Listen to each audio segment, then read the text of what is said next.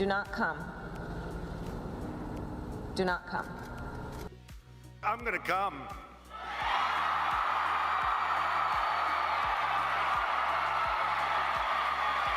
Oh. Tonight's the night. And it's going to happen again and again.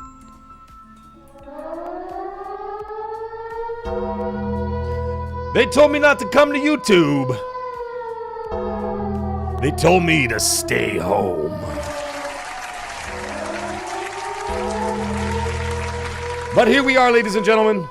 We are live on MAGGCAST tonight. Let's go. What's going on, everybody? How's everybody doing out there? How's everybody doing? How's everything going? Sign into chat. What the hell's that all about?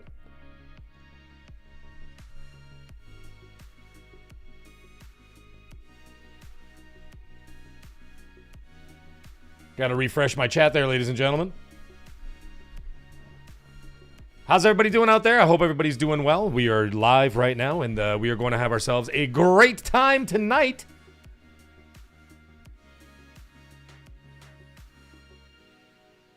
Everyone hit that like button, yeah.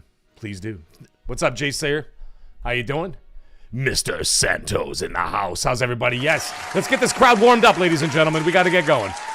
We got some things to talk about tonight, man. Tonight's going to be a wild show. It's going to be a lot of fun. And we got some crazy things that happened over the weekend, obviously. Some things happening today. We've got the Game Awards coming up in a few days. My goodness, what a crazy week. How's everybody doing? Noisy Mofo, Pundo Street, Matt Rush, how you guys? Look at all those members out there. Arrow Nation's in the house. Grandpa Barbecue, Brandon Christensen. Yes, I am here. I am ready to rock, man. We got some things to talk about. So, how's everybody feeling out there? Everybody excited about this week? Everybody should be excited, man. It's a great time to be a gamer, and we got a lot of things. Yeah, Meg is late because he had to brush his hair. Yeah, no, I was having a bit of an issue. So, Twitter on my phone, like this is like what goes on with all this technology. It's just nonsense. Twitter on my phone just stopped working. Just logged me out. And it's just like, nope, goodbye, see you later. And I'm like, what do you mean? So I went on my PC, and there I am. I'm still logged in, everything's fine. But on my phone, I'm logged out. So they're like, give your username, give your password, give all this other stuff, whatever. So I got it done, and then I'm just like, all right, cool. And it goes, yeah, all your information's incorrect. Then I get an email from them, and they're like, this account at so-and-so, not me, says, tried to log into your account from St. Catharines, Ontario, this and that. I'm like, what is happening?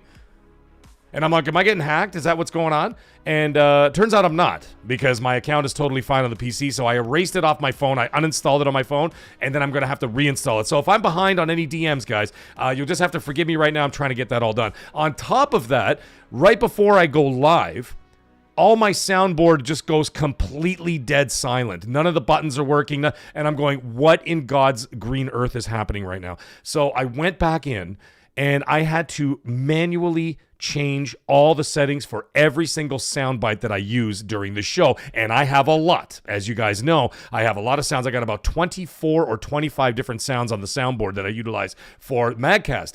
As a result of that, I had to go through all 25 sound bites and change the settings on every single one, just so I could say something like this. Yeah! What? That's right. Yeah, El Nini, no kidding, right? Iron Storm, how you doing? Great Waz in the house. Look, we got moderators in the house, so everybody behave yourselves. Boom Chow, how you doing? Now listen, here's the ridiculous thing with all this technology and all this crap going on. It's only going to get worse. You hear them? You hearing me? It's only going to get worse. I assure you. You know why? Because as all these companies are saving all this money, we talked about it last week. We're not going to talk about it again, but I'm going to bring it up because it just happened to me today. As AI is implemented and all these different features and functions and all these apps that they own, it's just going to be a complete shit show. That's a fact. It's going to be a complete shit show. YouTube is already a shit show. Twitter's already a shit show. Instagram hit and miss. Facebook, I don't even use that anymore. What do they call that? Boomer book now or whatever the hell they call it? Yeah. You know what I mean? Yeah, Skynet, exactly. Exactly, Skynet. So yeah, it's going to go right back to this nonsense right there. They bombed my channel in November because AI did that whole business. I'm sure I've cried about it many times on this channel already, and on Colt's show. They bombed my channel in November. My videos weren't getting viewed. They were put in restricted mode. They were putting you in restricted mode, so people weren't getting notifications. My views went down by 90%. My subscribers went down 90%. The funny thing is, I sent them an email, and I did screenshots of, like, my analytics and all that stuff, and I'm like, hi, hello, Google people, if you even are people. I'm sure you're just an AI, but whatever. I'm like, can you guys take a look at this? Like, what did you guys do, man? And of course, I saw other channels out there saying the same thing, that they got bombed as well. Colt got hit as well. Some other people, I know that Rand and Jez were doing what's it called? Xbox 2. And they were getting like less than 500 viewers. Like, what? Like, come on, guys. Like, this is what we do, man. This is like our work. This is like a job. This is a job. This is our job, our livelihood. And when you mess with things like that, you are messing with our livelihoods, which means money. We have to pay bills. We have to pay for, you know what I'm saying? And it's a lot of hard work and the thousands of hours that we pour into this stuff. I know for some people it might seem easy, like, oh, he's just a goofball talking on the camera. Sure I am. I am a goofball just talking on a camera. However, there's a lot more that goes on behind the scenes that people realize. All the integration, the monitors, the PCs, the technology, the amount of energy and electricity I use just to put on this show. I could probably power a small village in Vietnam with that. You know what I'm saying?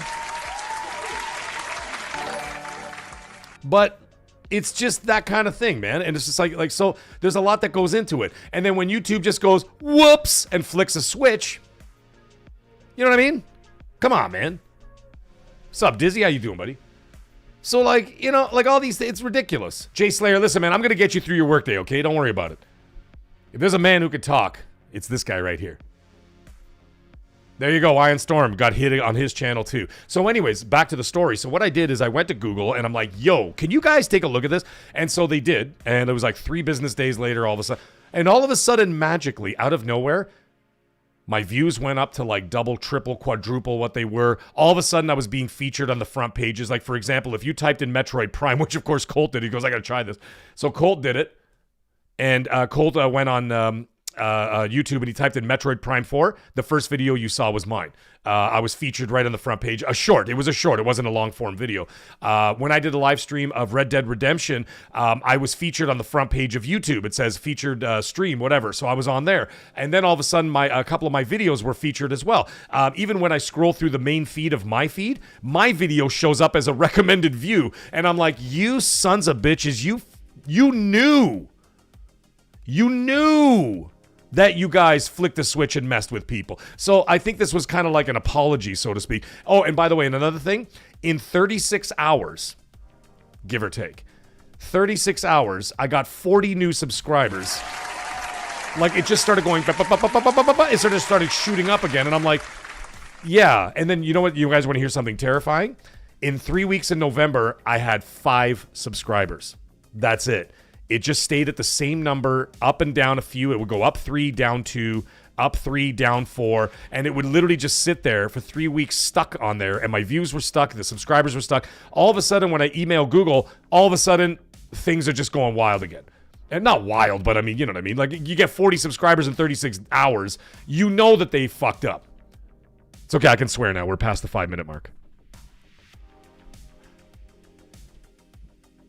There you go. Matt Rush just said in the fan, he goes, the Mag, I did start to see your vids more. And you know the funny, thank you, Matt. And you know the funny thing is that during that 3 weeks, I've been outpouring more content than I ever have, because I have a new game plan that I've been working on and a new system. I release at least 3 to 5 shorts a week. I've added Mondays with Mag. That's a constant thing. Every Monday morning I do that. Of course, I have MAGGCAST on Tuesday. I do a long form video here and there. Every Friday night, without question, I will be streaming a live game every Friday. That's Friday Night Live with Mag.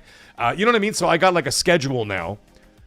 If there's bonus stuff in between all that, that just whatever. That's going to happen. That's the bonus stuff. You know what I mean? Like a big news drop or something like that. Like, for example, this Thursday, that's not a scheduled event, but we will be live streaming the Game Awards right here.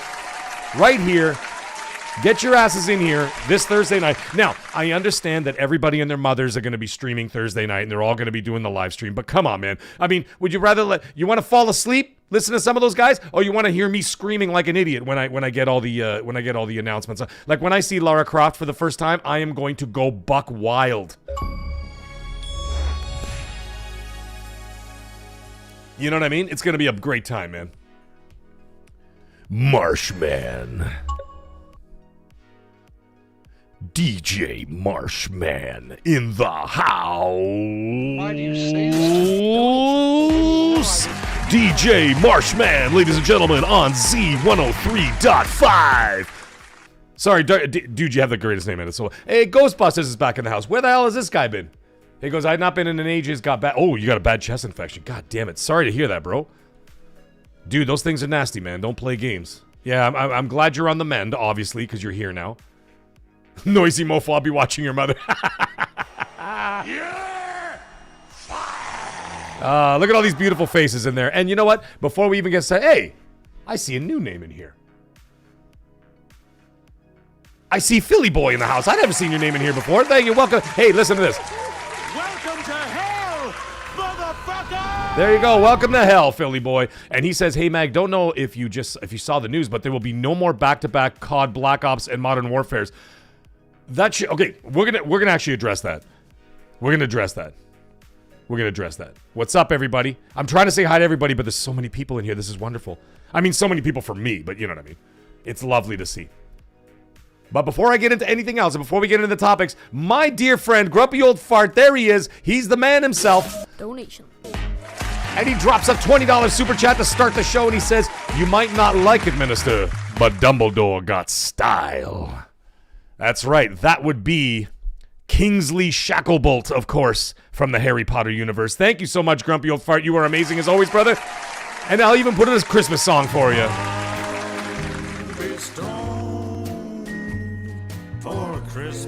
Thank you so much, Grumpy Old Fart. You're amazing, buddy. You might not like it, Minister, but the Dumbledore's got style. Amazing. Thank you so much, Grumpy Old Fart. Thank you for starting the show off with a bang. You know what's funny, Literal Table? You want to hear something crazy? You wrote in the chat, good morning, Vietnam. You want to hear something wild? Before I started the show tonight, listen, I know I'm 50 years old, but this is very important, okay? This is very important. I call my parents every single day to see how they're doing. They live about like 45 minutes away, so they're not like super far. Eddie Garcia. No, it's not Dance Dance Revolution. Listen, I call my parents every single day. Every single day to make sure that they're good. And it's funny because you know what they do? They alternate. So like tonight, my dad answered the phone and I talked to him and I can hear my mother in the background. Now tomorrow when I call, my mother's going to answer the phone. And on Saturday, it's going to be my dad. And then Sunday's going to be my mom. And then on and on and on, right? Anyways, so I asked him, I go, what are you guys doing tonight? And you know what they said to me? They're like, oh, we're watching this old movie from the 80s. It's called Good Morning Vietnam with Robin Williams. How funny is that, Literal Table? Jeffrey, how you doing? Game on, Jesse. Jesse! Okay, so what is this news? I didn't even hear this news because what I did is I was working out. I always do my workout. I call my parents right before the show, make sure they're all good, and then I come on to the show. So I must have missed something. So apparently there was news that Call of Duty will not do back-to-back games anymore. Huh? Ain't that a weird thing? They never should have done that to begin with. And you could tell that as they keep reusing assets over and over and over, they're running out of time and they're running out of ideas. They are creatively bankrupt, and it's only been getting worse. Now, I know Colt said it, and Colt mentioned it. He goes, you notice that ever since Microsoft acquired them, they've been absolute dog shit except for Black Ops 6. And I'm like, yeah. I mean, they released Modern Warfare 3, garbage. I mean, I still played them. Like, they're still fun, but it was not good, okay? So, like, there's such thing as bad fun. I know that sounds ridiculous, but it's a fact.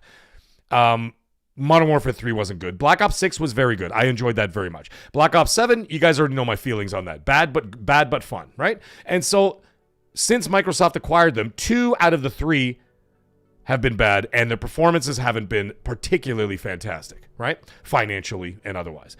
And now they're saying, oh, well, COD is getting old. You know what, Matt Rush, you're not wrong. And I think that the annualized situation is a big problem. And when I heard that, EA was thinking about doing the same thing, I think that that's a horrible mistake. Don't do it.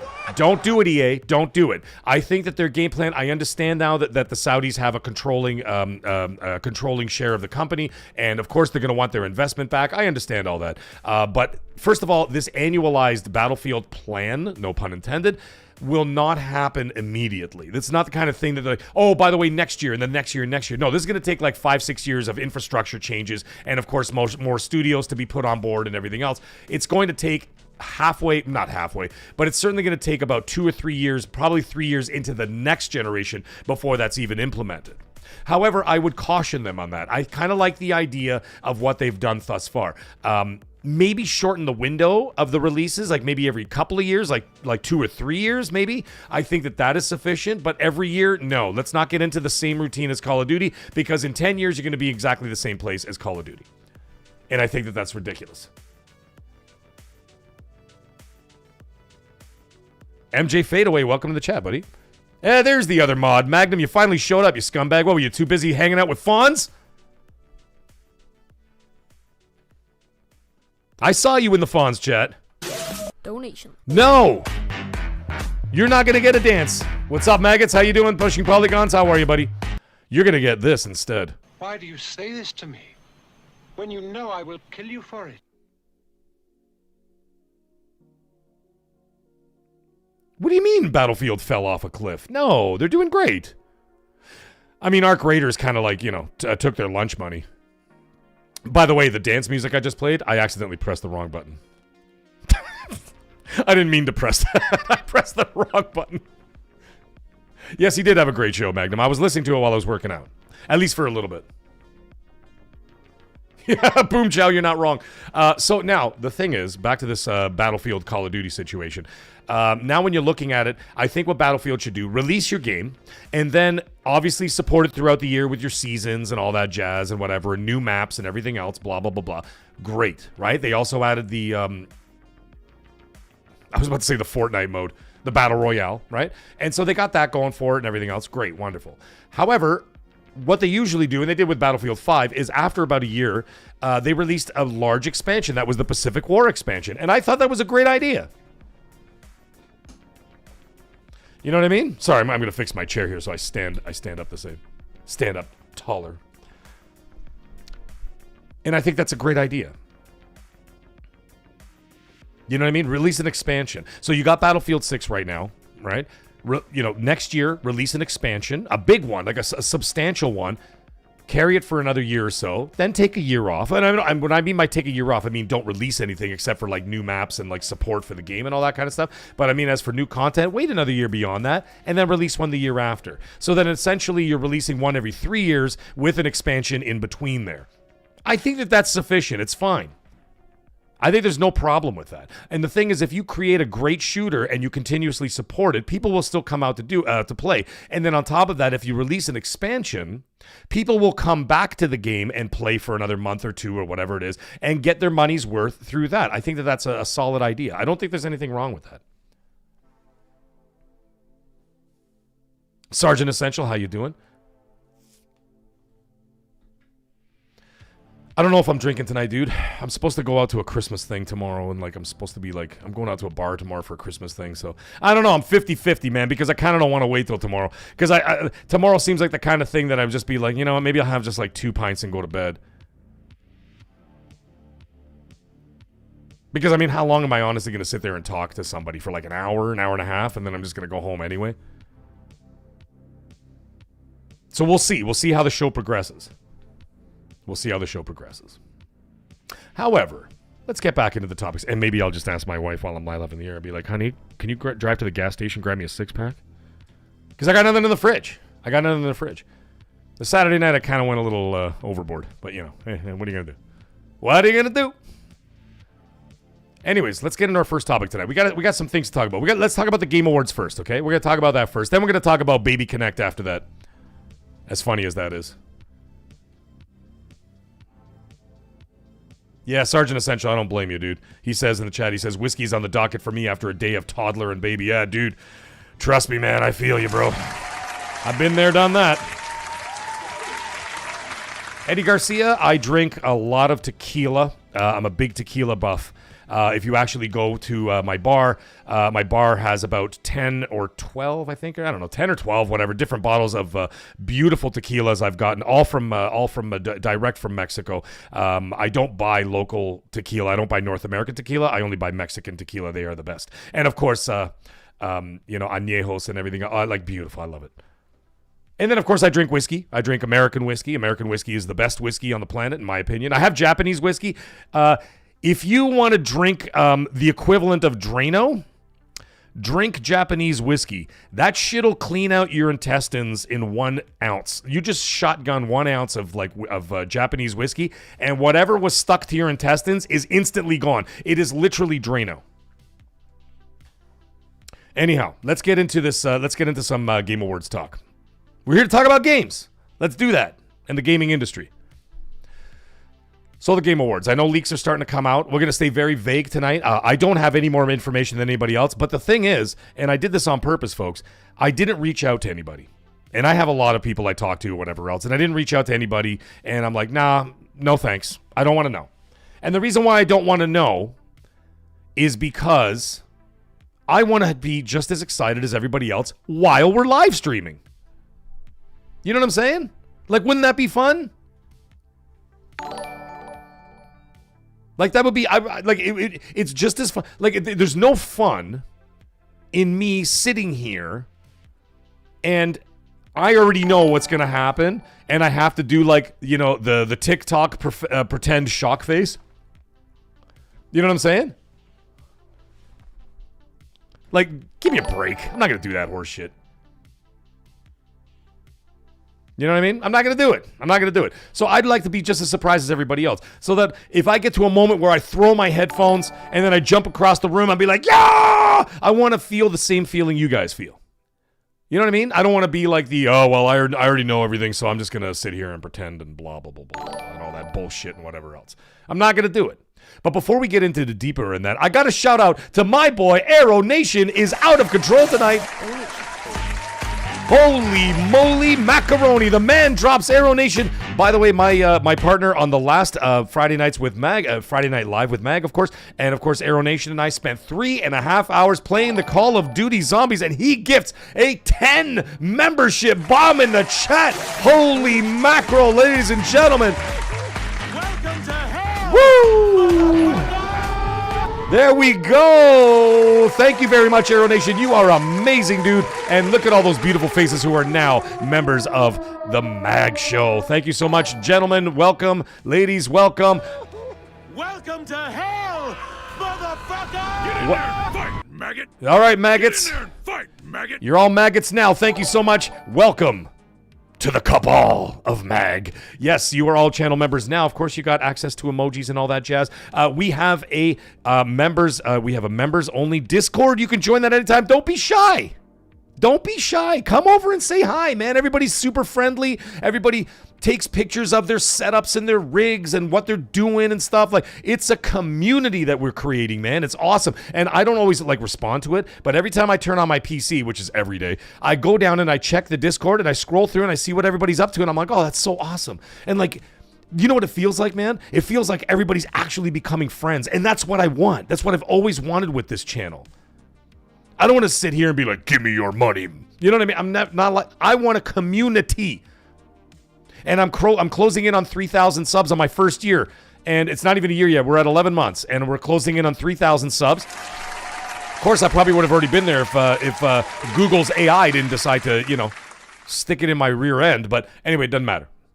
The point is that if I get to 100,000, when I get to 100,000, when I get to 200,000, or God willing, if I ever one day got to like 1 million subs, I want it to feel the same. I want it to feel the same. I want it to always be a community. I don't care if there's, you get 1 million people, you get 25,000 people watching your live shows, whatever the hell it is. I want to see all your names in there. I want to see what you guys are up to. I want you to DM me anytime. Send me pictures. I know a lot of you guys do that. Dusty, I know you're out there somewhere. Dedicated Beard. What a fantastic name. I love it. You are the Dedicated Beard. What a great name. Gondor! For Gondor! The dedicated beard for Gondor. Thank you. Thank you so much, Arrow Nation. I appreciate you. Anyways, enough preaching. But I really do want it like that to be that way. And of course, also channel members, once a month, I will be doing one just after Christmas sometime. I will be doing another cooking video, which of course all channel members have exclusive access to before anybody else gets to it. So yes. Funky Playbox, I will never forget you guys. Are you kidding me? You know how this is how I kind of fashion things. Like whether you like them or not, that's entirely up to you. But like you look at someone like Nerdrotic. I listen to him daily, Gary Buchler from Nerdrotic, right? And he's got 1 million. I think he's up to the 1.2 or 1.3 million subs now. And he goes through the chat and he actually like talks to the people. Like he has like, hey John, how you doing, man? I haven't seen you here since like the early days and this and that. He remembers everybody. From when he had like 5,000 subs. Now he's at 1.2 million. That's only one channel. He's got like 3 channels, right? That all have hundreds of thousands of subs plus the 1.3 million. The big channel. And he remembers everybody from like the first days, the early days and all that stuff. And that's never going to change here either. And when I get to that point, and I will get to that point because I will not stop. I am the Rocky Balboa of YouTube. I will not stop. I will not give up. Eye of the tiger forever. There is no tomorrow, as Apollo Creed said. There is no tomorrow. You do it today. And I will get there. And when I get there, not one of you will be like, oh, I'm too big for these guys. I don't know. No, you know what we're going to start doing when we start getting really big? I'll tell you what we're going to start doing. We're going to start traveling the world. And we're going to start doing meetups. We're going to do it. We're going to start doing meetups. But that's like way further down the road. But we're going to start doing meetups, man. We're going to party in different towns. Hey, man, we're in Las Vegas this weekend. Hey, we're in LA this week or whatever. Who is in the area? Get your ass over here, man. Let's do it. We'll have meet and greets, pictures, drinks, food, have a good time. You know what I'm saying? Going to go to Jolly Old? You damn right I'm going to go over there. Head over to the UK? Absolutely. I love the UK anyway. Great time. Speaking of which, Funky Playbox is actually, he's an Irishman from sunny Scotland. Fantastic. Well, dude. I love the people, man. I love your people. I didn't spend any time in Scotland. I own a piece of Scotland. There's this. I already mentioned it before. My wife is Scottish-Irish, and I bought her a plot of land about yay big, like about this big, and it actually has like her name. They gave her like lordship and title of like this little square, and they take a picture of it and they frame it, and it's actually sealed with a wax seal from the Scottish government, and they seal it saying that you own a chunk of Scotland. So I own a piece of Scotland. Scotland, my land. If we can't root them out, we will breed them out. Effective immediately, I am instituting Prima Nocte to all lords across Scotland. Excellent idea, sire. Is it? Name the movie. I mean, come on. Yeah, everybody's got to know that movie by now. So anyways, Game Awards. Let's get into the Game Awards. So I don't want to spoil too much, okay? But like, there's some rumors out there that I think everybody's heard about by now. I don't own 3 inches. It's a little more than that. Absolutely, Iron Storm. You'll be the dude. I'm gonna be like standing at your front door. So the Game Awards, there's a couple things. Let's talk about a few of them. Tomb Raider we already know about because they made an official announcement. We talked about it last night on XNC. In case you missed this, XNC last night, we did have a little talk about it. The rumors are that the game will take place in northern India. Now let's see if this all comes to fruition. We don't know yet. We're going to find out. The rumors are that it takes place in northern India. That's very cool already. It's more open world than the other games, which is kind of weird because if you play the other ones, they were basically open world, right? Like you got to like certain sections and then it would just open up, and right, you had like a center hub. You go to a village or whatever, and like your team would be hanging out there, and then you can kind of like go off and do your own thing, like wherever you wanted, right? Like in that specific area. It was like a larger version of like the God of War mini maps. You know what I'm saying? And by mini maps, I mean like the mini open worlds or whatever. Yes, Fade Away, it was super bad. That's correct. It had nothing to do with William Wallace. Nothing. So, anyhow, on top of that, she's going to have apparently a motorcycle that she's going to utilize very much like Days Gone, and she gets her on her motorcycle, and then you could just kind of go wherever and like go off on your adventures, complete the map, any which way you wish to do, like The Witcher or anything else. Days Gone is another example, right? Like you get in your motorcycle, you drive from A to B and whatever. It's no different than any other open world game. Ghost of Yotei, same thing. Get on your horse and start riding around, or any Rockstar game. So there's a rumor that it might be that. We shall see. But anyway, those are the words that come across my plate. Whether they come to fruition or not, we do not know. So we're looking at Northern India, motorcycle, traversal. You will have a team that actually apparently is going to be a little bit more involved than the other games. Now, there was always a team, like even if you played the reboot in 2013 and on, from the original, the reboot Tomb Raider from 2013. Was it 2013? Or 2011. I can't remember which one, whatever year it was. I think it was 2013. Anyways, whatever. Doesn't matter. The point is that in that one you had a team. So you can go up there, you could talk to them and this and that. All those team members, by the way, you could also use them in the multiplayer. That was a whole other thing. You know what I mean? So there's that. And then the second one, I don't really remember too much about there being a team. The third one, there definitely was a team as well. Like you had a team. But apparently now this team is going to be a little bit more involved in the story, so that Lara's going to have to learn a little more teamwork, like to be able to work with these people to solve, whether she's solving puzzles and riddles or traps or whatever to get to whatever artifact she's trying to get to and all that kind of stuff. So it was 2013. So yeah, all right, cool. Thank you guys. K-Rock sub. So yeah. So there's that. So we already knew about that. The other ones, of course, the new news came out this morning. We'll get into that a little bit later. It's the Resident Evil situation. Now, the Resident Evil situation, we'll save that for a separate conversation we'll have a little bit later. But yes, the Resident Evil is going to be shown there. And of course, one of our favorite characters of all time was revealed in the poster on the PlayStation Store this morning. We will get into that a little bit later. Now, the other things that we know is coming is just a matter of when. Now, of course, I had heard, and this is another reason why I stop reporting sometimes, right? Because sometimes the information is not entirely accurate. It might be somewhat accurate. Or it is accurate, but maybe the dates and times are not accurate. So it's not worth reporting that stuff, because if I put out a video, by the way, like 3 weeks ago and says, by the way, Half-Life 3 is going to be announced this week on Thursday, blah, blah, blah. And then this is when they're going to talk about the Steam box and or the Steam machine, whatever. And then they're going to give a release date. Well, if I had done that, I would have got smoked by the community, because guess what? It is now the second week of December, and we still haven't gotten the announcement for Half-Life 3, nor the release date for the Steam machine. However, that being said, like I said, that's one of the contributing reasons why I stopped reporting that stuff, because it's like, you know what, it's not worth it. Sometimes it's better to just sit back, get some of the information out there is totally fine, and then, you know what, commentary and reaction to these kind of stories, I think, makes a lot more sense. I mean, that's the way I look at it. I see you, Ghostbusters. I see you, brother. You know what I mean?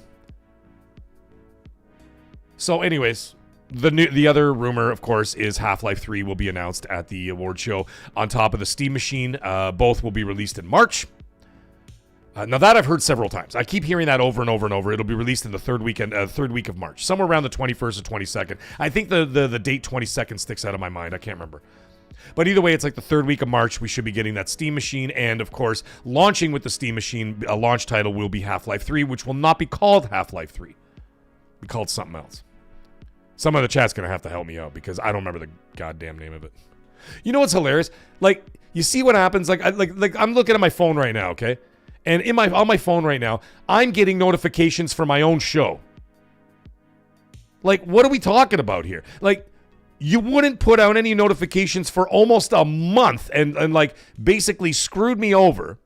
And now you're even sending notifications of my own show on my own phone. I'm on my own show.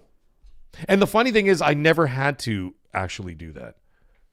Like, I've never had that before. Like, during the entire year, I've never had a notification for my own show. Oh, dude, Aero Nation, the end of March is going to be wild, man. Like, there's all kinds of games coming out during that time. Crimson, I was about to say Crimson Dawn.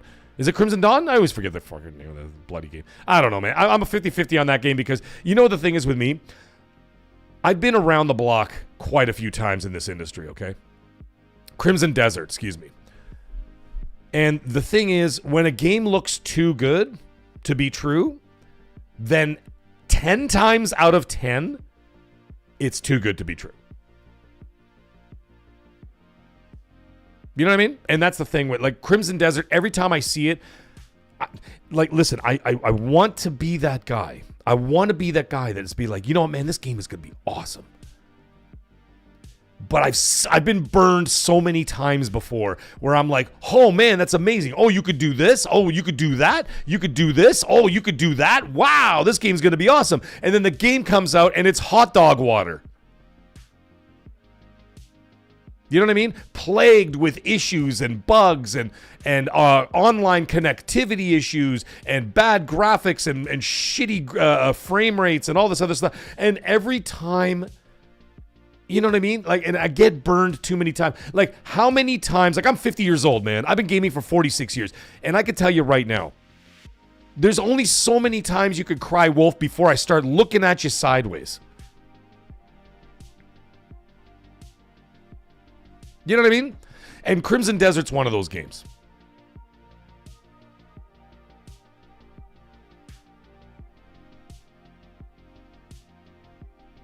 Of course, you know, now that we're talking about the Game Awards and all that kind of stuff, is that there's all those fake lists coming out. You know, the ones where it always... They do this every year. And it's like, I don't understand how people don't pick up on this shit by now. It makes me laugh every single time. You know when they got like that, like the piece of paper, and it's like, the Game Awards itinerary, and then it shows like a list of all the stuff. And you know it was some guy on Microsoft Word who like typed it up in 35 seconds. Like, get the fuck out of here with that.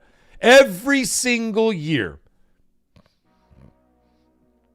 Ladies and gentlemen, this is an unprecedented situation. Hideo Kojima is in the chat.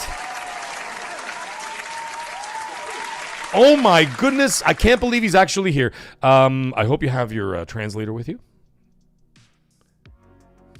Old dog, how you doing? Art Vandalay. What happened with the statue game being a Japanese game? I kept hearing that over and over and over. I'm like, it's a Japanese title. But we don't have it. Do we have an actual confirmation on any of that stuff? I don't even know what the hell to believe anymore. You know, it's totally insane. All the stuff is totally insane. So anyways, back to the Half-Life 3 situation. So looks like it will not be called Half-Life 3. It'll be called Half-Life something else. I don't know. Half-Life X, or I don't know what the hell. There's something going on. But either way, we probably will hear about Half-Life 3 there. And then an announcement for the Steam machine. They won't give a price for it.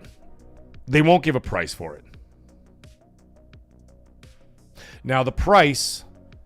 You don't announce that at a game show. I don't think you announce that at a game show. That's not appropriate for something like that. Like, a game show is supposed to be about hype. It's supposed to be about getting people excited or whatever. When you start dropping prices in there, Zen, is that what it's called? They said Divinity. What the hell's Divinity? But either way, we'll get into that in a minute. But yeah, so like, you know what I mean? They won't announce a price. I think they'll announce a price in January. Like, after the dust settles and everybody's like, oh, everybody's excited and this and that or whatever. You know, but we shall see.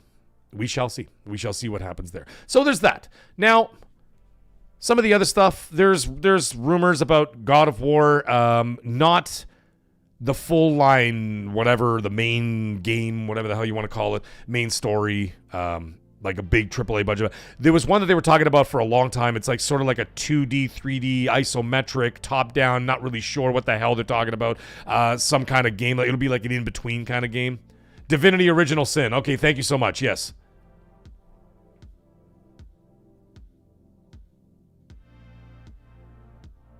So is that confirmed then, or is that just what people are thinking?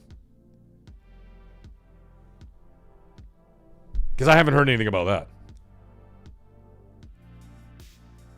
Report, TGA statue mystery is solved. New Divinity trademark uncovered as new icon matches statue. Okay. So I guess there it is. I mean, that's possible. That's possible that that's exactly what it is. Divinity. All right.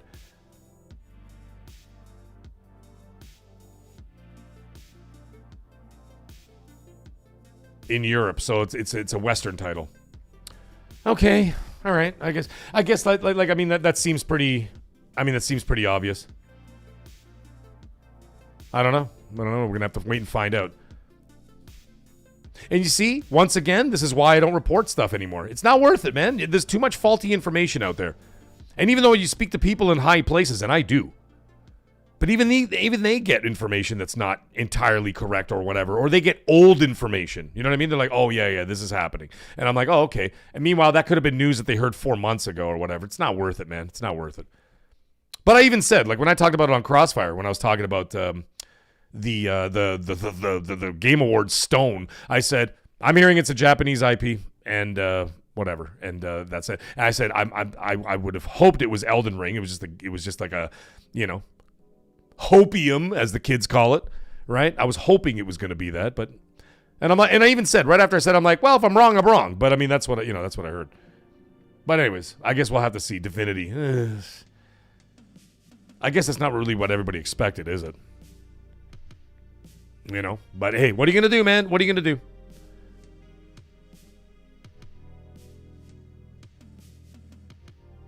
So that would be Divinity Original Sin 3 then? Or it would be like a remake of the first one? Because like I just looked it up. Divinity Original Sin 2 came out 7 years ago.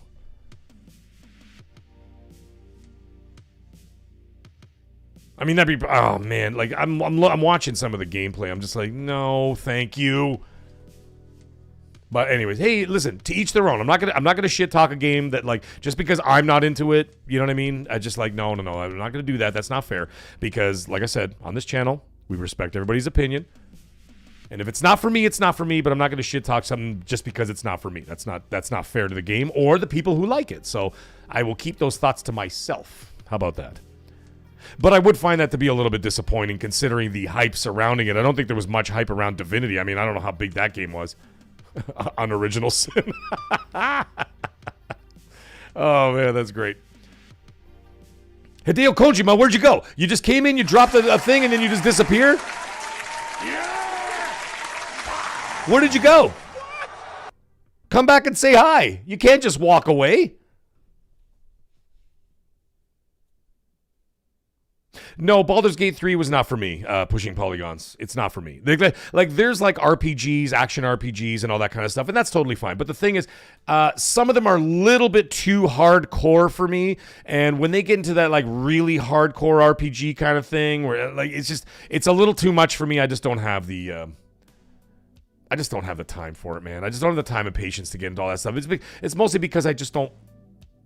You know what I mean? Like, I just don't have all that time to dedicate. Like, some people will sit there and play, like, 14 hours straight of, like, these really hardcore RPGs and really get into, like, the dialogue branches and the dialogue trees and all that kind of stuff and this and that, whatever. You know what I mean? I don't have time for all that shit.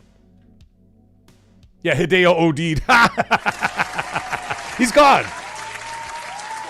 He drops a comment and then just leaves. Oh, no, there he is. He's still there. He says, Alarian Dev denied they were making Original Sin 3, but they didn't deny that they were making another Divinity game. Oh, very nice. Thank you, Hideo Kojima. I appreciate that, buddy. I appreciate that very much. And we got Scott Gamer Dude. What's up, buddy? How you doing, man? Thank you very much. And he just became a top-tier maggot. Thank you very much, Scott Gamer Dude. Listen, man, when I do multiplayer nights, top-tier maggots get first dibs, man. So you want to get in there and you want to jump in and be like, yo, you want to come join us? Top-tier maggots get first dibs on all multiplayer games that I'm playing, whether I'm online or offline. Even if I'm offline and I'm setting up like a night and I get online and we're playing, I don't know, whatever. We're playing Call of Duty or we're playing Battlefield or Borderlands, whatever. Top-tier maggots always get first choice before everybody else. So thank you so much for becoming a top-tier maggot. I appreciate you, buddy. Thank you. So, anyways, back to this God of War situation. There might be this God of War. It's like a side chick to like to the actual mainstream, like the mainline titles in the game. Now there were rumors that might have been the Egyptian one. I don't know. I don't know anything about it. I just know that there's a possibility that there could be the Egyptian one, or the mainline next game, the one that would take place after Ragnarok, would be one that goes to Egypt. But again, we're going to have to wait and see this Thursday. We're going to have to find out, and we'll take it from there. Other than that, I mean, there's, you know that Keely's going to put together one of those one of those like sizzle reels of like a bunch of like Japanese mobile games for like 5 minutes, and nobody gives a shit about that. And I mean, someone does because they make a lot of money, but like I don't give a shit about that. To me, I'm just like, no, thank you. That's usually the time that I get up and I go pee and I grab a snack.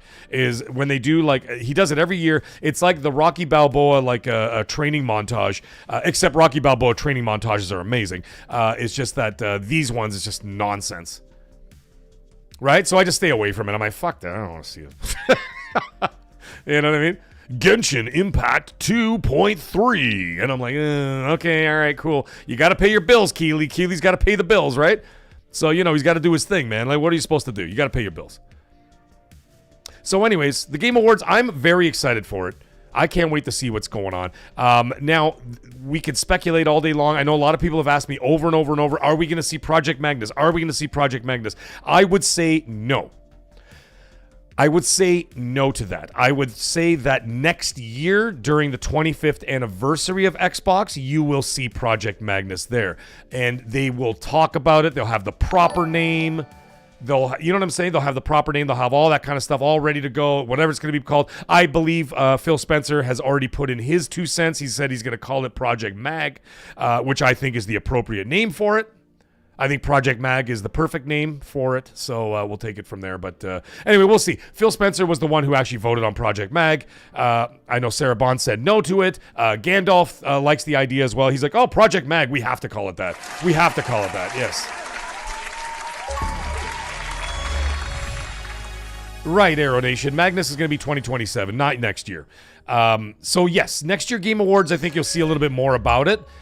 Just like very reminiscent of the 2019 Game Awards when Phil Spencer came out and he said down the Xbox Series X, and then he showed this Xbox Series X. He gave the name, the shape, you know what I mean, like the design of the thing, and then he showed like a little trailer, and then that was that. He'll do that as well. But I think that Xbox is obviously, well, I'm not gonna say obvious because they're not very good at marketing. But I will say this: at their 25th anniversary, I think it would be a big miss if they didn't actually sit there and actually do the reveal of the console during their 25th anniversary. I'm sure they're going to have some kind of a big party or like, you know, like a showcase or something like that. They're going to do something. You can't do nothing at your 25th anniversary. They're going to do something.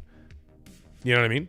I mean, Sony, to be fair, they didn't do a whole lot at their was it the 30th anniversary, whatever the frig it was?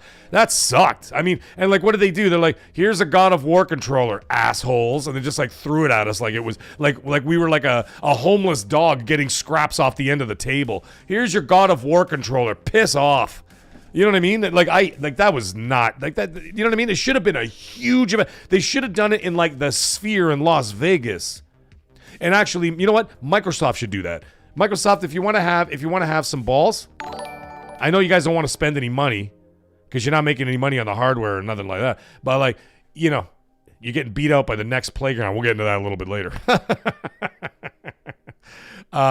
But you know what, Xbox? You know what you do? You rent out the Sphere in Las Vegas, and you turn the Sphere into a giant. You remember the Xbox 360 insignia with the big globe and like the big X, the big green X in it?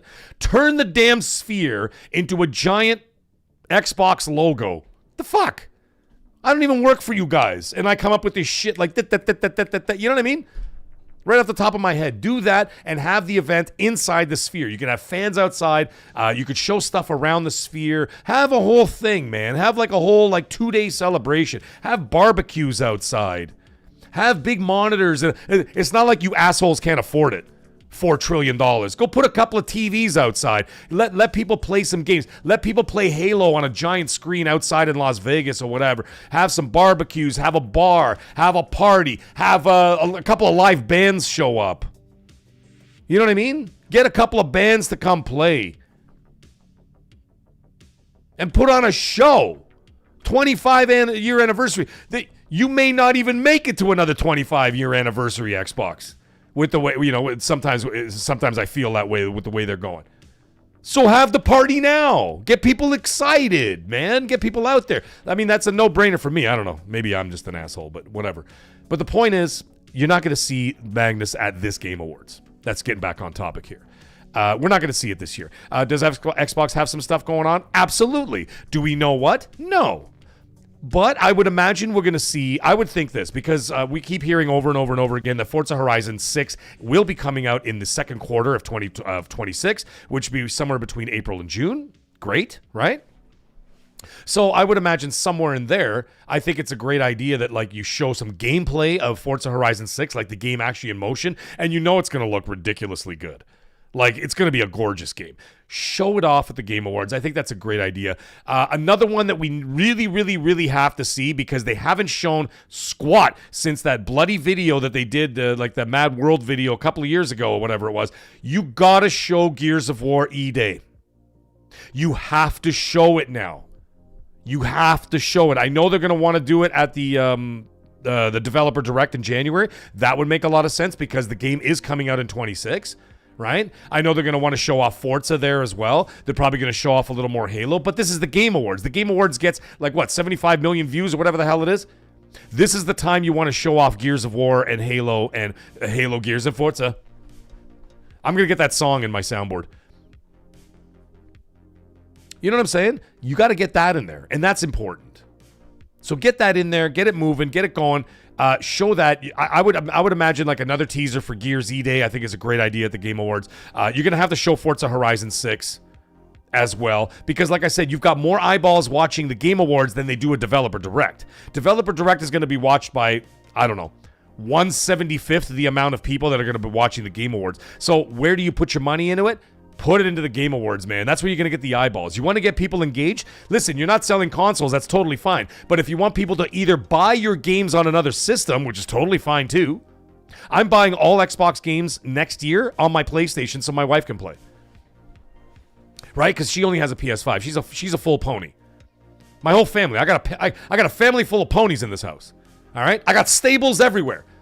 I got hay on the ground. There's hay on the ground. My kid's walking around going, you know what I mean? I asked my wife a question. I'm like, honey, where are you going? She goes, nee. You know what I mean? Ponies everywhere in this house. The only person who has an Xbox in this house is me. So all these first party games from Xbox, I've been playing them all on PlayStation because I don't really have much of a choice. I got to. So I buy them on PlayStation at full price. And I'm okay with that too, because I'm totally fine with supporting Xbox. And I'm supporting Xbox in a different way. But I don't really have much of a choice because my wife wants to play those games, right? Like Gears of War Reloaded, I got it for free on my Xbox. I still had to pay full price for it on the PlayStation so that my wife could play because she wanted to play it. And she's like, dude, we're playing Gears of War. And I'm like, okay. But I'm like, you realize I can't get this on Game Pass for you or whatever. I said, I have to buy it now on PlayStation. She goes, I don't give a shit. You're buying it. Same thing with Forza. I'm going to have to buy Forza on PS5 because she wants to play it too. And I'm going to have to buy Gears of War E-Day on PlayStation because she wants to play it too. She loves Gears of War. She's been playing Gears of War since it came out. My wife is a gearhead, whatever the hell you call them. You know what I mean? So there's all of that. And then what else is it? Call of Duty, Modern Warfare. You know I'm going to buy it anyway because I buy. You know, let's face it. I mean, it's a lot of fun, and I enjoy the games even if they're shit. They're still a lot of fun, and I love playing with the community. So it's not really about the game; it's about having fun with the community. So I know some people can't seem to comprehend that, but that's what I do. So I'm going to be buying that too. But anyways, the point is, if you want to get all those eyeballs on your product, and you want to get people to buy them on PlayStation, Steam. Or more people can engage in Game Pass. I mean, you got a monitor right here with a controller. You can log in and just you can subscribe to Game Pass right off there. You don't even need a console, right? So like all the people that you want to engage in the Xbox ecosystem, you need to show Halo, Gears, and Forza at the Game Awards. And then what you do is during the Developer Direct, go in more detail. Right? Like break it down. This is what you're doing. This is what's happening with multiplayer. This is what's happening with this. These are some of the tracks that we have for Forza Horizon. You could do like city tracks or whatever, nature tracks and blah blah blah blah. And then Gears of War. Break down the different modes that you're gonna have. Introduce a new mode in multiplayer. Tease a new mode. Hey, we got a new mode for multiplayer for Gears of War E-Day. Talk about how it's going multi-platform so everybody gets to play cross-platform, whatever. And then get into it. You know what I mean? And then so you go in a little more detail during the Developer Direct, and I think that the better option is you got to show it at the Game Awards in front of 75 million people. That's how you maximize your engagement. And we got Scott Gamer Dude just coming off of being a top tier mag, and he drops a $5 super chat. Thank you so much, buddy. And he says, I know you enjoy cigars. I have a recommendation for you. Comacho Triple Maduro. I just finished one.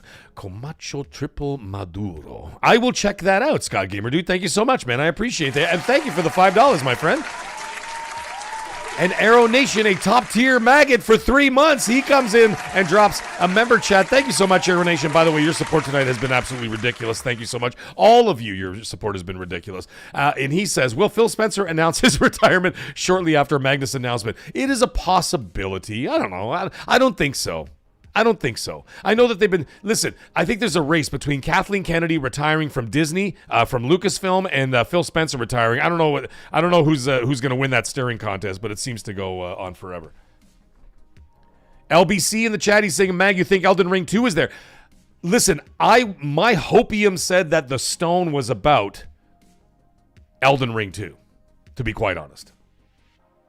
That would have been awesome. That's what I was hoping for. This Divinity situation, I'm like, okay, it's cute and all that. And it's a hell of a marketing scheme. They did a great job on the marketing. There's no doubt about it. But not my cup of tea. But I'm not gonna lie to you guys. I'd be a little bit disappointed by it. I'd be a little disappointed. I don't think you're gonna see Grand Theft Auto 6 there. I don't think we're going to see, actually, Ben Angelo in the chat. Welcome, by the way. He's talking about Max Payne. I don't think we're going to see Max Payne there because I know they've been remaking 1 and 2. But I don't think we're going to see that. I mean, if we did get to see that there, that would be amazing. I would be so happy to see that. I'd be so excited to see that because I'm a huge Max Payne fan. I played them all. The first 2, I played them to death because I thought they were such incredible games. Yeah, Noisy Mofo, I agree with you. Microsoft promos lack logic. That is true. You know what I mean? Christopher in the chat saying Control 2, maybe? I don't know. Blade trailer 2. That I don't know. Like, listen, I saw some screenshots of it and I saw some gameplay of the game. And it looked fun. And it was going to be one of those, like, it's like one of those weird, like cell shaded sort of what the hell is that movie? The Miles Morales. You know the Miles Morales Spider-Verse movies? It's like it's like the same art style as the Miles Morales, like like that weird frame rate fucking thing. You know what I'm talking about?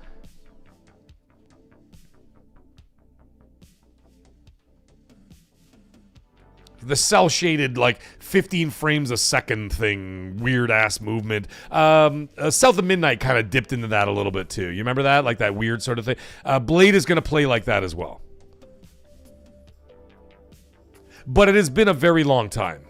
You know what I mean? It's been a very long time since we heard something about that as well. Yeah, Spider-Verse. Yeah, that's what I'm talking about. It's got the vibe of Spider-Verse. I saw some of the pictures of it, and I saw some of the gameplay of it. It looked pretty cool. And then there was there was a couple of shots where he's standing outside of one of the vampire bars. The ones where the vampire bars, like the underground vampire blood clubs, where they have like the vampire like hieroglyphics on the wall and shit. And then like he's like around the corner and he's got like an old school like 18th century like revolver kind of thing. It kind of looks like the gun that Hellboy has. Like that sort of gigantic six shooter revolver pistol. That Hellboy has. It's kind of like that, and then of course he had his hand on his sword like he was about to pull. Yeah, almost like a stop motion, big boy. Welcome to the chat, by the way. And he was reaching for his sword, and he had his gun out, and he was like around the corner, and then you could see the hieroglyphs of like the vampire club and like all that kind of shit, and it looked pretty cool. And the thing is that he actually looked very reminiscent. Like he looked like Wesley Snipes, like from the first one. Like similar, like in terms of like the looks. And I understand Blade has a certain look, you know what I mean? Like he's got a little bit of a beard and then the hair and this and that and whatever. But he actually had like he had some of the features. Like he looked very similar to Wesley Snipes. It was very cool.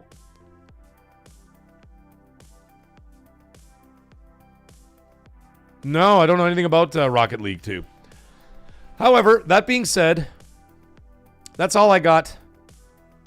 That's all I got about the Game Awards. The reason why I didn't want to get too deep in the Game Awards is because, once again, we're going to be watching it together. We're going to be watching it here on this channel. We're going to be live streaming it. And like I said before, I know everybody and their mothers are going to be live streaming that day. Every friggin' channel across YouTube is going to be all over that. And that's fine. But I'll be here. So even if there's 5 of us here, I don't give a shit. I'll be here, and we'll be live streaming. We'll be live streaming the Game Awards. So I want to be just as excited as everybody else. So, yeah, less than 48 hours away, exactly. So what I'm thinking at this point is I really don't want to hear anymore.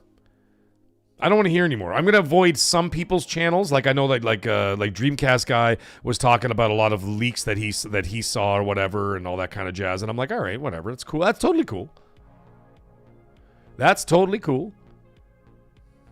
You wear your pony hat. Oh my God. Jeffrey, how you doing? I don't know if I said hi to you yet. And Phantom Thief, how you doing, man? I haven't seen you in a bit. How's everybody doing out there? Everybody good? Everybody ready for Christmas? Everybody ready for Christmas? Only a few weeks away. That's right, man. We got to get into it.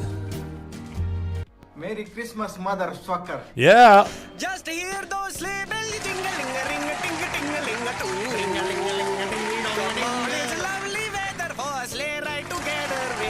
Yep, Christmas in 2 weeks, man. Everybody excited? Hope everybody asked Santa for some nice things. Merry Christmas, you filthy animal. So, hey, easy with the gunfire. I hope everybody asked Santa to put some RAM in their stockings this year. And Santa's going to be like, motherfucker, I'm broke. What are you talking about, RAM? Market conditions. You're not getting RAM for Christmas this year. And Jeffrey drops a member chat, a member for 1 month. Thank you so much, Jeffrey. And he says the maggots will be with the mag. Thank you so much, my friend. Welcome to hell, motherfucker! Yes, welcome to hell, baby. Get in there, fight, maggot! Well, thank you. Yes, thank you. Great Wild's asking me, do I like the Hitman games? No pun intended, hit and miss. And the reason why it's hit and miss is, yeah, I'll take a Dodge Ram. You won't be able to fit that in a stocking, though, Noisy. I'm hit and miss with the Hitman games. Some of them seem to be a little bit like overly complicated, and some are just like fun enough that like I can get into them. Like Hitman after Hitman 3, there was like 2 games that came out after Hitman 3 because they weren't actually they stopped with the numbers after that, right? And they were fun. And they were cool, man, because they have like it was just like it was kind of like an action adventure like stealth game, but then they got really I found that it started getting a little too complicated. And then all of a sudden it became like oh my God. I'm like, this is just too involved. Like, I don't want to do all this. You know what I mean? And then now the new expansion they got with Eminem. It's a cute idea. Like Eminem hires the hitman to kill Slim Shady. Like, what the fuck? Like, it's getting stupid now. You know what I mean? Like, let's not get ridiculous. Let's not get ridiculous. Anyhow, let's talk about Resident Evil. So we got news this morning. I dropped a little short today. Mr. Santo, I'm 50-50 on the drinking tonight. I'm not really sure yet. Not really sure. It's so bad it sounds awesome, I know. Yeah, it's true. I don't know, man. I'm 50-50 on the having drinks tonight. I might do it. Someone asked in the chat if Trump's going to be at the Game Awards. I assure you he will not be.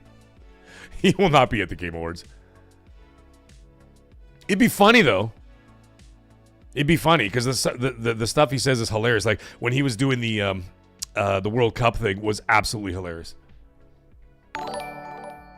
Though when he was at the World Cup draw, like he was doing the thing, and he was talking about soccer and football, I was pissing my pants. I'm like, dude, he's right, though. He was right, though. He's like, I don't know why they call it football here in America. We use our hands for it. Where the rest of the world, they call soccer football. And here in the United States, we call it soccer. Doesn't make any sense. We should all call it. Maybe I'm going to change. I'm trying to do my best Trump impression. I don't do a great impression. But I got the hands down. He's like, maybe I should change the NFL. We're going to call it something else. Maybe we'll call it handball. I'm not really 100% sure, but football makes a lot more sense than soccer. That's the way I see it. So he's going on, and I'm going, this is awesome. I was like, that's how everybody kind of feels about it. Like sometimes you're like, if you really sit back, I'm a huge NFL fan, okay? Everybody knows I'm Bills Mafia for life. Everybody knows that by now. But why the fuck do you call it football? The only person that touches the ball with the foot is the kicker. And the kicker's the same friggin' guy. You got the punter and you've got the kicker. The guy who does the field goals, the extra points, and of course the kickoffs, you know, like whenever someone scores or whatever. You know what I mean? A touchdown or a field goal, whatever. And they do the kickoffs. There's 2 fucking guys on the whole team. There's 48 guys on the team. 2 guys kicking with the ball. Why is it called football? Everybody else is using their hands. Maybe it should be called wobbly ball or something. I don't know. Coney ball? Welcome to NFL Coney ball. We're going to call it the NCL, the National Coney Ball League. I don't know. He kind of made sense. But he'd be funny at the Game Awards. Anyway, I think Trump would be hilarious at the Game Awards. The last game I played was Frogger, 1981. Fabulous game, great game. I'm one of the best, one of the greatest. I'm one of the greatest Frogger game players ever. There's a Frogger cabinet inside of the Oval Office. I have the most tremendous scores, most tremendous scores of all time. Always me. I have the best scores. Donkey Kong, not really much for me.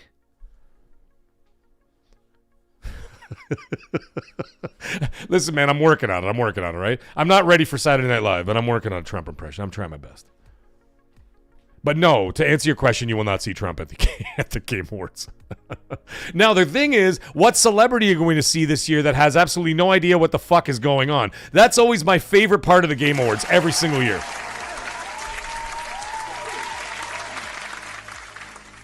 That's my favorite part. They get somebody to come out who has absolutely no idea what the hell's going on. They don't even know where they are. Like Al Pacino didn't even know what planet he was on. He's like walking around, he's like, oh, the Game Awards, okay. You know what I mean? He's walking around. Oh, Jeff Keighley, you're a big man. How about I get you some bubble gum? You know what I mean? Like he's out there, he's like, Game Awards, all right. And then he's like out there for 2 minutes, and then they're like, all right, Mr. Pacino, you can go back to bed. He had no idea what the hell he was. Harrison Ford didn't give a shit. Harrison Ford doesn't care about anything. He's the best. So this guy's stealing my job. He's got my voice. You know what I mean? And that was kind of funny. That was kind of cute. But like at the same time, it's just like, you can tell these guys don't want to be there, right?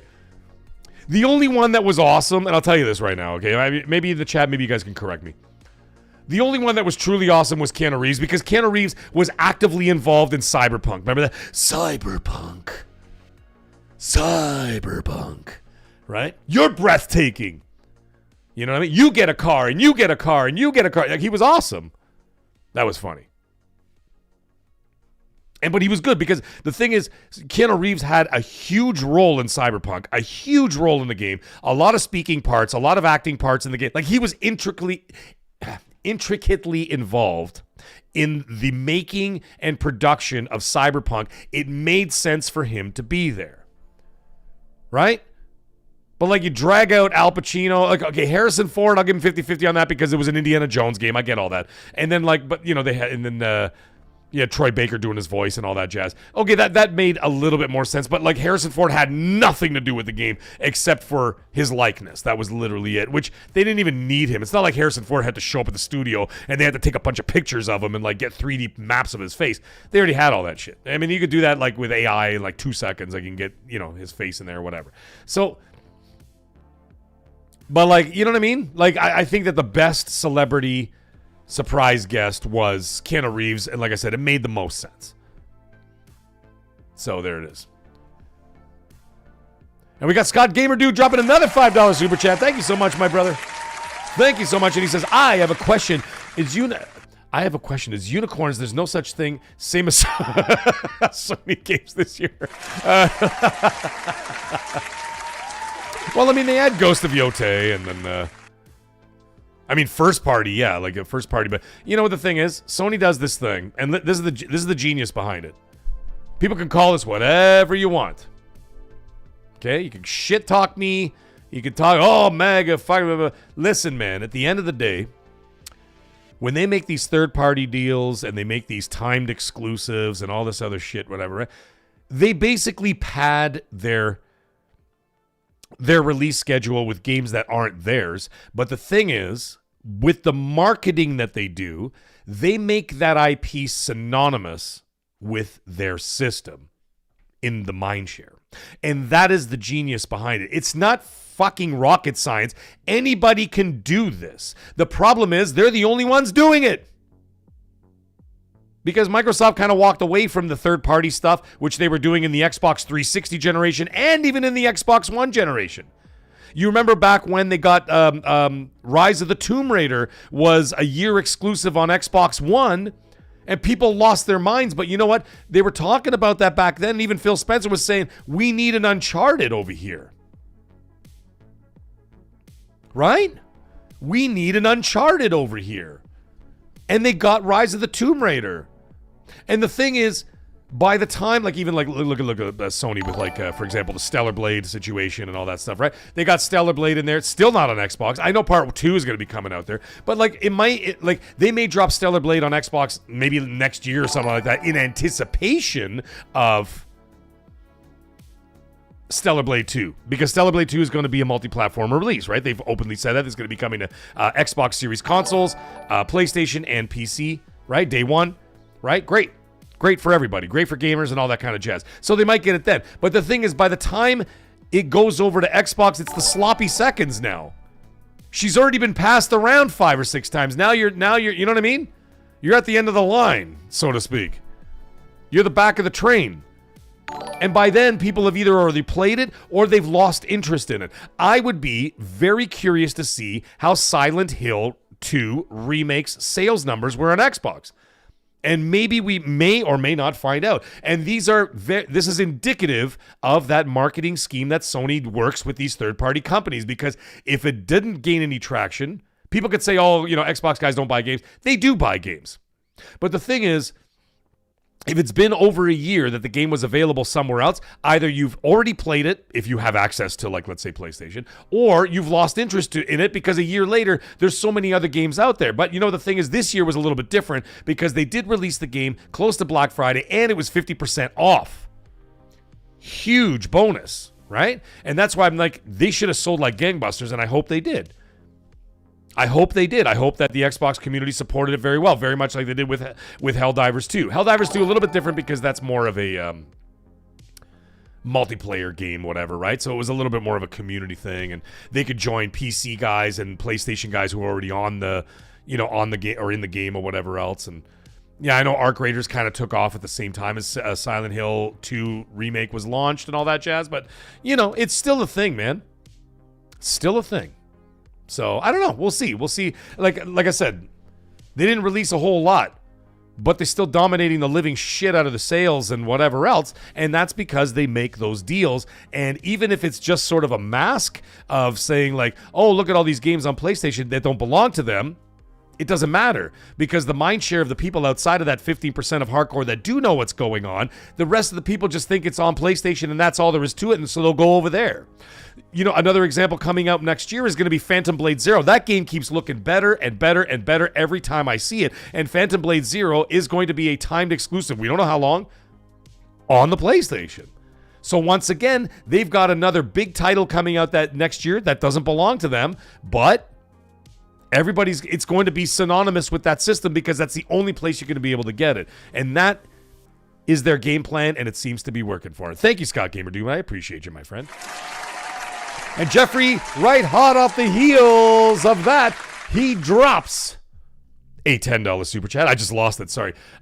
He drops a $10 super chat. Thank you so much, Jeffrey. And he says, why are you cheating on me, Mag? Everyone got Discord but me. Dude, go to the Discord. What are you talking about?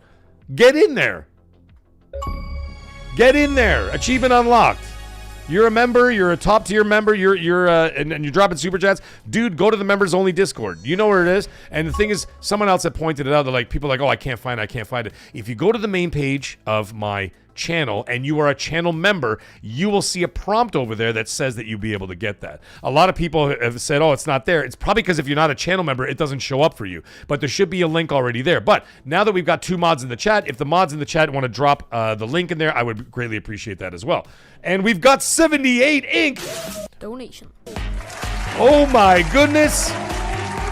78 Inc. drops a 5-bomb membership. Thank you so much, my friend. Oh my God. 78 Inc. Thank you so much for making this community grow. You guys are absolutely on fire tonight. Thank you so much. And of course, congratulations to all the new magsters out there, all the maggots. Hell, motherfucker! That's it. Welcome to hell, baby. You're in hell now. Welcome to hell. Welcome to the maggots.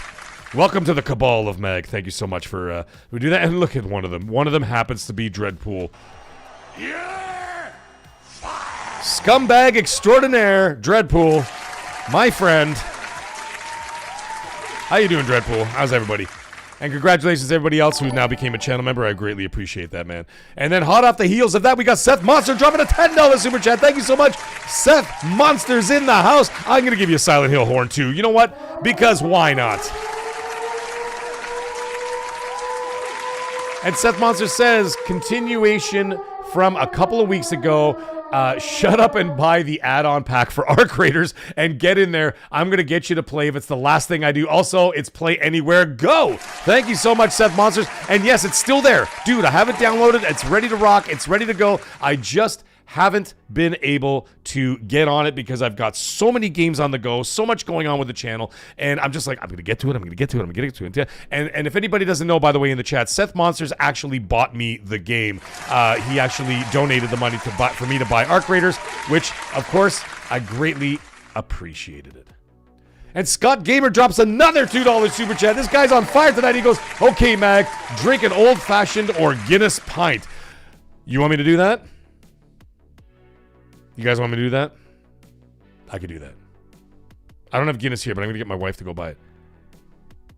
Y'all hold on one second. Don't go anywhere.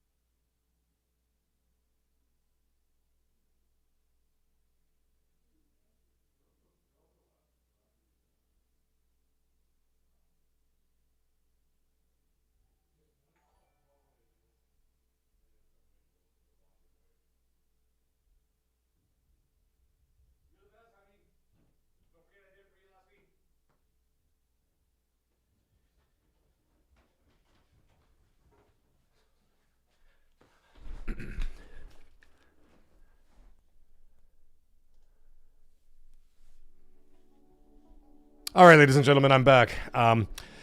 So you guys want to laugh? I told my wife, I'm like, hey, honey, can you do me a small favor? She's like, what? Because she worked 12 hours today. And I'm like, can you drive to the gas station? The gas station's across the street. It's not like it's far. I'm like, can you go to the gas station and grab me a pint of Guinness and, a tall boy of Guinness, which is a pint.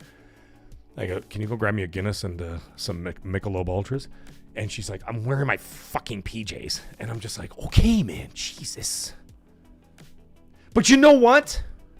Let me tell you something. Last week on, I think it was Sunday, my wife was out with her girlfriends and they went to some Christmas market, right? And so they went to this Christmas market and they're gone for 4 hours. And I'm like, I mean, I don't care. She can be out for 16 hours for all I give a shit. But I'm just saying, I'm like, what were you doing there the whole time? How long could you be at a Christmas market? And she's like, we may have, and I'm like, what's that? And then she's like, the girls and I went to a bar after on the way home. So it's just like, okay, that's cool. So she's already kind of buzzed, right? So she's got a buzz going. She's like, I want beers now. And when I'm watching football, we're watching the Buffalo Bills play and shit. And and then she's like, I want beers now. And I'm like, well, I don't really have any. I mean, but listen, man, beer doesn't last too long in this house, okay? When I buy it, it's gone in 2 days. See you later. And I'm like, well, I don't have any here. I'm like, you know what? Just hang on. And what I did is I went back. I zipped out the door. I drove over to the gas station. I grabbed her beers and I brought it back here. And she's like, oh, thank you so much. And then, of course, now I asked her to reciprocate that, and now she's all pissy pants because she's already in her PJs. You see the things I do for the maggots? You see the things I do?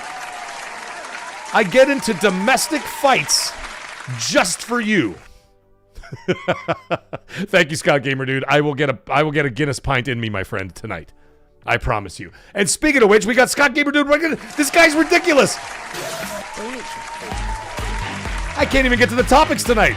The donations are out of control. Thank you very much, Scott Gamer Dude. And he sent one gifted member as well. Thank you so much. And congratulations to Isaias in the chat has now become a channel member. Thank you so much. Welcome to hell, motherfucker! Yes, and then right off the hot off the heels of that, we got Mr. Santop who says he's just becoming top tier maggot. Unbelievable. And Noisy Mofo drops another $5 super chat. Unbelievable. Amazing. It's Christmas at the Mag's house tonight, ladies and gentlemen. And he has... Thank you so much, Noisy Mofo. I appreciate you, brother. Local man. Actually, Noisy Mofo, you're not far away from me. Go grab some beers. Bring it over to the door. Just leave them at the front door. I'll pick them up on the way in. I know where Noisy Mofo is. He's not very far from me. And he puts in quotations. He puts rock theme. Know your role and shut your mouth, jabroni. I can dream. Yes. Your fucking words don't ever go over my fucking head again. You motherfucker, you. Thank you so much, guys, for all the donations. Unbelievable.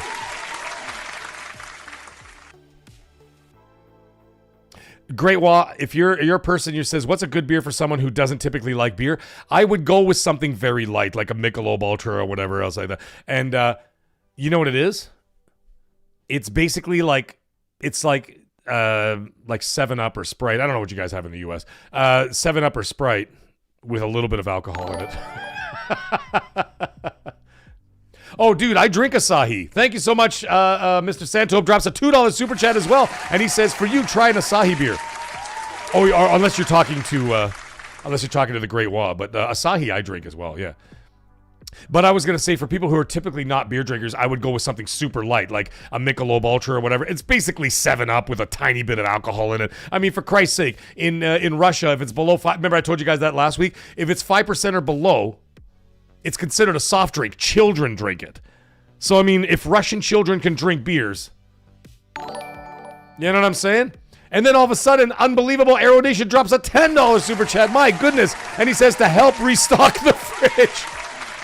I'll give the $10 to my wife. Aeronation, okay? Because she's going to come down here all pissed. Wait. Thank you, guys. I appreciate all of you. You guys are absolutely amazing. We'll get back to the topics in a minute, okay? We're having some fun here.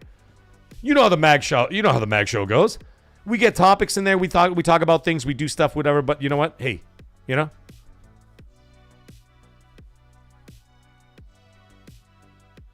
It's a great Mexican beer. A Modelo. Yeah, actually, you know what's funny? I was at the tequila. They have a tequila festival here in where I live once a year, and it's like a traveling group, and they're actually from Mexico. Like they're not like Canadians or Americans. They're actually Mexican, and they travel as a group like a carnival kind of thing, right? And they go from like city to city, town to town, and they come by through they come by through like every year where I live. And I almost said the town I live in. Jesus, I don't need to be doxxed by somebody. For my haters, all my haters out there. Your fucking words don't ever go over my fucking head again. You motherfucker, you. Get in there and fight! So anyways, I had a Modelo over there. Yeah, Modelo's a wonderful beer. Listen, man.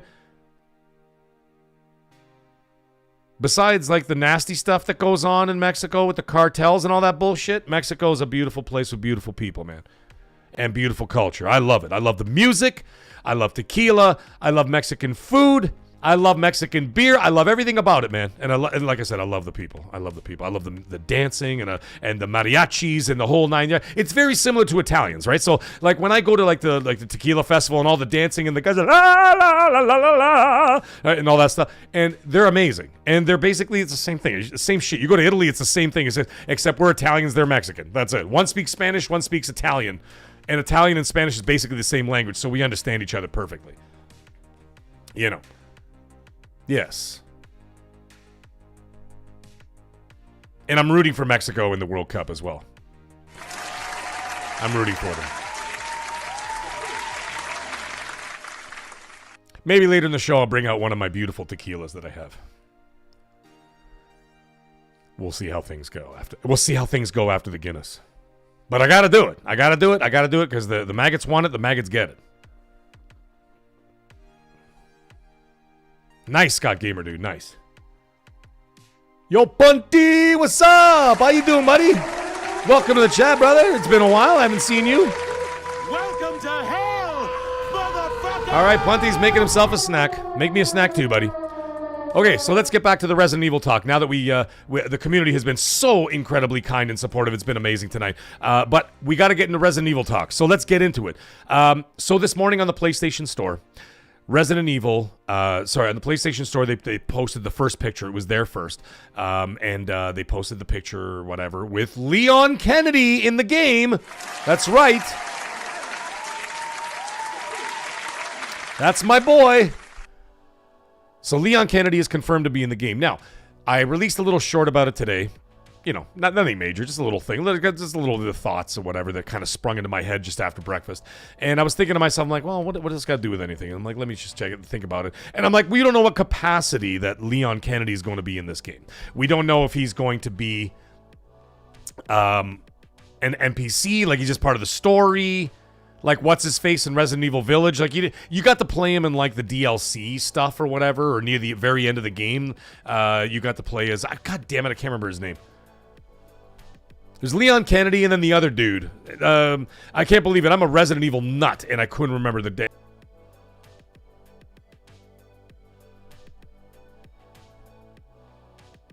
No, Cyber Gunter, no. Yeah, Chris Redfield, thank you so much. Sorry. The name escaped me for some reason. Chris Redfield shows up, like, he's there in the game, like, in the story beats or whatever. Like, he's there in the beginning and all that kind of jazz. And, like, he looks gruff, man. He's got, like, a beard and shit. And he's got, like, long hair. He looks like a roadie for, like, fucking Aerosmith or something, right? And, anyways, yeah, he's, like, doing his thing and whatever else. But then at the end of the game, you get to play as him for a little bit. And that was kind of surprising and fun. I enjoyed that. And, yeah, man, it's big for, and then of course Leon Kennedy's been missing for a bit. Now, we don't know, like I said, once again, we don't know in what capacity that Leon Kennedy's going to be in it. However, I've got a theory, and this may be accurate, maybe not, but it's just a theory. Well, hear me out. What I'm thinking is this: the other character is going to be part of like the more horror elements. I can't even say horror because it sounds like I'm saying whore, but horror. Okay, there you go. Horror elements. And I think that she's going to be she's going to be like doing that stuff, like holding a candle and like you know, like that game Outlast. You know the game Outlast? I was talking about it last night on XNC. Like, you don't really have a weapon. You may have like a melee weapon or something like that. Like maybe like something you find like a rusty pipe or some shit like that, and maybe like a candle. I don't know. And you're going through the hospital, or I think she's in a hotel, and so there's that, right? And she'll be going. She'll be doing that, like that kind of thing, like sort of like a real survival horror kind of like whatever. And then what I'm thinking is that you'll be also be able to play as Leon Kennedy, and Leon Kennedy will be more of the action-oriented stuff, right? He's got the guns. He's probably got like a like an MP5 and a handgun and a combat knife, and like you'll be doing more of that shit, right? Your standard Resident Evil stuff, like you're going around shooting zombies and whatever the hell else there is, and then the other girl there, what's her name? Alyssa? Or is that her mom's name?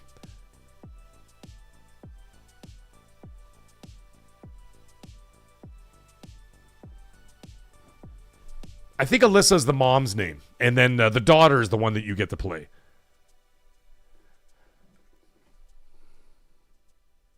We're going to look it up right now because I always forget the damn name.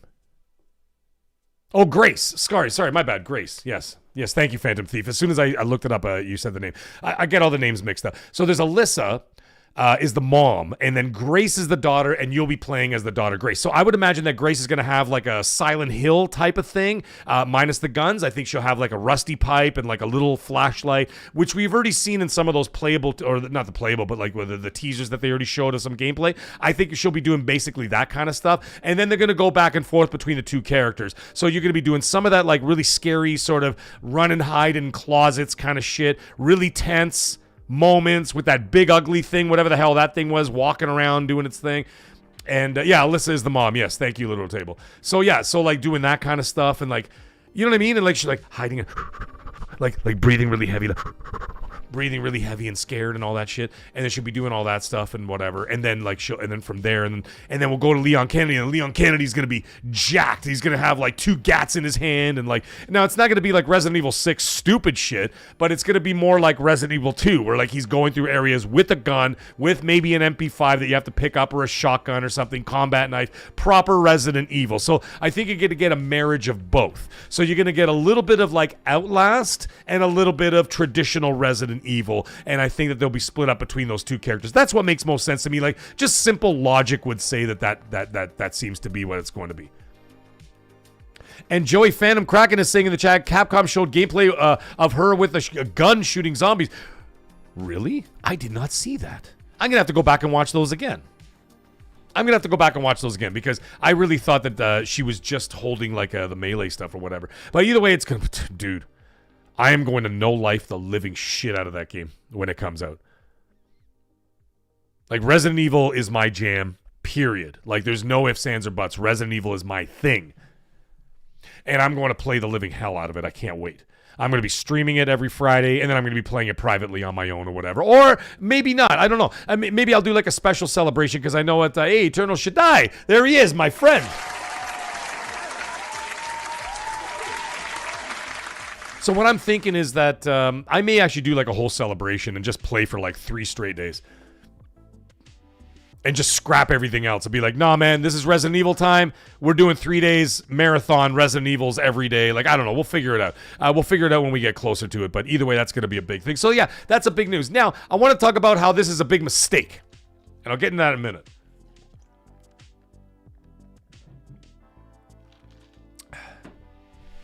Why do I think it's a big mistake? You took away a little bit of the thunder of the Game Awards, because the game will be shown once again at the Game Awards. All right? Oh my God, no, Aero Nation, I'm not going to be awake for 72 hours straight. I'm just saying over 3 days. There ain't no way I'm doing any of those marathons. I don't know how the frig those guys do those marathons, those 24-hour marathons and shit. Like, by the way, I remember reading a story about that like 5 years ago. A guy died in the middle of doing a 24-hour marathon. Like, he stopped for a minute to go have a smoke, and he's like, I'll be right back and go have a smoke. He lit a cigarette and he fucking died. Like, he dropped dead, like right there from exhaustion or whatever the hell. His heart gave out, or because he was up so, you know what I mean? Like, he was up too long. And I'm like, no thanks.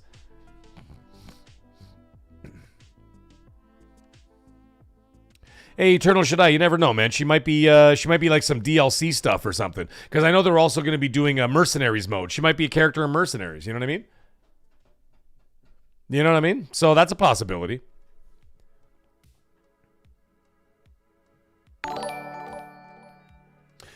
Scott Gamer Dude drops another $5 super chat. Speaking of Resident Evil, thank you, Scott Gamer Dude. Dude, you were on fire tonight, brother. Thank you so much. And he says, please recommend the Resident Evil to play. I am such a wuss with horror games. Recommend that, knowing this one I should try. Listen, I would go with...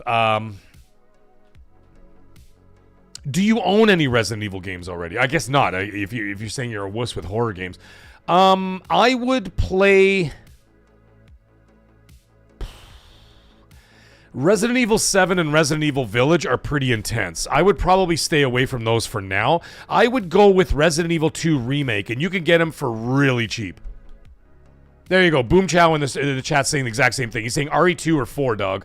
I would go with Resident Evil 2 to start, and then Resident Evil 4 is essentially a sequel to 2.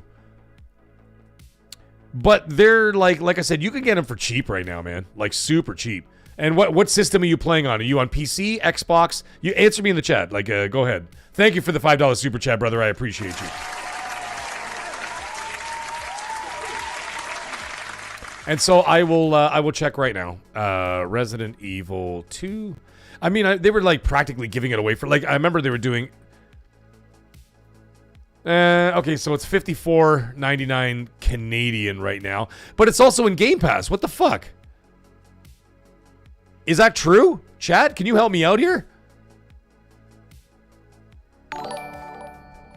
It's saying that it's on Game Pass. Resident Evil 2 Remake is in Game Pass. So listen, Scott Gamer is telling me right now. Once I shit myself, I'm done. Well, listen, if you got Game Pass, it's right there. Resident Evil 2 Remake is a fantastic remake.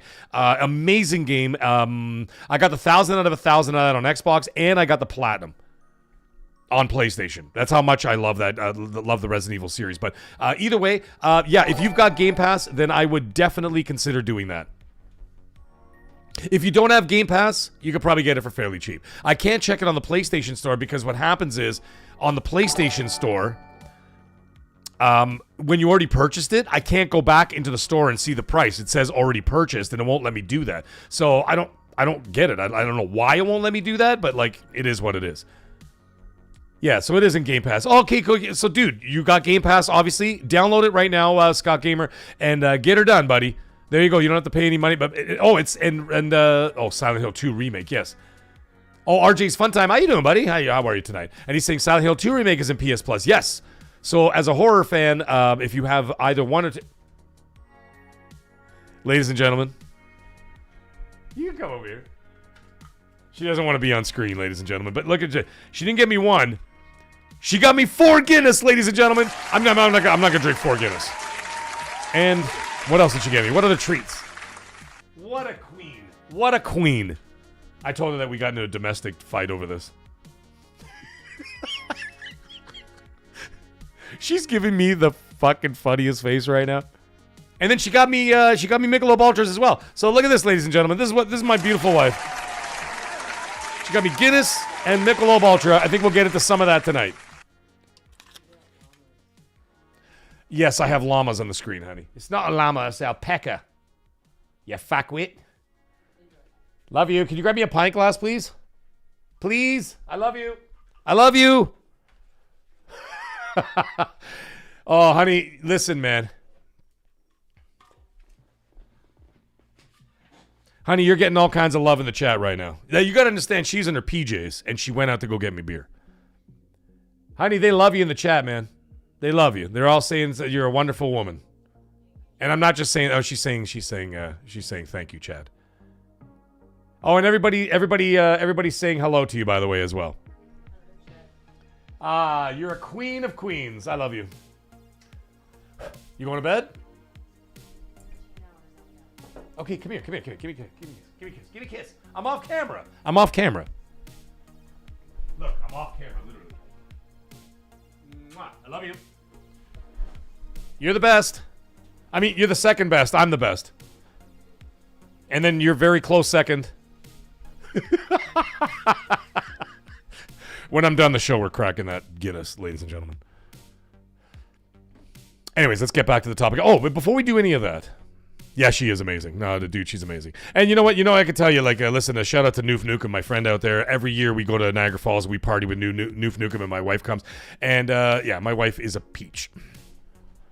Parties all the way till 3 o'clock in the morning, whatever the hell it takes, man. She's out with us the whole time, holding her own. Like I said, she's Scottish-Irish, man, so she knows what's up. So there you go, Scott Gamer dude. Start downloading Resident Evil 2 tonight, and I expect to hear from you tomorrow. I want to know what you're thinking about it. And then we've got El Nini in the chat dropping a $10 super chat. Thank you so much, my friend. And he says, developers. Thank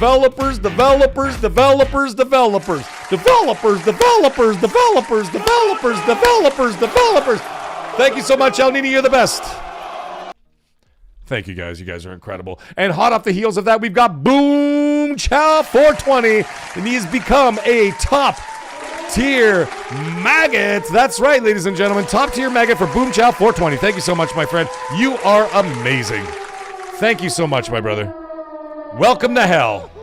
Welcome to hell, motherfucker! Yes, welcome to hell, buddy. And then we've got Ion Storm, a top-tier maggot for 5 months. The support from this man is amazing. Thank you so much. And you get a Resident Evil horn. And you get a Silent Hill horn. And you get a Silent Hill horn. And you get a Silent Hill horn.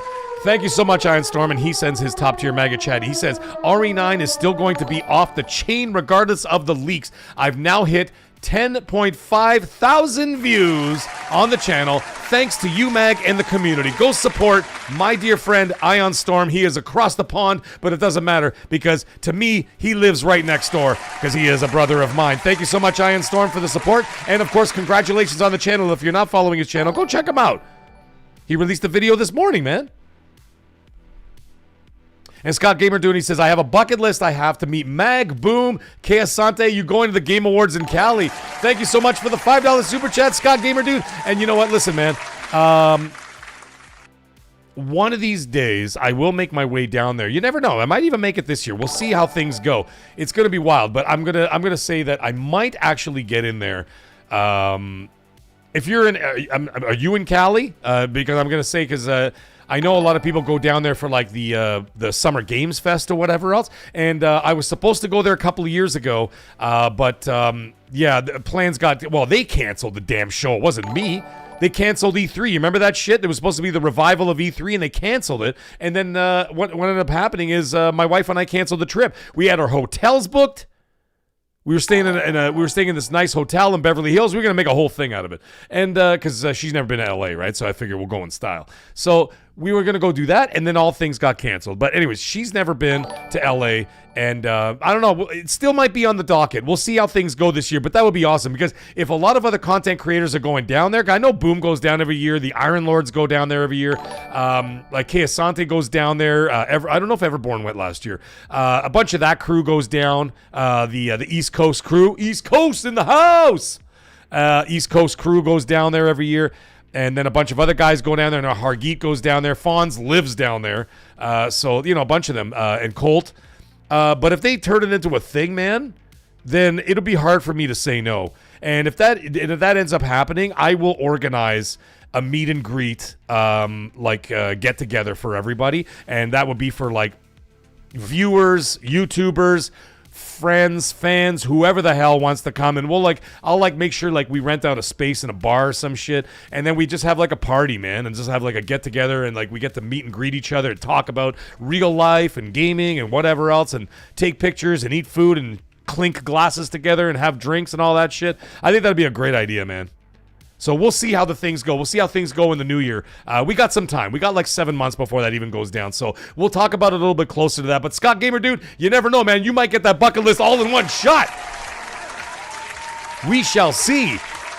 And right away, Arrow Nation comes in. Unbelievable. Drops a 5-bomb member chat. Thank you so much, Arrow Nation, and congratulations to all the new channel members out there. Listen, the support has been absolutely incredible, man. And for all you new channel members, welcome to hell. You're all maggots now. Welcome to the cabal of Mag. Absolutely amazing. Yes, thank you so much. I appreciate you, Top. And Top Gamer is in the house. Where the hell have you been? I love you, dude. He's been a top tier maggot for 3 months. Amazing, dude. Thank you so much, brother, for all your support. And he says, hey, Mag, I just want to say I'm so happy to be part of your community. I have yet to be a part of your Discord. Well, you better get your ass in there, Top Gamer. You know where it is. Moderators, if you're in the chat, do me a favor and put a link in there for the channel members, for the channel member Discord, please. I really appreciate that. Thank you so much for the support, my friend. And, oh, I almost missed one. We had Grumpy Old Fart drop another $2 super that says, the beer means you got permission for extended edition. I think so, brother. With the support we got tonight, it is impossible to say no. Arrow Nation, thank you again for that 5-member chat. And like I said, all you new members, well, if you've been listening to the show already tonight, you already know what the perks are. And yes, I appreciate it. And I love that you guys are all getting in there. And the community keeps growing bigger and bigger. That's what we want. Welcome to hell, motherfucker! Welcome to hell, babies. Let's go. Yes. It is Christmas time here on the Mag Show, and it's wonderful. And people are throwing gifts like they're Santa Claus. It's amazing. And we got Tall Geese in the chat. He drops a Canadian $2 super chat, and he says, Ubisoft Shadow Drop Ghost Recon at Awards. Wouldn't that be hilarious? I would love every minute of that. Achievement unlocked for Ubisoft if they pull that shit off.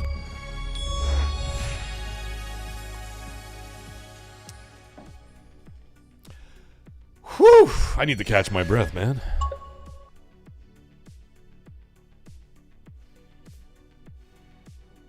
I need to catch my breath.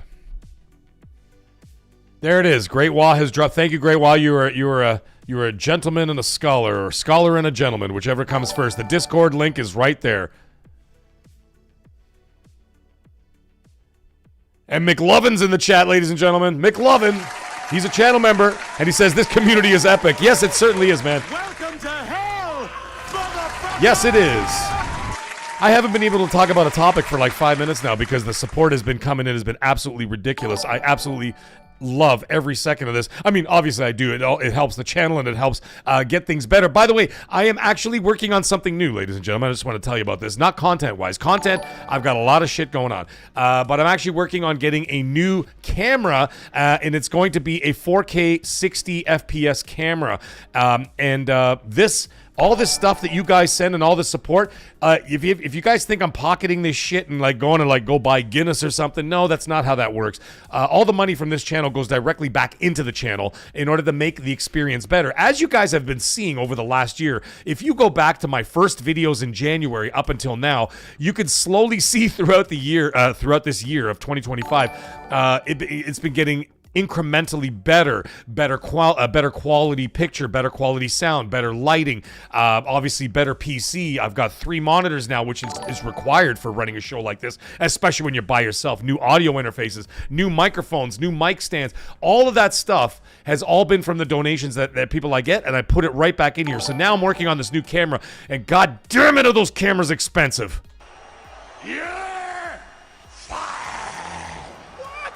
So that's the next purchase on the list, is going to be that camera. And boy, you guys are going to notice it. I mean, this camera's good. Like, this is still an HD, like a 4K camera, but it doesn't have the specs that I need for a proper whatever. But you guys are going to notice a massive difference when that new camera comes in. Holy shit. It's going to look like I'm live in your living room, man.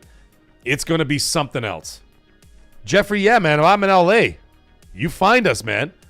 We'll be there, and it'll be not one of us. It'll be a bunch of us. It'll be a bunch of us. It'll be hard to miss. It'll be hard to miss because I'll have Colt Eastwood in my backpack like Yoda. So I'm gonna be like Luke Skywalker from Empire Strikes Back, and I'm gonna have Colt Eastwood like in a backpack on my back, and he's gonna be like whispering like YouTube shit in my ear. Release shorts, you must. You want 180,000 subs like me? You must follow my rules, huh?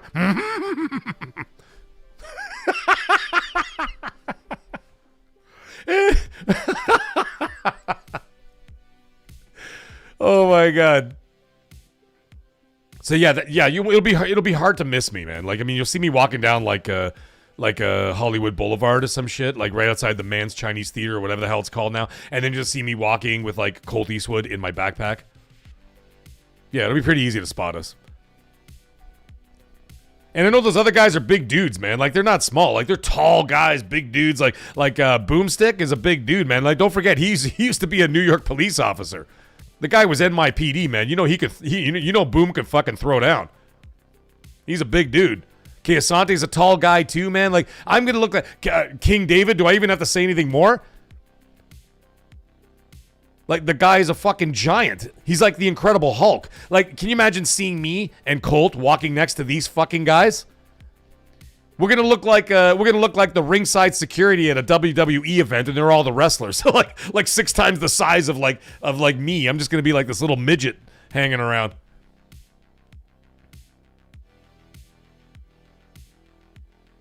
And nobody drops a $5 super chat. Thank you, nobody. And he says, I hope we see a Nanta release date trailer at TGA, the anime GTA game. Dude, that sounds hot.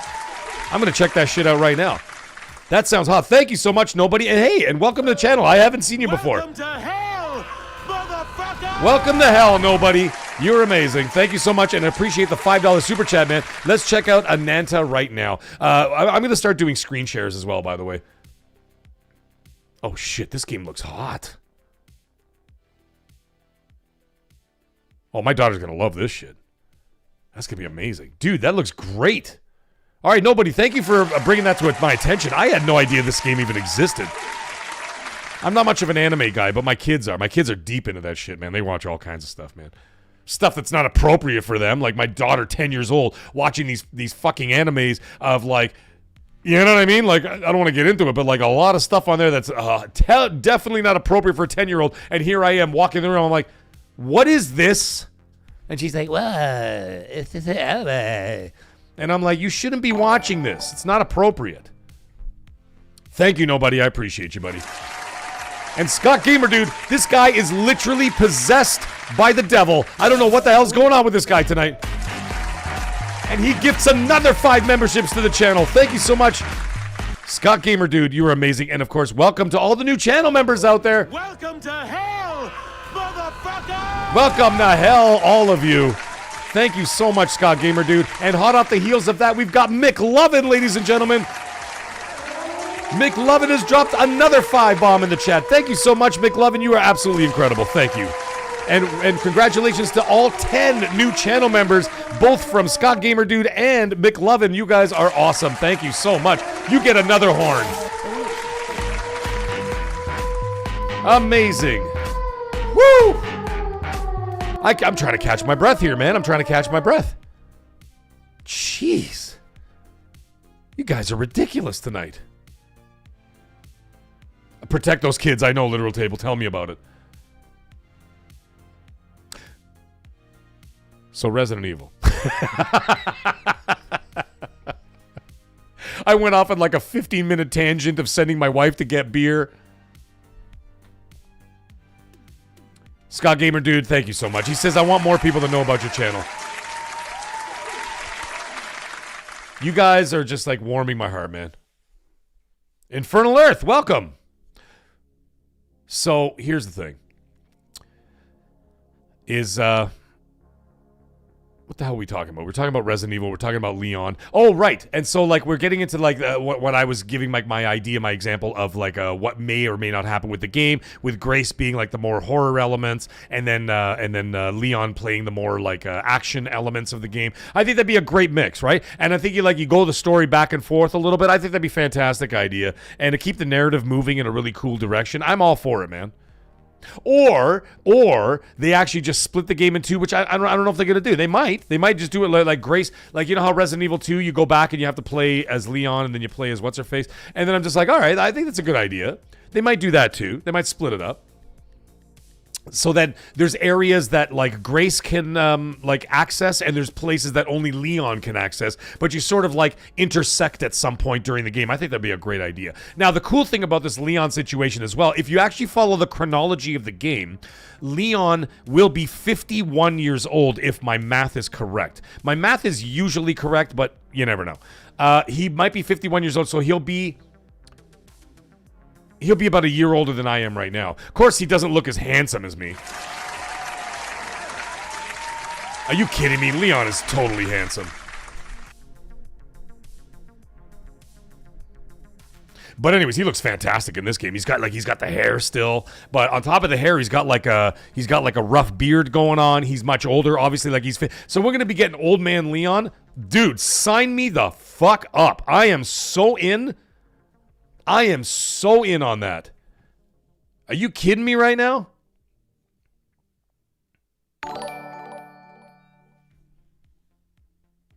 Give me old man Leon. It's like old man Logan all over again. Give me all of that. I'm in 100%, man. I'm in 100%. I can't wait to play this game. I honestly can't wait to play this. I think I might do that. I might do like a special extravaganza, 3-day streaming. I know that other people are going to be doing the same thing. Like Ion Storm, you know he's going to be doing that shit too, because he's a huge Resident Evil fan. I'm a huge Resident Evil fan. You know, it's going to be awesome, man. It's going to be awesome. I can't wait. So anyways, that's that. There's another thing I was going to mention, by the way, when we were talking about the Game Awards earlier in the show. I totally forgot to mention. We will be seeing a Black Flag remake, which is called Careful, Mag. You almost said something. Black Flag Resynced.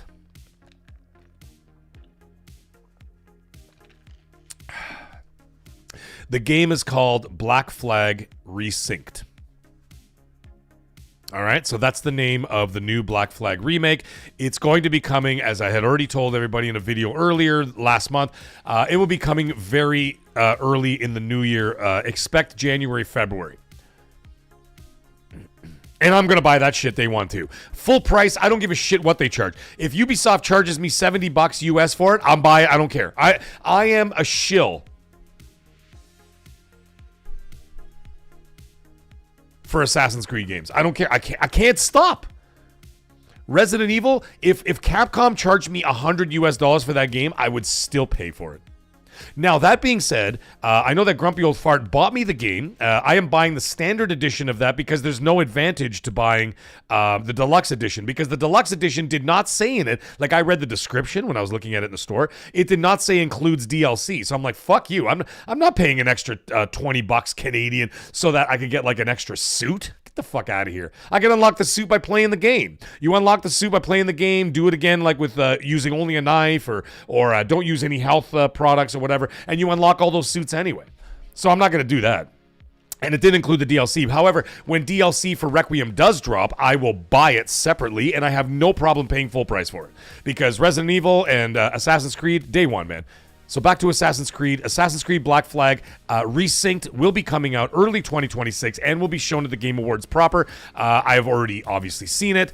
I have seen it in action, and I've seen the screenshots as well. I didn't send them. I showed Colt Eastwood some screenshots of the game, and it looks fucking amazing. Amazing. They also revamped a lot of like the in-game systems and whatever else. It's more like the newer ones, like the RPG style. So you're gonna get a little bit of like the like I'm talking about like Assassin's Creed Odyssey, Assassin's Creed Origins, Valhalla, Shadows, where it's more like an action RPG kind of vibe, where there's gonna be like hit detectors and like hit numbers and all that kind of shit. So that's all gonna be there too, right? So that's all gonna be part of Black Flag. That's been implemented, and then some other quality of life fixes that went in there as well. Like this is really like a super duper full from the ground up remake, man. It's like it's gonna be a real thing. So anyways, we're gonna see that at the Game Awards. I know that for sure. We all know that, or at least a lot of us know it. And if you didn't know, you know now. But I mean, it shouldn't have been a mystery. Like that's like, to me, that's not something that's spoiled. What's going to be spoiler-ish in a good way for that game specifically is you guys get to see it in action finally. And when you get to see it in action, you're going to be, I'm telling you right now, you're going to be fucking blown away. You're going to be blown away. When you see Black Flag, you're going to be like, yo, I need to buy this now. When you guys see it in action, you're going to be so blown away by the game. So it's going to be awesome. When I saw it, the first time I saw it, I was like, what? This is fucking amazing. Yeah, it's amazing, man. It's gonna be amazing. I can't wait for you guys to see it. But either way, that's it. So that's another one I just want to put on as like a PS, as an afterthought sort of in the Game Awards situation. But however, we got 78 Inc. dropping a $10 super chat. Thank you so much, 78 Inc. Monster supporter of the channel. All you guys are monster supporters of this channel. I can't even pinpoint one person. You guys are so ridiculous. It's amazing. And he says, "Hey Mag, what do you think is going to happen with Forza Horizon? Marco Conti, Gavin Rayburn, and John David all left Microsoft and started Lighthouse Games. I'm a Forza fan and hate to see it die." Listen, thank you so much for the $10 super chat, 78 Inc. You're amazing. But let me tell you something right now, dude. Forza Horizon ain't going nowhere. Because if there's some franchise out there that Microsoft has that's going to make them a shitload of money on Xbox, PC, and specifically PlayStation in terms of sales, it's going to be Forza Horizon. And I can tell you this right now. If you look at the PlayStation side of things, for example, never mind like the engagement on Game Pass, the people who are already on Game Pass, and then also pay, like there was like literally like 1 million something people or whatever the hell it was. I can't remember the number exactly, but I think it was over 1 million at least. All upgraded and got the deluxe edition so that they can not only play the game early, even though it was on Game Pass, people were still willing to pay on top of it to get the deluxe edition so they can get the DLC and get to play it early. That game made a boatload of money. And then 3 years later, it comes out on PlayStation 5. I almost said PlayStation 6. A 3-year-old Forza game comes out on PlayStation 5 and sells 3 million copies in less than a month. So to answer your question, 78 Ink, I don't think that it matters who leaves the studio. Yes, those are big names in the industry, and those are big names that have worked on the game. However, I will tell you this: they will be replaced by top quality talent, because there is no way they're not going to milk the living shit out of Forza Horizon, because they got those big guns. You got Call of Duty. However it floundered this year, it's still a big money maker for them. They got Minecraft, right? Halo is still 50-50 because Halo Infinite did not do well. Gears of War 5 did not do well. And those were exclusives at that time, at least exclusives on like Xbox and PC, and they just didn't light the world on fire. However, a surefire hit would be Call of Duty, Minecraft, Forza Horizon. Those games are their biggest games now. There's like, and then of course, I know you get the Blizzard stuff with like World of Warcraft and all that shit. I'm just talking about from an Xbox point of view. Those games are big. So even when those guys leave, they're going to be replaced by top tier talent, and you guarantee that those games will still come out and they're going to be amazing. So expect to see more of that. I wouldn't worry about Forza Horizon going absolutely anywhere. Forza Motorsport went away, but that was a different studio, and the game sucked. That's a pretty simple explanation. And we got McLovin, a member of 2 months. Thank you so much. McLovin has been in the chat tonight, and he has been on fire as well with the support. Thank you so much, McLovin. Amazing. And he sends a member chat, and he says, "This place is awesome. Stay awesome, Mag." Thank you so much, brother. I appreciate the support, man. And let me tell you something. I get a lot of flack out there in this community. Not a lot, but I mean, I get some assholes out there or whatever else. And like, I can tell you this, man. I've told you guys before, like, I'm not shy about this stuff. I tell people whatever. And I do have some pretty severe anxiety issues and stuff like that. You wouldn't see it. You wouldn't notice it the way I am, like here on the show and the way I talk. I'm not afraid to talk in front of thousands of people. That shit doesn't bother me. For whatever reason, it doesn't bother me. I was always meant to perform. I was always meant to be in front of people doing stuff. And so, like, this feels like home for me. You know what I mean? Like, this is where I was supposed to be. I used to be in drama schools. I've been on TV. I've done all kinds of shit in the past, like when I was younger and all that stuff. I was always meant to perform. I was always in drama companies doing stage productions and all kinds of shit like that. So I was never afraid to be in front of people and talk to people, all that. That's not where my anxieties lie. But it's funny when I get a comment, like even something simple, like a comment like I was talking about. I did a short about the NEX Playground. We're going to talk about that next, by the way. And the NEX Playground, I said, I've never even heard of this thing before. I'm like, I've been gaming for literally decades and decades, and I've never heard of a NEX Playground. And I'm like, what the hell is this thing? Like, I never even heard of this thing. And like, some guy in the chat was such an asshole, and he's like, "You never shopped at Target, you fucking clown." I'm like, whoa. Like, what the fuck? What kind of a fucking response is that? So anyways, I did respond, and I'm like, "Sorry, dude, Target's closed in Canada 5 years ago because nobody went there." I go, and second of all, 90% of YouTubers out there are making videos saying, "We've never heard of this thing." So go fuck yourself and go fuck your mother. All right? Your fucking words don't ever go over my fucking head again, you motherfucker, you.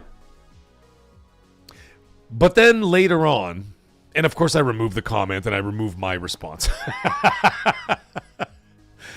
But, like, you know, the thing is, like, an hour later, that shit eats away at me. And it gets to me, and it eats away at me. And it bothers me. And then I'm like, fuck that ass. The guy called me this and that, whatever. This guy said this or whatever. Said a horrible thing about me or, you know, said some shit about me or whatever, right? Whatever. I had a guy unsubscribe from me. And he actually put in the chat. So I actually responded to him. He goes, "I unsubscribed because you talked to Jez." Not Grindhouse Jez, the other Jez, Jez Corden. There's two Jez's out there, folks. There's Grindhouse Jez, and then there's Jez Corden. And he says, "I unsubscribed to you because you talked to Jez Corden." And I said to him, so I responded, I'm like, "So you felt the need to write it down, you fucking loser? Like, what the fuck's the matter with you?" Your fucking words don't ever go over my fucking head again, you motherfucker, you. Yeah! So I kicked him off the channel. I banned him from the channel. I go, "Get the fuck out of here." So I banned him. And that was it. But I'm like, you felt the need to write that down? Just unsubscribe and go away, you fucking clown. Like, what do you... And then when people do that, when people write the shit down instead of just unsubscribe and walk away, they're like, "Listen, this content's not for me," or "I don't like this guy." That's fine. You don't have to like me. You could just unsubscribe and leave.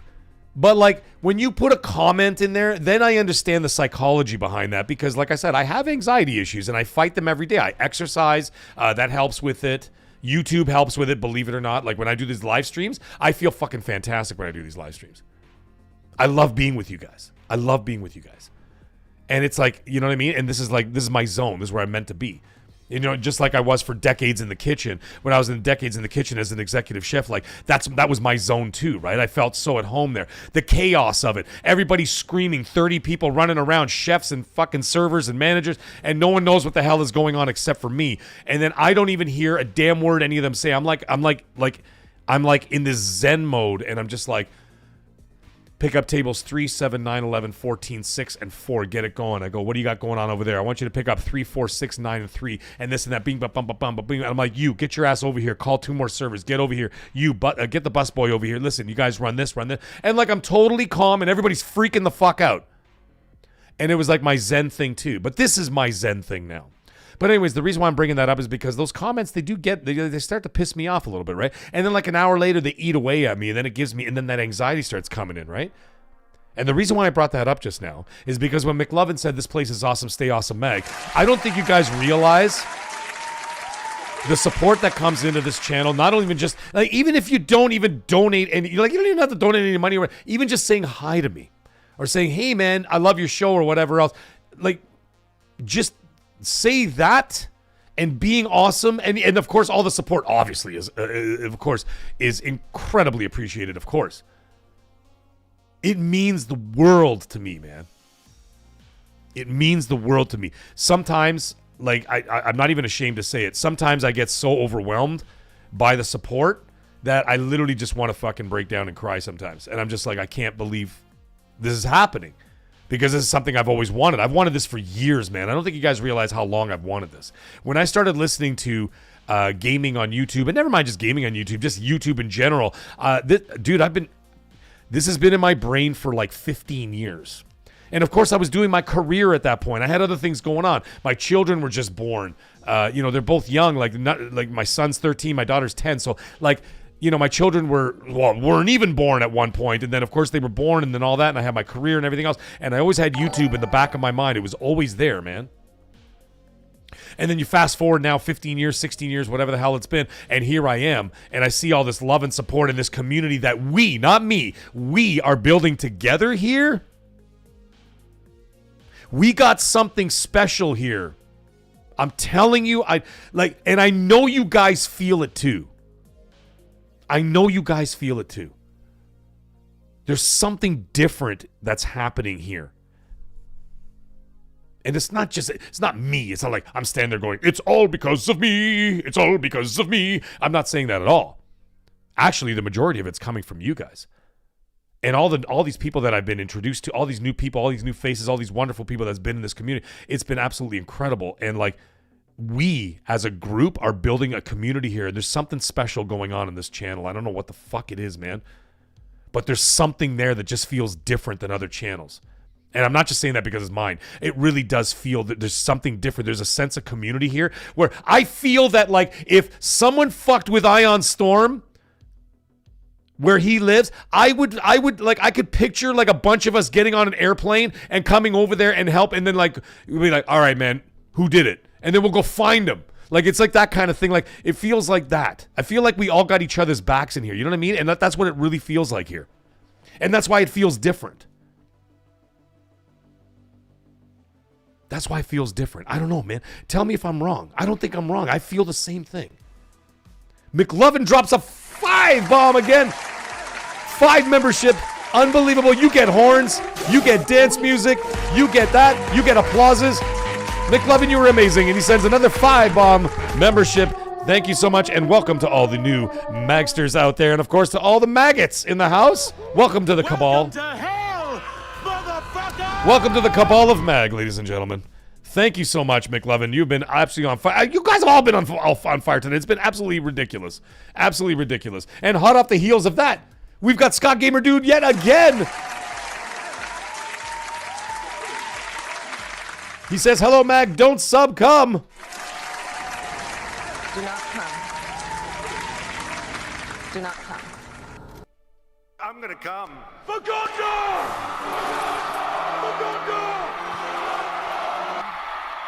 And ladies and gentlemen, we've got a I was going to say a celebrity, but let's go with scumbag.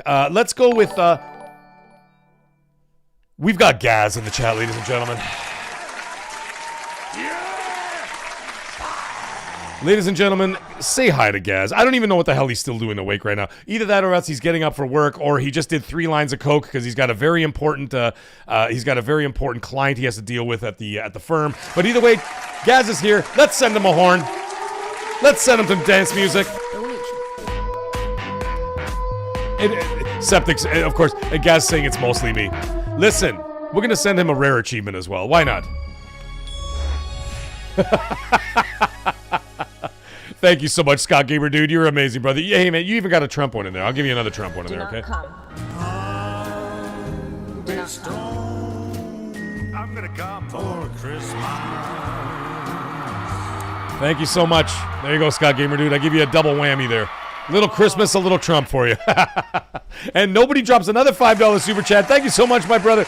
I appreciate you. You've been on fire tonight, too. Thank you so much. And he says, I watch XNC, but my super chats... I'd be as TS Bud 95 on Colts streams. Why is your name different? I was a super chat that mentioned Kingdom Hearts 4. Love Kingdom Hearts. Oh, so why is your name different? That's kind of weird. Thank you so much for the $5 super chat. I'm gonna give you a Silent Hill horn as well. Let's go. Oh shit! Here we go again. Gaz saying it's 4 a.m. and I've been playing Arc Raiders. Gotta wake up in 3 hours. Oh, dude, that is rough, but that's amazing. Rare achievement unlocked for Gaz. Oh, and by the way, Gaz, I did a show with Gaz. Go check out his channel, by the way, Septic Sauce, if you're not already subbed there. And of course, we did a show on Saturday that him and I talked for 2 hours. Translation, I talked for 2.5 hours and he just sat there and listened. Hey, that's what I do. I'm a talker. He's on episode 4 of season 2 of Tulsa King. He says, thanks a lot, Meg. So I had recommended Tulsa King to him. And I'm like, dude, you got to watch Tulsa King. He's like, I need a new show to watch. I'm like, have you watched Tulsa King? And he goes, no. I'm like, are you fucking kidding? I'm like, you got to get on that right away, man. Right away, you got to get on that. And he did. And now it's less than a week, ladies and gentlemen. We're talking, it's been like 3 days. Let's go 4. Well, you could technically say it's almost 4 days. It's been 4 days. 4 days, and he's already on season 2, episode 4. That, ladies and gentlemen, means you got a good show on your hands. I'm glad you're enjoying it, guys. And Scott Gamer Dude drops another $5 super chat. Thank you so much, buddy. And he says, please no gas. Oh my god. And Nate Dogg says, because Cold blocks guys on his streams. You know what I'm gonna do? I got a goal next week, guys. You know what I'm gonna do? Don't tell Colt, okay? Because I know he's not listening right now. Hey, thank you, Brothers Grimtails, and welcome to being a maggot. Welcome to hell, motherfucker! Thank you, Brothers Grim. Okay, so this is what we're gonna do. We're whispering because we don't want Colt to hear us, okay? Next week, I'm gonna create a sock account. I'll tell you guys what it is. Dallas LeBeau's in the chat. Oh, Dallas LeBeau. Ladies and gentlemen, this is like, I'm telling you, man, Dallas, I know you're a dude, but I don't give a shit because you have a great stripper name. You have a great stripper name. I love it. I love it. So you know what we're going to do? Ladies and gentlemen, welcome to the stage, the sultry Dallas LeBeau.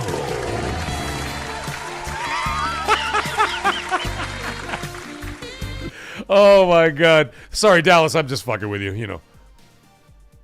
Okay, so this is what we're going to do. All right, so let's get back to the secret. What's up, Muhammad? How you doing, buddy? Muhammad Wright is in the chat. How you doing, Muhammad? Nice to see you, buddy. Oh, those layoffs are coming, dude. Layoffs are coming. Don't worry about it. New Year, in the new year. They're going to wait till Christmas first, right? So, they're all going to go through the Christmas and New Year's holidays or whatever they celebrate, Hanukkah, Kwanzaa, whatever's going on during the Christmas holidays. And guess what? As soon as they're done, this is what's going to happen. This is what's going to happen, Muhammad. Yeah!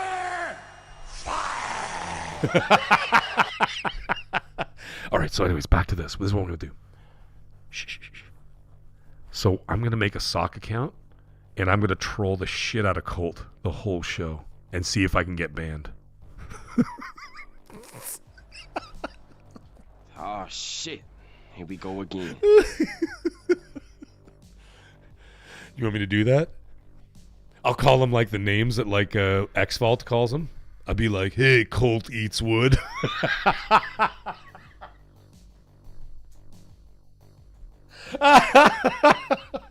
Oh, yeah, let's do that. Okay, but don't tell Colt, okay?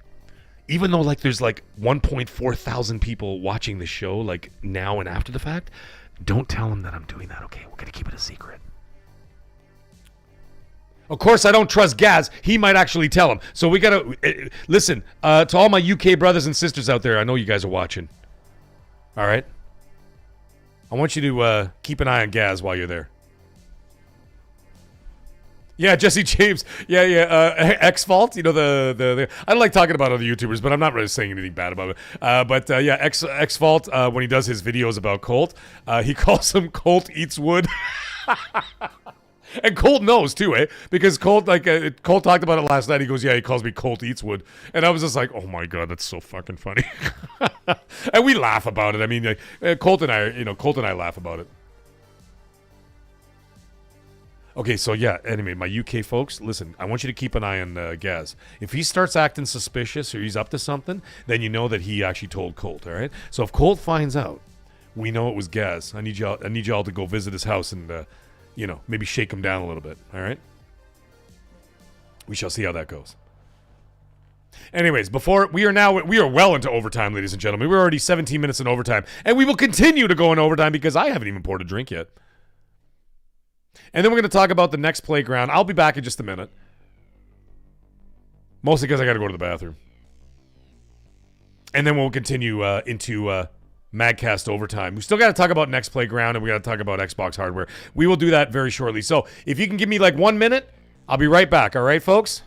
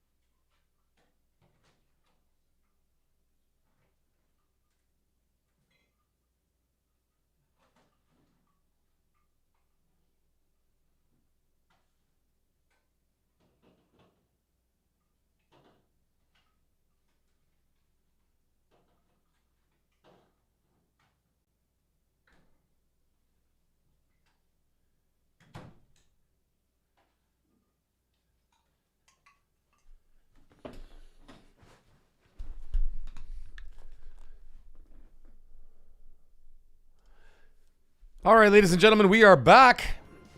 And it is overtime. Well, we are 20 minutes into overtime. But you know what that means. It's Guinness time. I had a request for a Guinness. You're getting a Guinness. Courtesy of my wife, of course.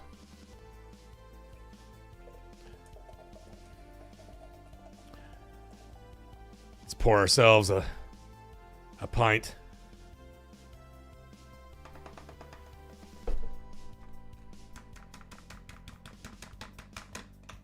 I like how Guinness puts the little ball inside. You hear that? They put the little ball inside to like mix it up so it doesn't, like, the sediment doesn't sit at the bottom. Okay. If you know anything about Guinness, there it is, but you have to let it settle for a minute, so we're gonna let it sit for just a moment.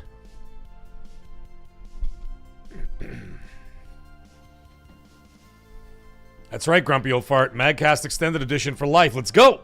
Funky Playbox putting up some Irish flags in the chat.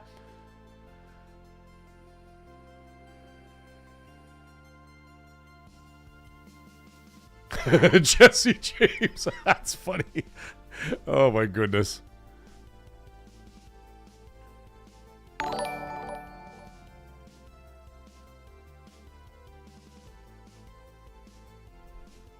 Scott Gamer Dude, you know everybody in the chat can read that, right?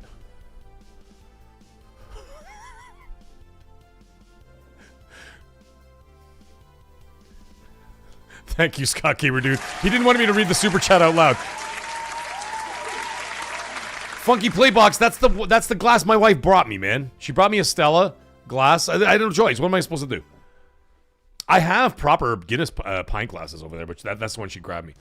Listen, man, she already did enough. She went to the store in her PJ, into the gas station in her PJs to go get me beer to be on the live stream. Otherwise, I was gonna be like, guys, back in 5, and I was gonna have to go run out myself.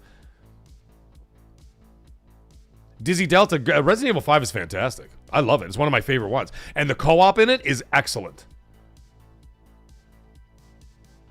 Yeah, Scott Gamer Dude, everybody can read it. But you said not to read it, so I'm not going to read it. I'll just say thank you. How about that?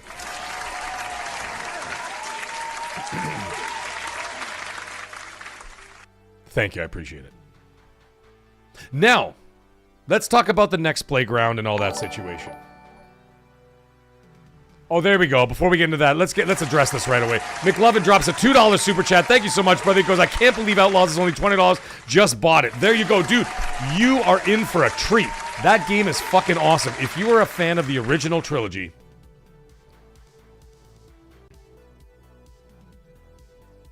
of Star Wars, this is right up your alley. It takes place in between Empire Strikes Back and Return of the Jedi.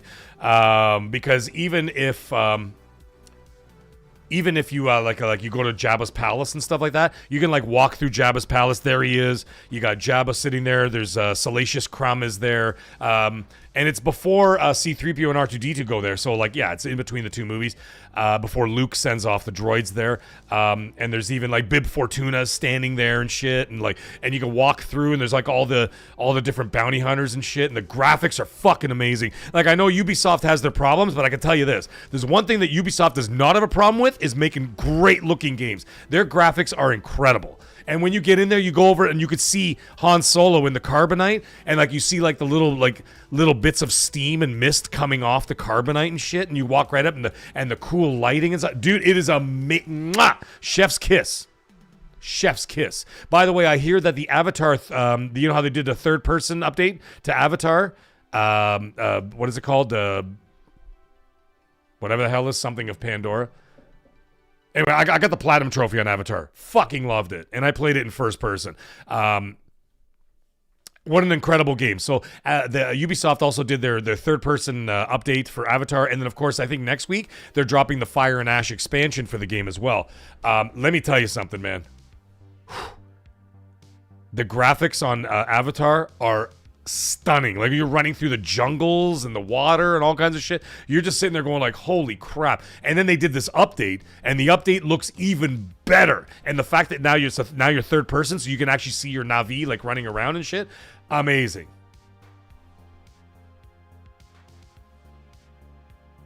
Really, Dizzy Delta. That's too bad. Yeah, the Fire and Ash. The Fire and Ash expansion is coming out next week. It's coming in time, like, with the movie or whatever. They're trying to time it with the movie. So, anyhow, thank you, McLovin. I greatly appreciate that, buddy. And, of course, Scott the Gamer Dude as well. So, let's talk about the next playground. The next playground. What the fuck is this thing? Does anybody know what this thing is? Well, now we know, and I can tell you this. The CEO of that company is dancing in his pants right now because he's just like, listen, it's been out there for 2 years. Obviously, it was selling some units here and there, enough to sustain it for a couple of years. But all of a sudden, this Black Friday situation happened. And now it's like on the tip of everybody's tongue. Everybody's talking about this damn thing now. Now, some people out there, including assholes, were out there going, well, I heard about it 2 years ago, Mag, you fucking clown. Like, literally, those are comments I got, like, from my video. And I'm like, okay, dude, but 90% of YouTubers had no idea what the hell it was. But anyhow, whatever. The thing is, now it's out there and everybody's talking about it. It may not be for everybody. It's certainly not for me. Like, I played the Kinect back in the day. You know, I played the Wii, all that kind of stuff. It's all right. It's fun for what it is. But I'm not going to go out and buy it because here in Canada, I'm looking at it, right? And it's $250 US, right? Here in Canada, for that and a 1-year subscription with tax and everything included is $500. And that's $500, dude. I'm not paying $500 for something I'm not going to touch. I'm just going to buy for the kids. Fuck that. Mr. Grimm saying you never heard of it. Welcome to the show, buddy. Welcome to hell, motherfucker! And McLovin is saying, great show, love, Mag. You're awesome to watch live. Thank you, man. I appreciate it. Thank you for coming and joining us live. And thank you for your support. So, yeah, so the system is like 300 and something Canadian dollars when translated from 250 US. And then the 1-year subscription on top of that, it's like $100 in Canadian. And then so you buy the 1-year subscription and the console plus tax and everything in Ontario is a disaster over here. It's so fucking expensive because that goes for our quote unquote free health care, which is not so free because they charge us more tax, some of the highest taxes on the planet. So basically we're still paying for the goddamn thing. But anyway, the point is that it's basically it's just around just under $500, like $480 something. So that's a lot of cash. Like if it was like $350 for the 1-year subscription and the console, then I'd be like, all right, you know what? For $350, I'd go out and buy it tomorrow on a whim. I'd just be like, fuck it, I'll just buy it. Like, who cares? The kids will love it. You know what I mean? The kids will have a blast with it. They'll be in the basement jumping around and doing all stupid shit, whatever, with their friends. And thank you, Bobby. Appreciate that. Say, hit that like button, ladies and gentlemen. Help me out. Oh, ladies and gentlemen, we already have him in the chat. He is here. He is here. Colt Eats My Wood is in the chat, ladies and gentlemen. He's ready for XNC on Monday. Amazing. And Scott Gamer Dude drops another $2 super chat. And he says, I am so enjoying your show. Thank you so much, buddy. I appreciate you. Unbelievable, man. You guys are crazy tonight. Just crazy. Merry Christmas, motherfucker. Yes, Merry Christmas indeed. My goodness. Merry Christmas, motherfucker. Yeah. So anyhow, thank you so much, guys. Thank you so much, Scott Gamer Dude. By the way, this is every show. I'm like this every show. It's not like a one-off. It's like, oh, Mag was on fire that night. Nah, dude. I'm the same every MAGCAST. It's fucking wild. We always go off the chains. Listen, we talk a lot about gaming. We do a lot of stuff. We interact with the community. We get in all the. But you know what? We go off on tangents and we go wild, and that's what it's all about. It's an unpredictable show. You don't know which way this show is gonna go. Cyber Gunter, thank you so much, man. And he's saying, Mag, you're the GOAT. Thank you. Matt Rush. So anyways, if this thing was $350 with the subscription, okay, I'll meet you halfway. If you charge me $350 Canadian plus 6-month subscription, I'd pay $350 for that. But $500, you've pushed me over the limit. That's too much for me. That's too much for I'm not going to spend $500 on a whim on my kids and be like, hey kids, you want to play sneaky fucking tennis game? Not for $500. Like for $200 more, you could buy a Switch too. You know what I'm saying? And I know that, I know you got to pay extra for the game. Switch games are $120 here in Canada with tax. Like, talk about ridiculous, right? But, $500 for a NEX playground, no. Because I would want to get something out of it. You know what I'm saying? And okay, you could say, okay, well, you could play tennis or this and that or whatever with it. Yeah, but they're silly kids games. Like if they're silly, they're basically like silly mobile kids games or whatever, right? And that's totally fine. But I think that subscription for me is a little too high. Yeah, Mirko, yeah, we're talking about the NEX playground thing. And like I know I did my video, which got a lot of views, by the way. Got a big response from people, and it was basically we're talking about how I was talking about how the driving force behind a lot of sales is price. And I know that you could poke holes in that logic. There's no question. Like, for example, you could say, well, you know, for the first half of this generation, the Series S was technically the cheapest console on the market. And I'm like, yes, you're not wrong. Right? And that didn't sell. You know what I mean? So like, you know, that kind of pokes a little hole in the logic. But I mean, like I said, it's not the end all. Like if you look at something like that, you have to add in, like Colt was saying last night, Xbox had 2 years with no fucking games. 2 years. 2022 and 23, or no, was it 23, 24? I can't remember.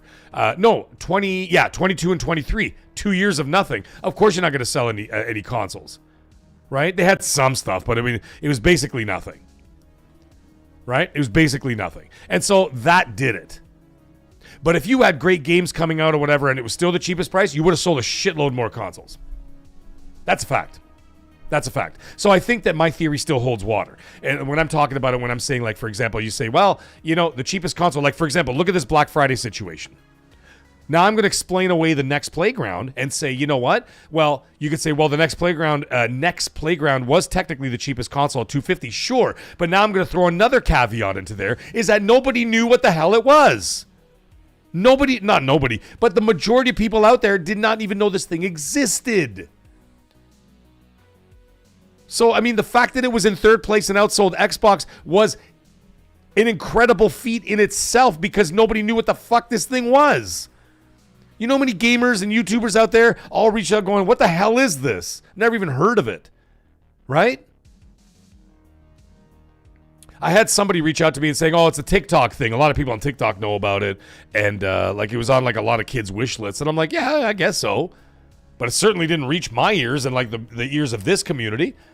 Funky Playbox saying you can't get it in the UK. Yeah, well, you weren't able to get it in Canada until a little while ago either. It wasn't even available in Canada. And the only place that I know that's selling it right now, Best Buy doesn't even sell it, and GameStop doesn't even sell it up here. The only place that I know that has it is Walmart. And I would imagine it's because Walmart actually has a distribution deal with them, and that's why. It's not widely available across Canada, and we certainly don't have Target here. So it's not available at GameStop, not available at Best Buy, at least in my area, at all. I checked it out. And I checked all the surrounding areas in the GTA. That's the Greater Toronto Area. And they do not have the NEX Playground at the Best Buys, and they don't have it at GameStops. The only place that I found it was available to purchase is Walmart. So that doesn't help either. So I'm poking a little bit more holes in that logic as well. So when you actually look at it from a proper lens now that we sort of explained away this whole situation. The cheapest console outside of that was the PlayStation 5 Slim. And what sold the most? Yes, PlayStation has the majority of the mind share of gamers and stuff like that. It's a global brand. We all understand all these things. We get all that. But you know, the thing is, and I spoke to a lot of people who work in retail. They all messaged me and they put comments in my video and they said, hey, I work in retail. Hey, I work in retail. Hey, I work here. Hey, I work there. Hey, I'm a manager here. And they all said the same thing. They backed up what I said. They said that the Black Friday shoppers came in to buy consoles for their kids for Christmas. And guess what the first question was? What's on sale? What's the cheapest? And this is not for me. I'm not using this for my own arguments. It's not for me. This is for people responding to my video. And they're saying, they said majority of the people, if not one of the guys said, all the people that came in to buy a console said, which one is on sale? And they're like, the PlayStation 5. They're like, give me that. And so that's what I was saying. It's a driving force behind it. Now, what was the most expensive console on Black Friday? They didn't have any deals whatsoever. But what was the most expensive one? The most expensive console on Black Friday above everything else was the Xbox. Both consoles. What was the least selling for multiple reasons? But let's just take this one for this particular argument about price. What was the least selling console on Black Friday? Xbox. Are you going to buy a Series S priced higher, $100 higher than a PS5 Slim? Are you fucking kidding? Not a chance.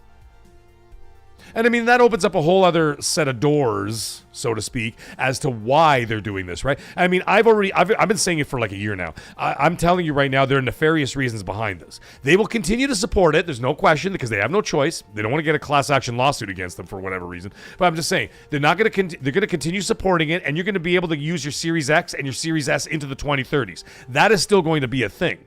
Okay? They have no choice because they're going to have to retain those customers. We get all that. I know the chat gets that. People listening after the fact, they get that. Okay? They get that. You guys know what I'm talking about. But I'm telling you right now, and I've been saying it for a year, that Microsoft is trying to get you off the consoles.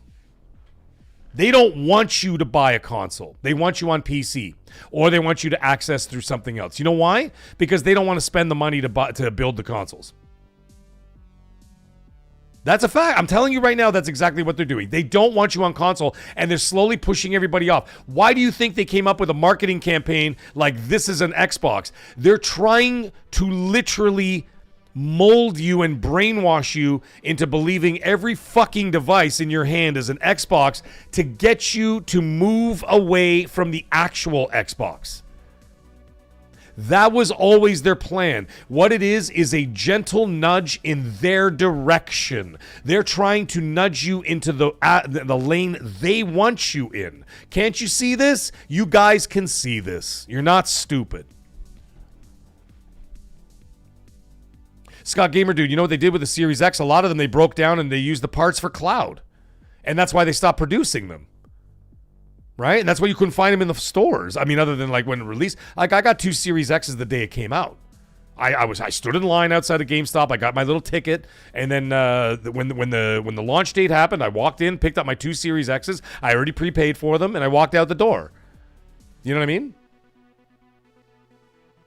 Yes, Mr. Grimm, you're absolutely right. Microsoft is trying to quit the traditional console market without explicitly saying it. Exactly. And you know why they're not saying it? Is because they don't want to get in trouble or rub people the wrong way. And that's it. It's not like I'm not saying this to shit talk Xbox. I'm really not. I'm not. I'm just telling you what the corporation is doing. The corporation is gently nudging you into the lane they want you in. They are manipulating you. I know it's going to sound like what the fuck is that show with the guy with the voice? Frog people coming from outer space. Like it's a conspiracy. It's not a fucking conspiracy. I worked at high level corporate. I know how these guys think, and I know their game plans. I know how they work. They're manipulating you with this is an Xbox.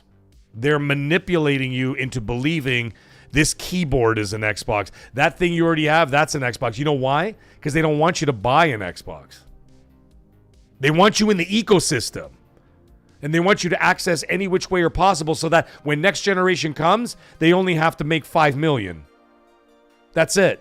And they'll start from there. Their projections was 9 to 11 million consoles. 10 million would be the happy spot. That's what they think that they're going to sell Project Magnus. That is their internal projection for the console, 10 million units. Because by then, they're hoping that a lot of Xbox players and a lot of traditional Xbox console players have moved on to PC, have moved on to ROG whatevers, and third-party hardware. And that's where they want you because they want to get out of the business, and they're doing it so slowly. It's basically like anal sex. They're putting it in 1 inch at a time, and before you know it, the whole thing's in there. Boy, that was an analogy.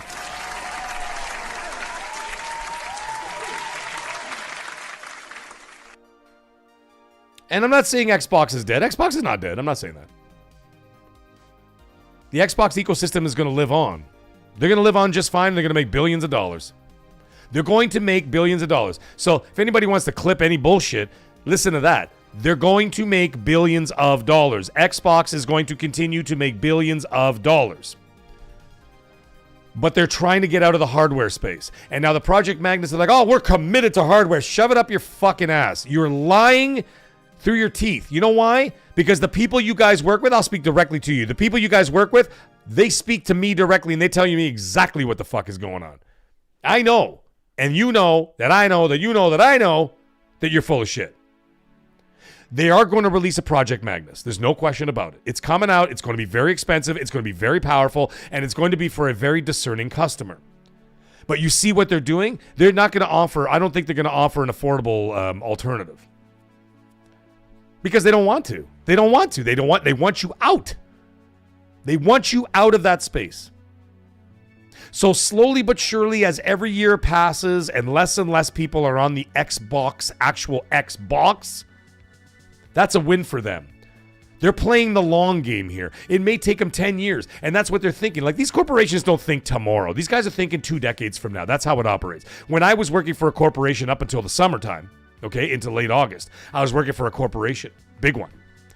And you know what they were thinking about? They were talking about projections into the 2040s, ladies and gentlemen, 2040s. Not tomorrow, not Christmas, not Hanukkah, not Ramadan. They're thinking 20 years from now. And so what they're thinking is like, how do we get people off these goddamn consoles because it's costing us a fucking fortune? We're making these things, they're not selling this and that, whatever. Now, we're going to talk about the thing about how they got the Vietnam thing in a minute, the Vietnam contract for 5 million consoles. So we're going to talk about that in a minute. However, what that ends up doing is that they're like, how long is it going to take us to get these people off these goddamn machines? And then Phil will probably say, okay, well, if we follow this trajectory and less people are buying it and the numbers are showing that less and less people are buying the hardware, I would say 10 years we can get everybody off the consoles and there will not be an Xbox console anymore. Let's say, right? Let's just say for argument's sake, 10 years. Could be 15 years. Like, I don't know what their projections are. I'm just making it up as I'm just kind of, we're just spitballing here, right? So say, okay, like in 10 years. So then, and then they go, okay, fine, implement that. Let's do it. But we have to appease the people who've been there from day one, from the original Xbox, the 360, the Xbox One, the Xbox Series, and now the Project Mag, right? And people who have a library all the way through, we still have to be able to offer them those services. They're like, yeah, great, fine, whatever. We'll take care of that. Will they launch natively on there? No. What are we going to give them? Well, we're going to give them backwards compatibility in one respect, and then eventually that's going to phase out. Because who the fuck is asking for Xbox original games? There's a couple in there for nostalgia. Be like, it'd be nice to see that game again. But no one's scratching and clawing and clamoring for original Xbox games. Give me a fucking break. You're looking for what's next. You know what I'm saying? Just don't lie to yourself. It's okay to be like, you know what? I love the Bruce Lee game on the original Xbox. It'd be kind of fun to play for 30 minutes. Are you going to go out and buy it? Are you going to, are they going to waste money on backwards compatibility on that? No. They're going to do some. But what are you going to be playing when you move forward? Slowly but surely, what they're going to do is you're not going to be playing Xbox console games anymore. You're going to be playing all the PC versions of those games. And then everything coming forward after that, you're going to be playing the PC versions of those games. What do you think the ROG Xbox Ally X is? It's a PC. You're going to be playing PC versions of all the Xbox games on that console moving forward. Maybe not just yet, but you will in the future. And that's how it's going to work. And why? It's actually cheaper for their development as well, because they can make only one version of a game for Xbox and and PC, right? And then they only have to develop one other kind for a PlayStation 5/PlayStation 6. So it cuts out a little bit of a middleman of having to make console versions of those games. So maybe the solution in the future is that your Xbox Series consoles will actually just be cloud enabled and be able to just play the games off the cloud. You're going to be playing the PC versions of those games anyway.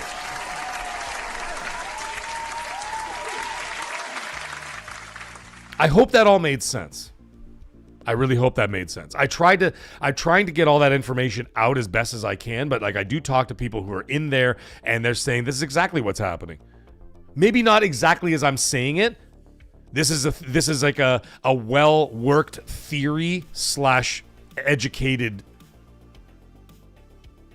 guess, so to speak, but that's what they're doing. And anybody with any form of logic, we got any Vulcans in the chat? Shout out to the Vulcans, ladies and gentlemen.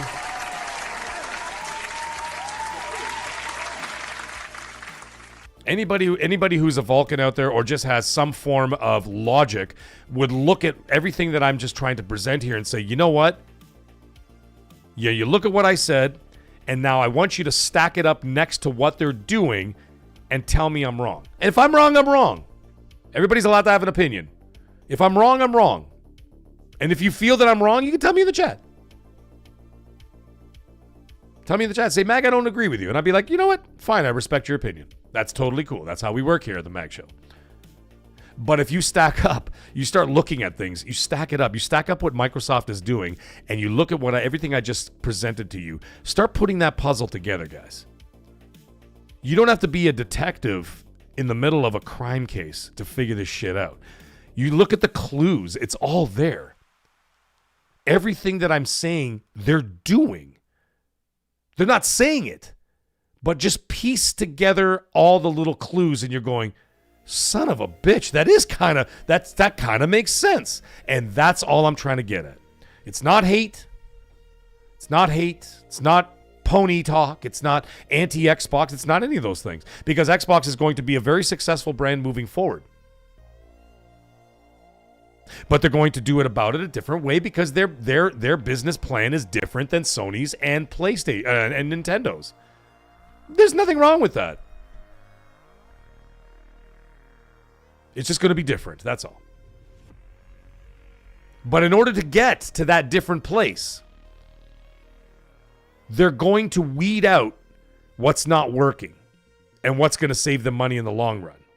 But in order to do that, they have to tread very lightly because they do not want to lose that dedicated, they don't want to lose the very dedicated Xbox fan base that they have. And they have a very dedicated and loyal Xbox fan base.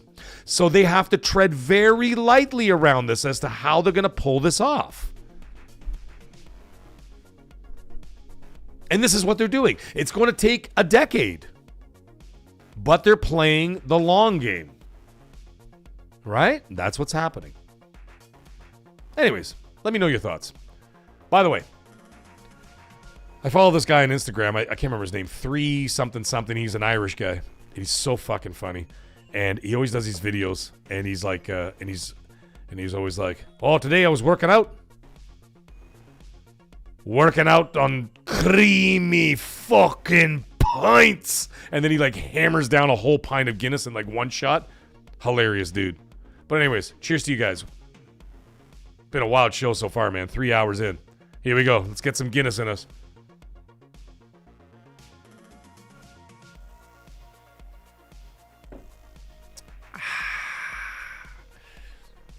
Oh, that's magic. I needed a drink after all that, man. I literally just did like a 3-hour run-on sentence. Like literally for the last 3 hours, it's been like one sentence with like no pauses. Scott Gamer Dude drops another $5 super chat. Unreal. Thank you so much, dude. Dude, you've been ridiculous tonight, man. Jesse James, that'll be funny. I'll address that in a minute. But I gotta get Scott Gamer's super chat. He sends a $5 super chat. He says, reason on your point, I was a PC player and switched to Xbox for the simple reasons and the market shifting to PC. All right, fair enough. Fair enough. Thank you so much for the support. And Jesse James says, Mag, what if Microsoft gets unlucky and their next console explodes in sales? That's funny wording. I enjoyed that. Thank you. I can tell you this, it won't.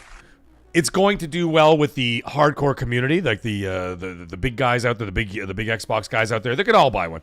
They're still gonna sell millions of consoles. But I think their projection of 10 million sounds about right. I think it was 10 to 12 million, I think was the actual number. I talked about it with Colt like a million times. He heard the same thing. Their internal projection said about 10 to 12 million consoles next generation. And that's what they want. They're whittling it down. You see how the numbers go down? From 360 and on, it's been slowly going down, slowly going down, slowly going down.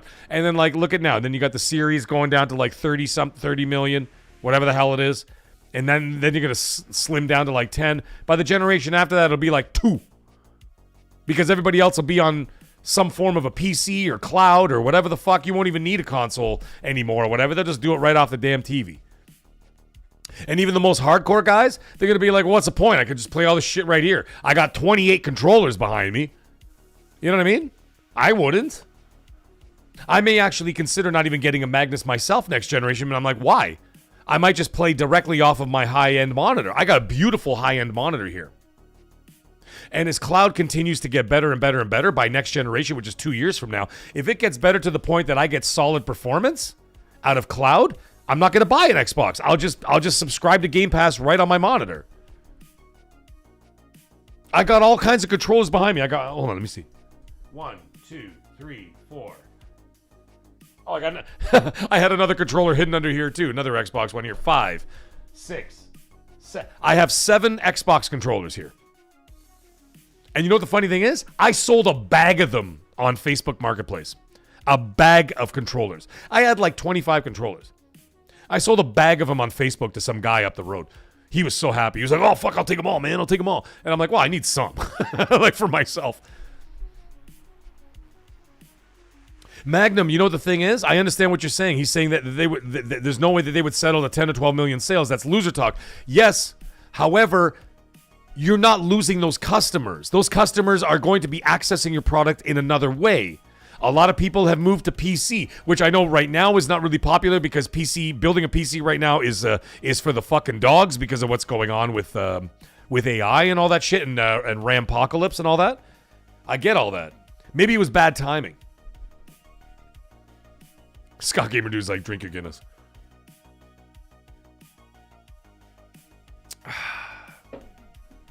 So, you're not wrong. It is loser talk, but not to them. Because let's just say they have let's just say for argument's sake, they got 35 million hardcore Xbox players, and they sell 10 to 12 million Magnuses for upwards of $1,000 US, which a lot of people can't afford, by the way.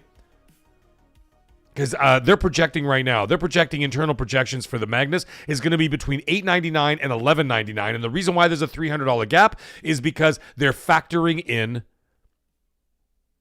prices of RAM and everything else. And that's what's happening. So they left the $300 error gap, so to speak, right? So that they can plug that number somewhere in there. But expect nothing under $899. A lot of people can't afford that. $899 US. That's $900 US. Okay? So let me put it in perspective for you. In Canada, that's... Oh, shit. No, I did it wrong. Sorry, I did it wrong.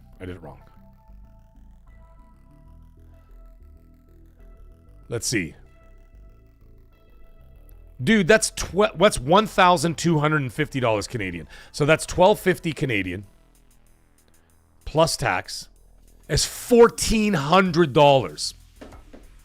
And that's the lowest end. I can tell you right now, 90% of Xbox players I know around me that are not like extreme hardcore, but they play a lot of whatever, they're not spending $1,400 on an Xbox. No, they're not. Now, I'm not saying that the other companies are like going to be any better. PlayStation 6, we don't know. We've heard that they're going to be significantly lower, like maybe possibly $600 or $700 US for that. I would think closer to $700 makes a lot of sense because, the PS5 Pro was $700 when I bought it. Of course, in Canada, that was $1,100. Right? I bought that. But the thing is, the way I'm looking at it, and it's not because it really just the price for me, like personally. It's not just the price for me. Like you say, okay, $1,400, Mag, it's not that bad or whatever, because it's going to be a very powerful machine. There's no question. However, how often am I going to use it? This is what I'm talking about, the practicality part, at least for me personally. How often am I going to use it if I'm buying all my third-party games, Xbox games, and PlayStation games all on the PlayStation right now? Because I game share with my family, I'm going to buy a Magnus that's going to collect dust because all those Xbox games I'm going to be playing on the PlayStation because of my wife and my kids. Right? So that's a thing. So I'm thinking from a practical point of view, what I think would make the most sense. I've got a beautiful monitor here, 144 hertz, 4K, the whole 9 yards, variable refresh rate, all the bells and whistles on this monitor. Gorgeous monitor, right? And it's right here in front of me. All I have to do is pull this thing out. Right? This Xbox controller, connect it right there. Because in 2 years, If Microsoft is going to do what they say they're going to do, which was to improve their cloud tenfold, and of course their Windows operating system and all that shit, right? And they're going to be doing all that, well then in 2 years it should be a hell of a lot better than it is now, and now it's not even that bad. So I would think that in 2 years it should be in a much, much better place. Why would I even have to buy it? I could just connect right to my monitor so I can play other games on my PlayStation 6, and then if I want to play on just the Xbox ecosystem, I got my monitor directly in front of me with 7 controllers on the go. And Microsoft doesn't give a rat's fucking ass where I play or how I do it. It's how I pay. Because all they care about is the money. Like, for example, let's just say for argument's sake, I don't even get involved in the Xbox ecosystem for the rest of my life, okay? Let's say I just stick with PlayStation for the rest of my life. I buy all my Xbox games on PlayStation. Do you think that Microsoft gives a rat's ass? You think they give a fuck? They're making 70% off of every sale I make on the I give them on the PlayStation. They love that. They don't care. You think the Xbox executives are calling people ponies and like Xbots and all this other stupid squabbly shit that people do in like in YouTube and Twitter? They don't give a fuck. And you know what they don't like? They don't like toxic people either. They don't care. You know what they like? Money. They love money. And they don't care where you get it from. And for me, it's all about what's good for you, what's better for your bank account, and what's better for you and your family as a gamer, and what makes more financial sense to you. That's all that matters to me, because to me, I think it's all about fun. Can you access it? Like, you know how many people DM me? You guys have no idea. You know how many people DM me all the time saying, Mag, I'm scared about next generation. I'm like, why? And like, I'm an Xbox gamer. I can't afford a console above $600. And he goes, but I want to stay in the ecosystem because I love Xbox and I love my Xbox ecosystem and all my friends and everything else. And they're like, I can't afford that. And I have to talk so many people off the ledge. And I'm like, listen, man, I go, listen, stick it out. Don't worry about it. I'm not sitting there going, go to PlayStation, do it. I'm not doing any of that shit. I'm like, no. You love Xbox, you're going to stay there. I said, you know what you're going to do? Don't worry about it. I said, you got a Series what? Series X. Okay, you're good? You're good for another 5 years, bro. I go, start saving your money now, though. Put $20 every paycheck. $20. It's not a lot of money. Take $20 every paycheck, put it away, and your Xbox Series X will still be good for another 5 years at least, maybe even more. I said, so don't worry about it. You've got a console right there. And I said, and then eventually down the road, let's say you do not want to buy any hardware, or you can't afford a PC, or you're not interested in PC gaming. I said, just play from the cloud. I said, because even, never mind what I just said about 2 years, in 5 years, imagine how good the cloud will be as they continuously improve it over the next 5 years. Xbox cloud gaming will be superior in 5 years. In many ways. And therefore, I'm like, there's always a solution. And like, listen, Microsoft may be what they may be, but they're not going to price people out of the ecosystem. They are going to price you out of, and this is what ties all back into what I was talking about. They're going to price you out of a console. They are not going to price you out of an ecosystem. There we go. That's all I'm trying to say. There you go, Big Boy Bear. You nailed it. Stick with the hardware you've got. Play 70% native and the rest via cloud. There you go. Microsoft, if there's ever a clippable moment, that's what it is. This is exactly what's happening. Sorry it took me like an hour to get to this point. Microsoft is trying to price you out of the console. They're not trying to price you out of the ecosystem. And this is something I'm trying to preach to the people that reach out to me and like, I'm scared, I can't afford this, I can't afford that. And I'm like, it's okay, dude. Don't worry about it. You'll be fine. Why will you be fine? I'll tell you why. Because they want you in the ecosystem one way or the other. They're not trying to drive your business away. Only an idiot would think that. They're trying to drive you out of the consoles because they don't want to fucking make them. But they have no choice. because they have a dedicated fan base that demands it, and they need their backwards compatibility because they paid for their games. They can't lock you out of those games because you could, I don't know if you could, but I mean, you could launch a class action lawsuit against them and be like, yo, I own all this shit and you took it away from me. Fuck you, man. I'm taking your ass to court, and me and millions of others are going to take you to court, make a big stink about it. And then more bad PR.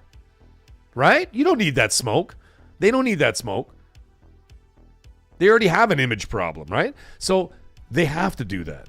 But they don't want you to leave the ecosystem. They want you in there, connected. They want you connected to the Xbox one way or another. That's why everything is an Xbox, right? Your monitor, your this, that, whatever. And so now I'm thinking in practicality, for me specifically, I'm starting to think twice about a Magnus. I'm like, do I even need one? Not really. Because like I said, as I game share with my family who are all like hardcore ponies, they're all going to, like, I buy most of those games. Like, for example, next year. Okay, I'm going to say, I know I said it earlier in the show, but like that was hours ago. You might not have even been here, whoever's listening to me now. I'm buying Halo Combat Evolved, or whatever the fuck it's called, Combat Revolve. I'm buying the Halo remake. I'm buying that on PlayStation. Because my wife wants to play.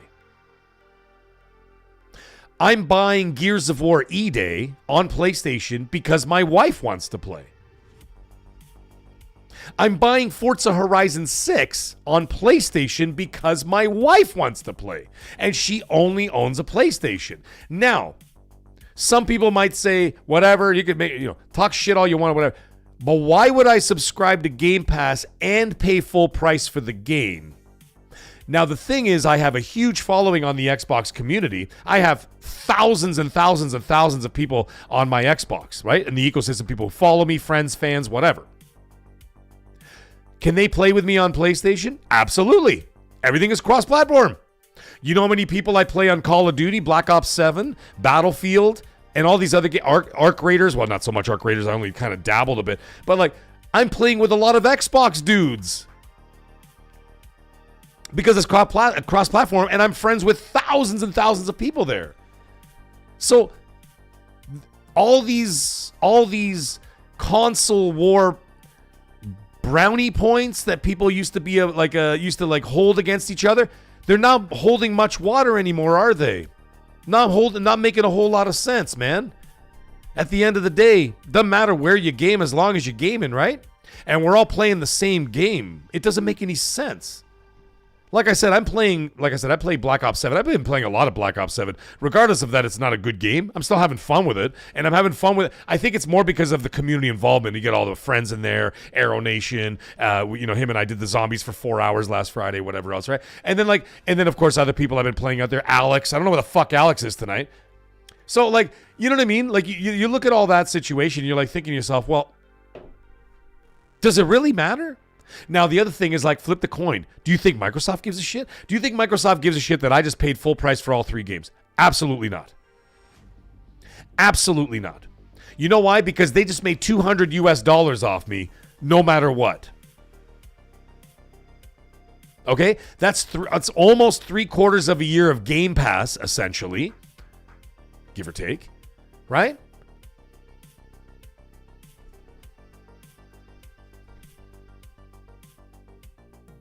There you go. There you go. It's like 60%. It's like 60%. I basically, by buying those 3 games on the PlayStation, that's the same amount of money that it would be to get like 60% of a year's subscription on Game Pass. Now, mind you, I understand that Sony gets a 30% cut. There's that too, so they're not going to make as much. So let's like drop it down to like 40% or whatever, half. But either way, it doesn't matter. You think Microsoft gives a shit? No, they're getting a lot of money from me because it doesn't stop there. It doesn't stop there because then if my wife, which she's loving, her and I are playing the Black Ops. Excuse me, I got hiccups. Her and I are playing the Black Ops 7 campaign, and she's having fun with it. She's having fun with mostly because she's playing with me or whatever. We're just having a blast, right? And she's enjoying it. Guess what? You better add Modern Warfare 4 to the list too, because she's going to want to play that too. So guess what? I'll be buying it on PlayStation as well. So I'm going to be buying 4 Xbox Studios or whatever, Microsoft Game Studios games next year at full price on the PlayStation. It's going to cost me 250, 260 US dollars for that. Right? They're making the money off me. What the fuck do they care where I'm buying it from? They don't care. Why should anybody else?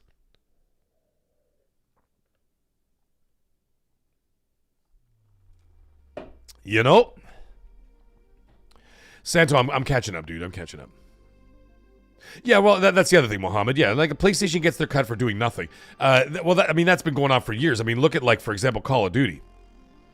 That's why when the ABK deal went to trial and all that other shit or whatever, that's why, like, they were, like, PlayStation was like, what's happening here? Because PlayStation is making billions of dollars off of 30% of Call of Duty sales every single year.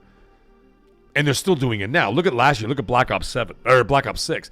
They made 82 to 83% of all sales were made on PlayStation, and they collected 30% for doing fucking nothing. And on top of that, they didn't even have to pay for marketing. That is a cash grab if I've ever heard one.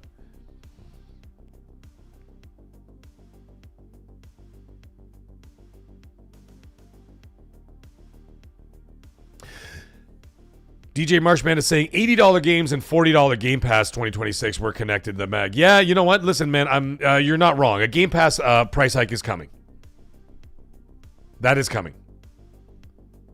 I assure you. Sooner rather than later, by the way. But it's coming. Unfortunately. It sucks. I mean, what are you going to do? What are you going to do? What are you going to do? You either do it or you don't. Hey, Birdman's in the house. See, Bird, where the hell you been? All fucking night. Jester the Reaper. Really love your show, Mag. You're awesome. Thank you so much, man. You're amazing. Grandpa Barbecue Game Cat. Did I even say hi to you tonight? I'm not even sure. I'm not even sure I said hi to you. But you know what? I'm saying hi to you now, brother. Thank you so much for being here. Z Birdman is hanging out playing some Black Ops 7 multiplayer. Nice. Nice. I'm having fun with it. It's fucking nonsense, but it's still fun.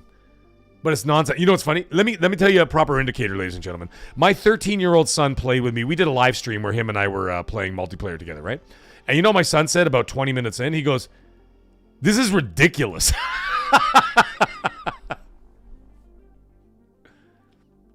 That's right, Grandpa Barbecue Game Cat. We'll all be on the cloud eventually. So if I choose to continue to stay in the Xbox ecosystem, which I will, I always will. It's not like I'm going to go anywhere. I'll still be there. I just may not have to buy the hardware to do so. I just access right online, right on the screen. What the hell's the difference? Who gives a shit? Like, for example, look at Colt Eastwood. Look at my friend Colt Eastwood. Colt Eastwood doesn't play on an Xbox. He plays on a third-party machine, and he accesses Xbox through his third-party machine. What's the difference? Eddie Garcia, take my body.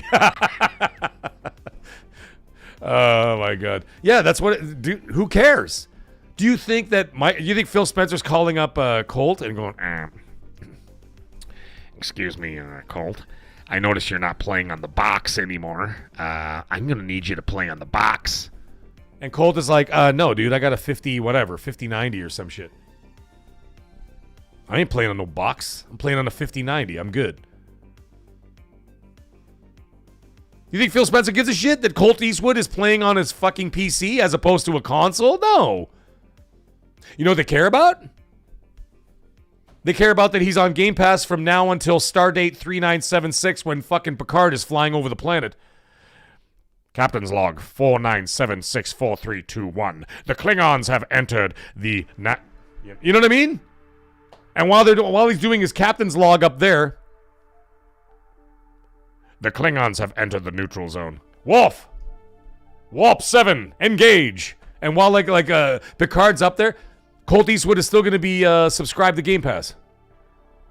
After everybody's dead and gone. His kids and his grandkids and his grandkids' grandkids are going to inherit his Game Pass subscription. And that's all Microsoft cares about. They don't care where he plays it on. If they cared what you played on, they wouldn't have made a third-party machine called the ROG Xbox Ally X, made by a third-party company. They don't fucking care. They just want you in the ecosystem. It's very simple. Anybody doing this console war bullshit, you're fucking ridiculous. And you know what it is on top of that? Not only are you ridiculous, You obviously need help. Seek it. It's okay. It's totally fine.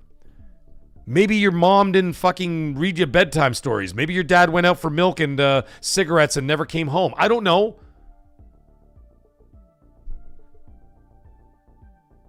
Maybe you've never seen a vagina. I don't know.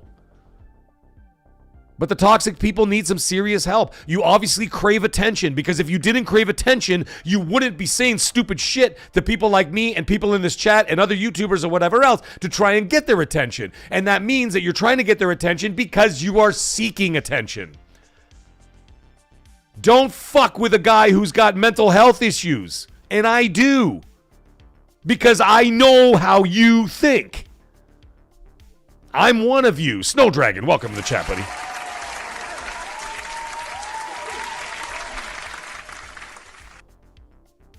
There's no room for that. And I will fight tooth and nail to get away from that. I want to get to the point one day where people are already doing that now, which is wonderful, by the way. People in the chat and everything else, and people that DM me and friends on Xbox and PlayStation and Steam and Nintendo Switch 2. By the way, Nintendo Switch 2, I'm on there too, by the way. I am the Mag, all capitals, all one word. That's the same for every console I own, by the way, if anybody ever wants to add me on, even on Switch 2. Anyways, the point is that I would love to get to a point one day where people ask about, are you playing this game? Not what are you playing it on? Right? I want to get to the point where they'd stop asking what you're playing on and what you're playing instead. Unless, of course, it's like a PlayStation or a Sony exclusive. Because it's pretty obvious at that point. Like, for example, like Wolverine is only coming out on PlayStation, right? So then you could say, okay, well, you know, are you playing Wolverine next year? You don't have to ask me what system I'm playing it on. But I'm talking about everything else. We have to stop with the labels. Stop with the labels. Where are you playing it? He's playing it here. He's playing it there. Who gives a fuck? Are you playing it? That's what should be important to everybody else. And that's what I love about this community. For example, when I say I'm playing Battlefield 6, everybody jumped in. Xbox, PC, PlayStation, they all go, dude, I'm in. And they're all jumping into play. They don't give a fuck what you're playing. And that's how I think we all should be eventually. And that's what I'm going to continue to fight for. It's very important, man. It's very important to me. It's important to me because this is supposed to be fun. You see this behind you? You see this, guys, right there? See all that? See all these cabinets? You don't see them all, but you can see some of them. Do you know what this is? That was joy. Joy. Joy. Pure joy. You know what it's like? Riding your bike and going to the mall. Your mom gave you like $2 and quarters, if you're lucky. And we got to go out to the arcade and play see these games right here, Miss Pac-Man and like Mortal Kombat and like, you know what I mean, Dragon's Lair and like Dig Dug and all the other shit that I got back there, Street Fighter. There's joy. And somewhere along the line, we lost our way and became a bunch, not us, excuse me. I'd like to rephrase that before I continue to say it. But somewhere along the way, people became a bunch of fucking assholes. And it was the invention of the internet. You know why? Because if you were an asshole in the arcade, you got punched in the mouth. Period. Don't think I didn't scrap in the arcades with someone, like I'd be playing Street Fighter, right? And then some guy'd be a douchebag and put his, like, you remember in the old days, guys, if you were old enough, you put your quarter on the screen, like at the bottom of the screen, you put your quarter there so you knew you were next in line or whatever. And there'd always be some guy trying to fuck with you while you're trying to play or this and that. I'd be like, dude, you bump me again while we're playing, I'm a fuck, you know? We're gonna have a problem here or whatever, right? Or they try to like do something to you, or they would light a smoke. This was a big thing in those days, by the way. You'd light a smoke and then you put your finger out like this. So if you try to do a fireball with your hands as you're doing like a quarter moon, you get burned by a smoke. And I'm like, dude, you don't get that cigarette out of my fucking face right now, I'm gonna smash you right here. And I got into fistfights over Street Fighter over that kind of shit. Or whatever else, right? You know how often that happened? Very infrequently. It didn't happen often. You know why? Because you were going to get smashed in the fucking face. But the problem is the internet has literally born and bred these fucking people. And the reason why they've done it is because they can hide behind the keyboard in their basements or in their bedrooms or in their whatever. In their mom's garage. and never worry about consequence. And that is how the console war got uglier. There was always a console war. Sega and Nintendo in the 80s was the first. They were all there, man. Atari and all that shit in the 90s. Remember? Sega does what Nintendo don't and all that stuff. That was all there. But you know what? We used to talk about that shit in the playground and in like the schools and stuff. But it was not like we were going to like, you know what I mean? Not be friends with each other. You know what we used to do? I'd be like, what do you got? You'd be like, I got a Sega Master System. I'd be like, dope. I got an NES. Tell you what, you come to my house, we'll play NES. I'm going to go to your house and play the games I can't play, like Wonder Boy and Alex Kidd and Miracle World and shit like that. I can play that on the Sega Master System. You can come to my house. We're going to play Contra and we're going to play Super Mario Brothers. And we'd be like, yeah, dope. And we would do that shit. And yeah, there'd be a little bit smack talking here and there, whatever else. But the thing is, the internet has created these monsters. And I am dead set on eradicating those kind of communities. I don't want to be a part of it. I don't want to be a part of it. I will shit talk companies that aren't doing well, and that's fine. That's just part of the whatever. Because I have a talk show. I have a talk show where I have to analyze the industry. I have to analyze companies, what they're doing, what they're not doing, and all that kind of stuff, right? And so therefore, by saying all that stuff, there it is. Right? I have to talk about that stuff. If Microsoft is doing shit, I will say so. If Sony's doing shit, I will say so. If Nintendo's being a bunch of dorks and like trying to get away with this, that, and the other, I will call it out. That's fine. That's what we do. It's a talk show. I run a talk show. I run a channel where we have to talk about all this kind of stuff. But toxicity and all that other kind of stuff, no, man, I'm done with that. I'm done with it. I'm not going to build the foundation of this channel on any of that stuff. And we haven't. And that's why this channel feels special. You guys know that. I talked about that earlier. And shout out to Scott Gamer Dude. Sends another $2 US super chat. Thank you so much, my brother. Thank you so much. You've been ridiculous tonight. And he says, you know a Tron arcade machine? Arcade. Yes, I know the Tron machine. And let me tell you something, dude. I almost bought one, but they're too expensive. They're too expensive. I can't justify it, man. I can't justify it. I can't do it. As beautiful as it is with the big controller and like the blue lights and all that shit, it lights up the controller and like the power stick like lights up and all that shit. It's gorgeous. It's a gorgeous machine, but I just can't justify the purchase. I can't do it. I can't do it.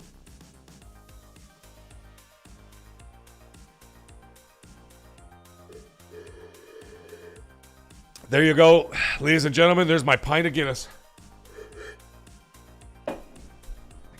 As promised. I'm going to go grab another beer.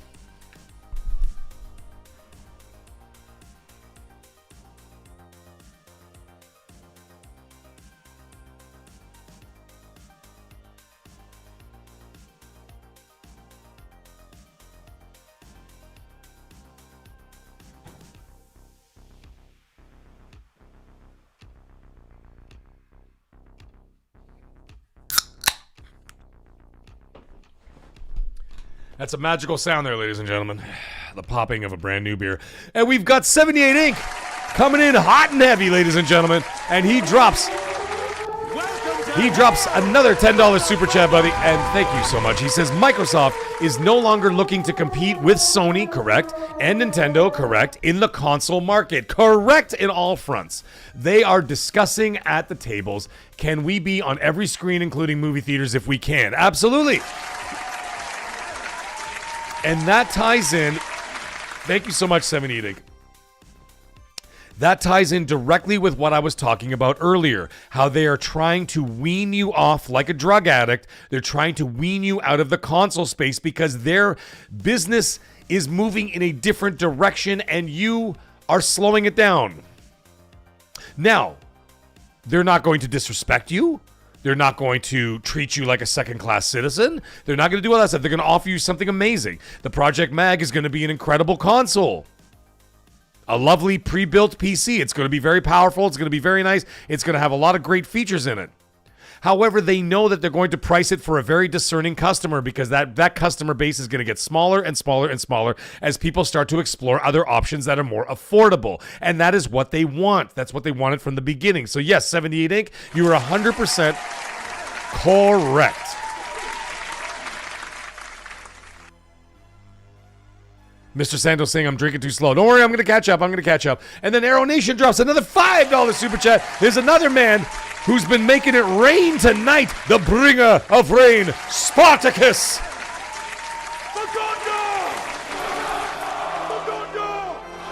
Arrow Nation, thank you so much, buddy. And he says in his $5 super chat, he says, my question isn't what you play on, it's what time you hopping on. That's what I'm talking about.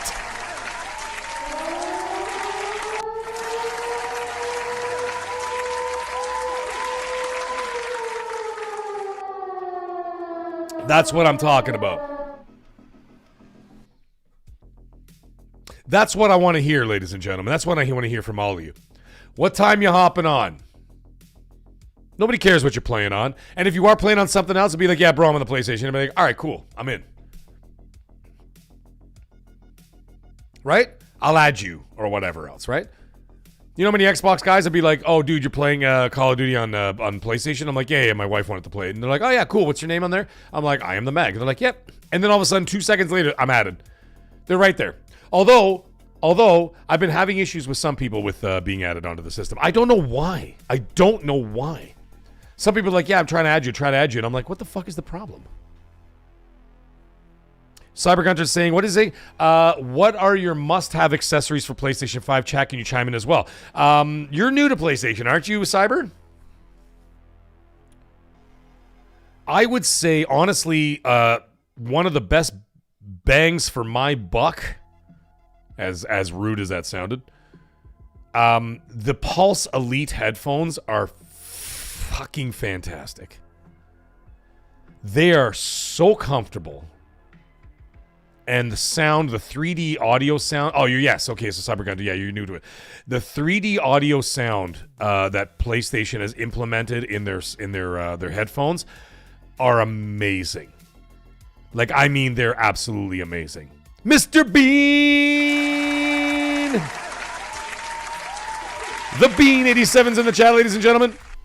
How you doing, buddy? He said, I had a nice comment pointing out there was always a console war, and you bring it around. Yeah, I kind of did. Okay, Funky Playbox, thank you so much for sticking around, buddy. I appreciate you. Get some rest, man. He's 5 a.m. He's got to go to bed. Yes. Yes, Mr. Grimm, that's a fact, too. I was about to say that, funny enough. And I actually have one right there. It's one of the charging docks. Like, you could buy, like, this little charging dock. They're only, like, $30. And Mr. Grimm is right. They're about $30. You get a little charging dock, and you could put both 2 controllers in there. Right? You just, literally lay it on there, and it just plugs in with, like, a USB, whatever the fuck. As long as you got a cube. And I just leave it continuously plugged in. I just leave it plugged in with like a cube over there or whatever, and then whenever I'm done gaming, I just drop the controller on it and then it's off. Okay, so you have 2 controllers. Get this. Hold on, I'll be right back. I'll grab it for you.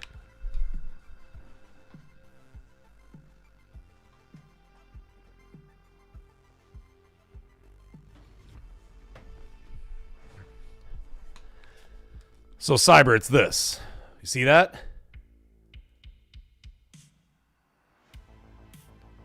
There. It just sits on there like that. Like the 2 controllers just sit on there, obviously wireless.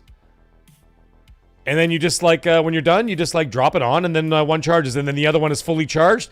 When this one dies out, I mean, I don't know how long you're gaming for. Like some people are like, oh, the batteries don't last too long. And I'm like, dude, what the fuck are you, like, you have nothing else to do with your day? You don't have something to do with your life? You know what I'm saying?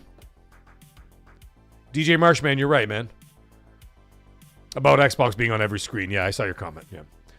So anyways, you get one of these. They're like $30, man. And then, yeah, you just, like I said, it's just got the little plug in the back, whatever. You just get like a USB-C to a regular USB, like a cube, whatever the fuck. You just plug it in and done. That's amazing. And it's only like $30. You can get them on Amazon for like $30. They're super cheap. PS5 cool. I've never had a problem with overheating PS5s. Nate Dogg. Nate Dogg is calling me a pony, ladies and gentlemen.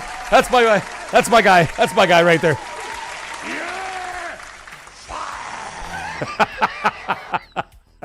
He's asking me about PlayStation accessories. I got to answer him. And then, of course, the Pulse Elite headphones, which you can't see. I don't know. Maybe if I move my stupid head. No, you can't see it. You can't see it. It's on the other side of the room. The Pulse Elite headphones are very cool because what it has a wall-mounted dock that you just kind of like drill into the wall. It's very small. It's very small. It's very nice. And the cool thing is the dock actually has a wire that goes down. You plug into the wall. And the controllers wirelessly charge. So when you're done with the headphones, you just take them off and you just rest them on the hook, and it automatically fucking charges. They're so cool. But it's not about that. I mean, I know that's a cute little like whatever accessory, but it's all about that 3D audio that they have with the Sony whatever. I remember that Xbox had them with the Dolby. Was it Dolby DTS? I can't remember. It was Dolby DTS or Dolby surround, and I had to pay for it. I had to pay like a one-time fee for it on the Xbox headphones. It was like $20 for life or some shit, right? And you just pay once. It was like $20 and you got it for life. And I bought that. Dolby Atmos. That's what it was. And Xbox had, with their Xbox headphones, the Dolby Atmos. Amazing. But the 3D Pulse audio on the PlayStation 5 is even better. So, like, you can literally hear, like, if there's something, like, up to your top, like, right or something like that, you can literally... Yeah, Big Boy Barry nailed it as soon as I said it. Yeah, Dolby Atmos. You can, like, it literally sounds like it's on your fucking shoulder. It sounds like it's on your shoulder. It is terrifying. You know what I'm saying? Terrifying. But good. When you're playing like Battlefield, you could hear dudes. I know you could get those like with the A50s and all that kind of stuff, like those more expensive like headphones or whatever. But the 3D Pulse Elites are amazing. And they're not cheap, but like they're really good. And by the way, they're so comfortable. It's like putting 2 pillows on your head. It's amazing. And G-Mania, what's up, G-Mania? Where have you been all my life? Welcome to hell, motherfucker! G-Mania drops a $10 super chat. Thank you so much, my friend. And he says, I just bought 2 more Series X. Holy shit, dude. I just bought 2 more Series X and another 360. Ah, fucking right. Because I have a massive physical library, and since everything is going digital, I got to make sure I have backup consoles in case one breaks down. Very well played, my friend. Lucky for me, by the way. You know, that's always been... Let me tell you something, G-Mania. We're going to get into this. Before I get to Grandpa Barbecue Game Cat there, let me tell you something. I've always have this fear of what happens if, right? Because these fucking consoles and hardware and PCs, they're expensive.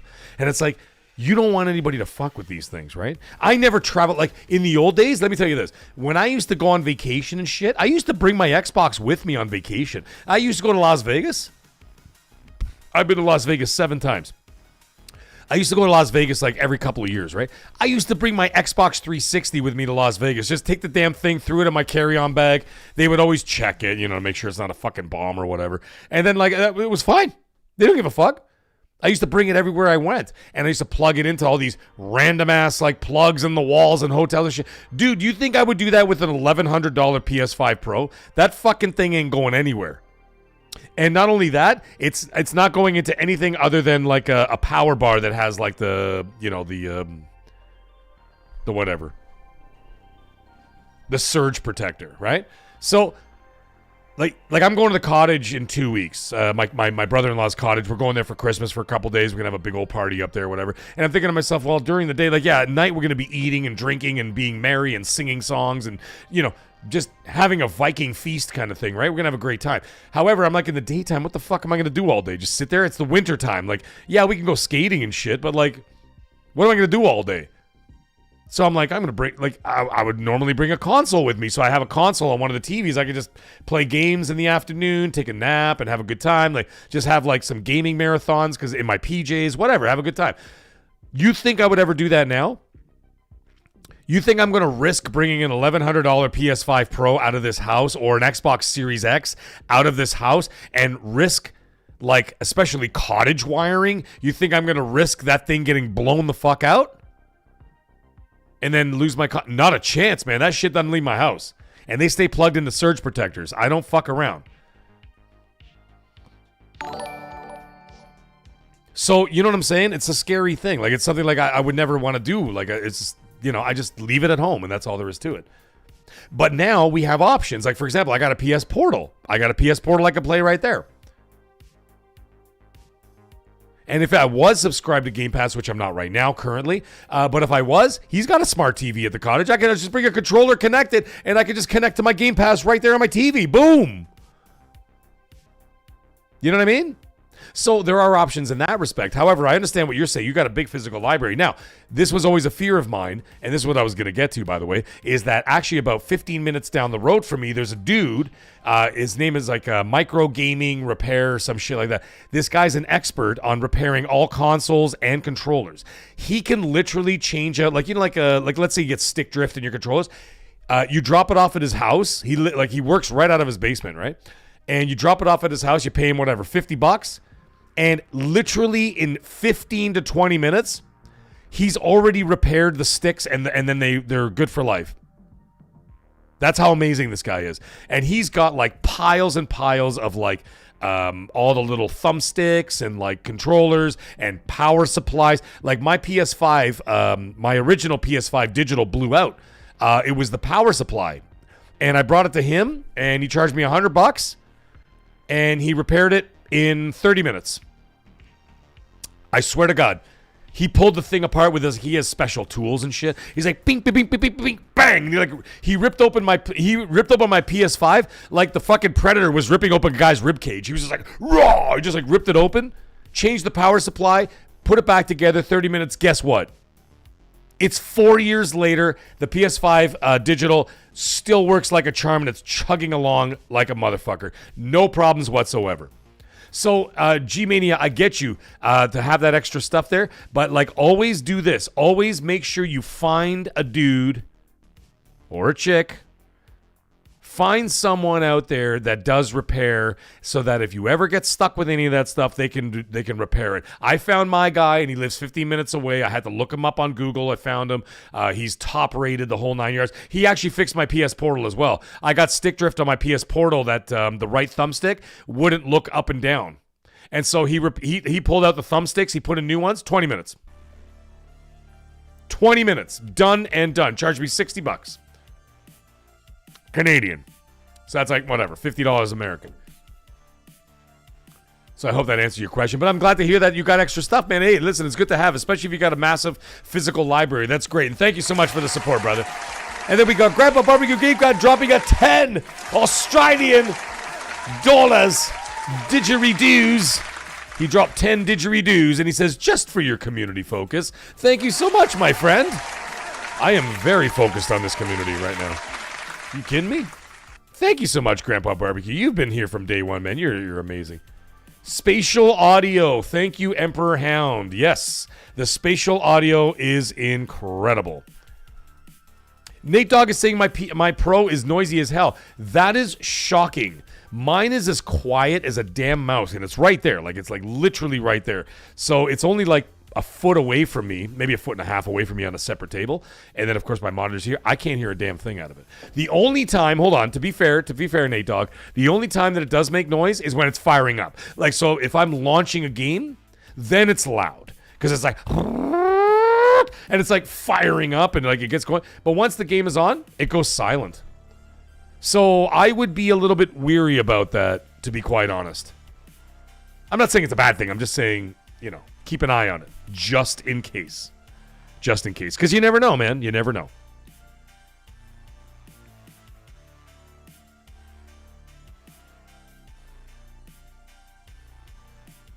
I don't know. We'll find out. But either way, I'm sure you're just fine. It might just be a noisy one. Who the hell knows?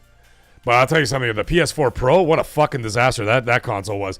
Jesus Christ. It sounded like a helicopter was launching in the living room. It was like, I was like, okay, dude, are you about, like, it sounds like a nuclear reactor is about to explode in one of, like, the Black Ops games or something. I'm like, chill the fuck out, man. You're too noisy, bro. That was a loud console. That was a ridiculous console. Almost as loud as me. But thank you very much, everybody. Oh, we've got Dead Meat 5609 drops 50 Swedish krona. Yes, I do know what Swedish krona is, my friend. Thank you so much, Dead Meat. I'm going to give you an extra one of those. I'll give you one of these, too. Welcome to hell, motherfucker! And it's funny, you know what's funny, Dead Meat, is that Dead Meat used to be my handle before Mag. For decades. From the 80s, from PC, when I used to do PC gaming in the 80s, and the 90s, when I went back to consoles, whatever. Whenever I had, like, my gamer tag and handle and all that shit, my name was always Dead Meat.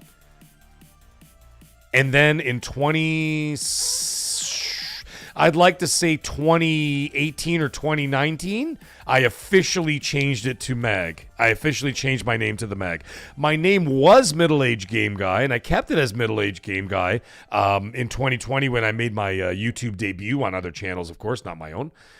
And but up until then, even for example, like Noof Nukem, he still has one of my accounts on his friends list still says Dead Meat.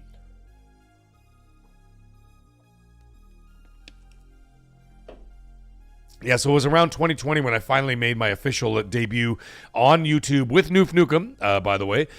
Shortly followed a month later by Mr. Boomstick XL.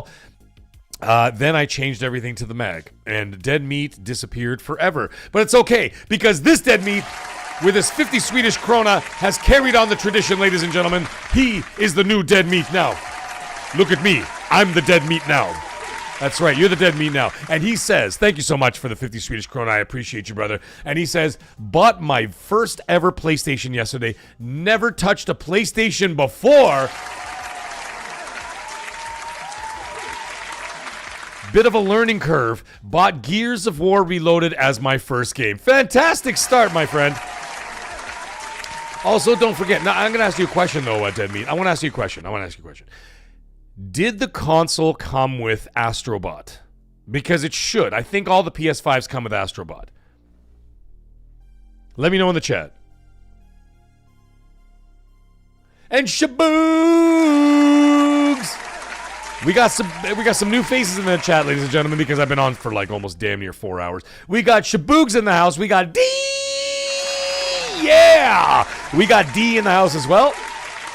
Thank you guys for joining us so late on Mag After Dark. It's Mag After Dark. Oh, here we go. He goes, I think I got it from Duke Nukem 3D multiplayer back in the 90s. When you die, the game calls you Dead Meat. Holy shit. Well, there you go. Alex, what's up, buddy? How you doing? You know what's funny, Alex? I was just asking. I was talking about you about like 10 minutes ago. I'm like, where the hell is Alex? Oh, yes, I'm talking about that. Astro's Playroom, Dead Meat. Yes, I'm talking about Astro's Playroom. Not the Astro Bot, the full game that came out last year, the one that won Game of the Year. No. Then Cyber got to go buy it. He's like, I want Astro Bot. Then buy it. It's worth it. Trust me. Absolutely worth every penny. Yeah, so Dead Meat, what do you think about, if this is your very first PlayStation, if you played Astro's Playroom, tell me what you think about those, I'm assuming you played it by now. Tell me what you think about those DualSense 5 features on that. God damn it, that, you know, that is a selling point right there, man, because like even when you walk in sand, your controller is literally crunching. You can feel it.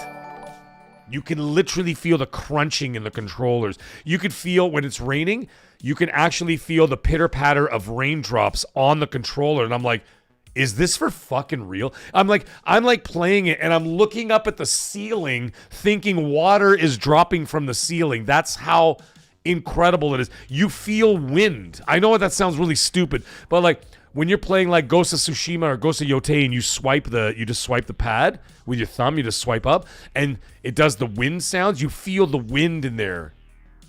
It's ridiculous. Yeah, Alex, we're going to play some games this Friday, buddy. We're going to play some games this Friday. Listen, and D's dropping a $5 super chat and he says cheers. Well, cheers to you, baby. Let's go.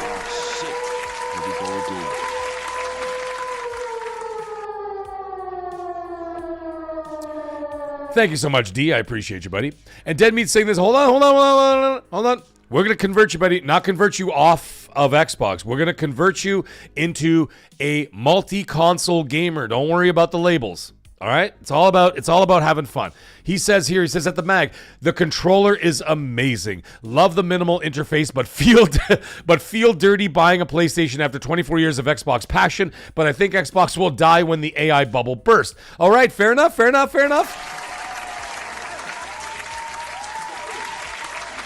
Microsoft is going to close everything that's not Windows or Office. You're probably not wrong at some point. You're just probably not wrong. They're gonna stick with what's making them money.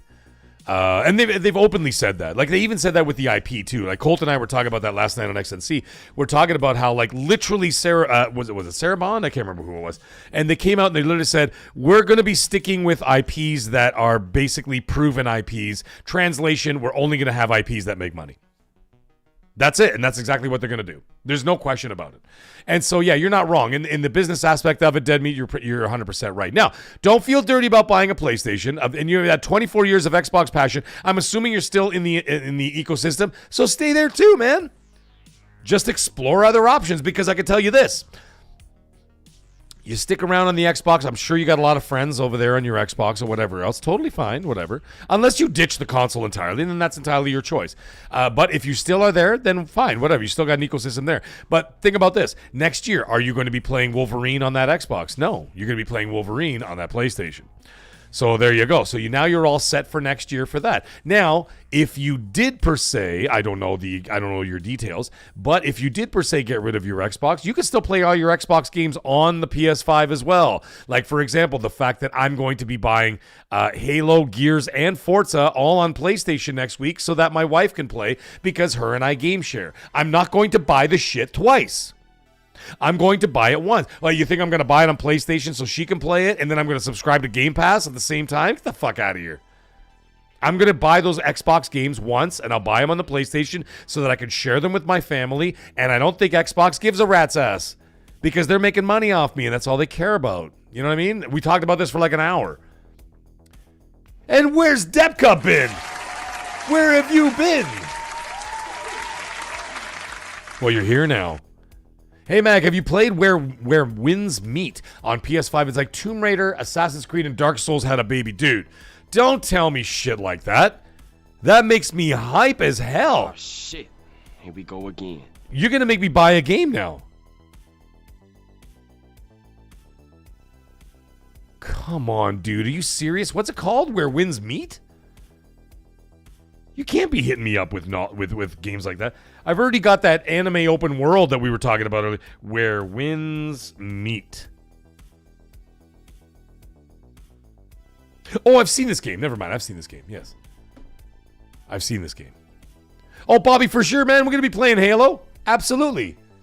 Depka, I'm always here. I know, but I don't see your name in the chat that often. It's free?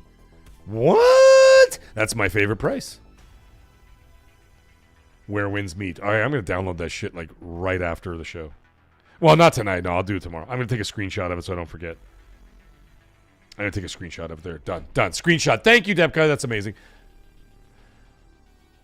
It's one of my top games. Hey, Portal players in the house. Welcome to hell, motherfucker! DJ Marshman saying the same thing. He's saying it's an AC Shadows Wukong all in one. Mag, do you think they will put Master Chief? No, I don't believe they will. Now, hold on a second. Someone actually asked me that earlier today. Hold on, let me just sort of elaborate on my answer here. They're gonna see the performance of Halo Combat, whatever the fuck it's called now. I know it's not called Combat Evolved anymore. It's like Combat whatever. Anyways, the point is that the Halo remake, they're going to wait and see the performance on that game first. Now, if that game performs incredibly well on the PlayStation, that will give them motivation to say, hey, this did really well. Let's offer for $30. Let's offer them the Master Chief collections for people who wants to, for people who want to have the legacy titles or whatever else. You know what I'm saying?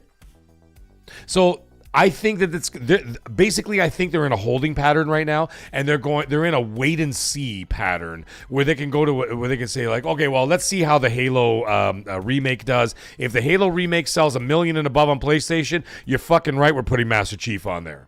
And then they could launch it the next summer and say, hey, for $30, yes, you played the remake. For $30, own all the original games just to have them as like a legacy kind of thing or whatever. And but if they do not do that, if they don't sell 1 million and above, they're not going to do that. They're not going to bring it over there.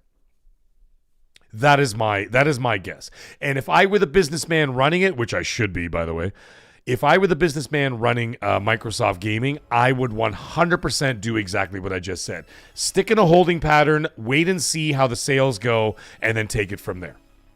I hope that answered your question. Yes, Alex, I will be streaming the Game Awards live this Thursday. Absolutely. Yes, Portal Player, MCC would make more of a splash than putting one remake at a time, yes. However, I don't think that they're going to be remaking every single game. I think the idea behind this is that it's a fishing line, it's a hook to get people into the Halo universe, particularly outside of the Xbox ecosystem, aka PlayStation, and then when they launch a new Halo, which is going to be multi-platform, they've already said it, Halo Studios said all games moving forward will be multi-platform. We already knew all that bullshit. But the reason why is that this is a lure. All right, the Halo remake is a lure. It's a love letter for Xbox gamers, and it's a lure for PlayStation gamers. You see what I'm getting at? It's a two-pronged approach here.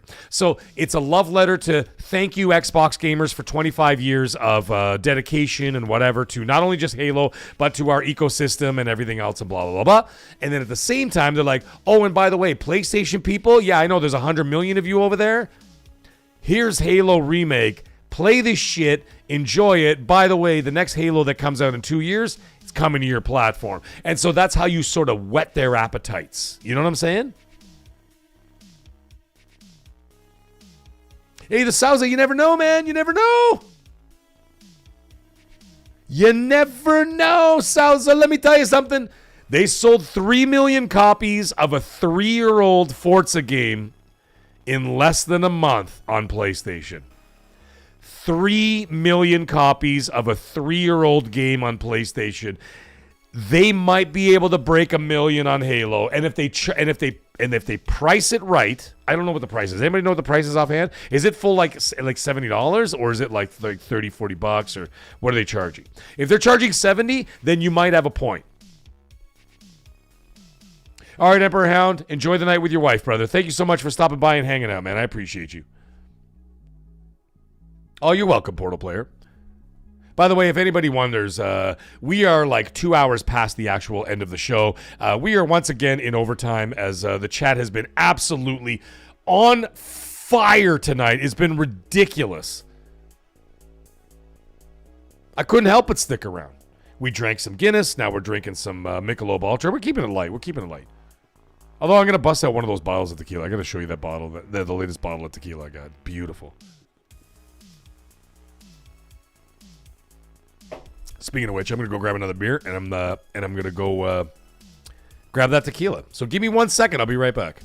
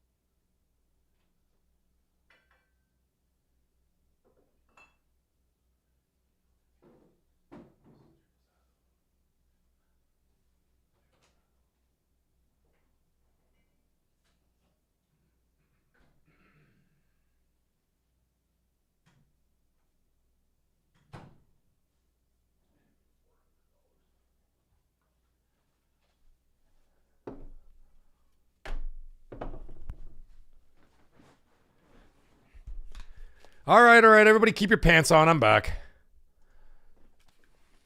So I wanted to show you guys something while I'm here.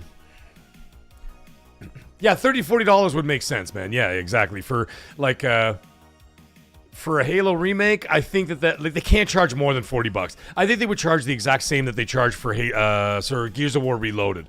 No more than that. You can't, because otherwise, you know, you're pushing your luck at that point, right? Even if it's a remake and it's gorgeous and you know. Shaboogs, you're absolutely right, dude. Listen, man, I'm drinking, you're drinking. We gotta drink. That's what's going on. And Portal Player, I'm glad you came and joined us live tonight.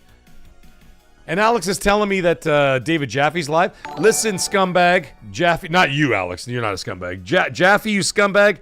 How dare you go live? Listen, you didn't make enough money from Paramount from your Twisted Metal show?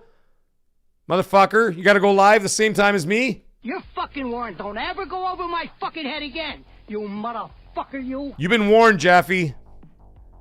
Let me tell you something. I've actually done a few shows. With Jaffe. He's hilarious, man. He's a bit of a dick. Listen, I'm not gonna lie to you guys, man. He's a bit of a dick.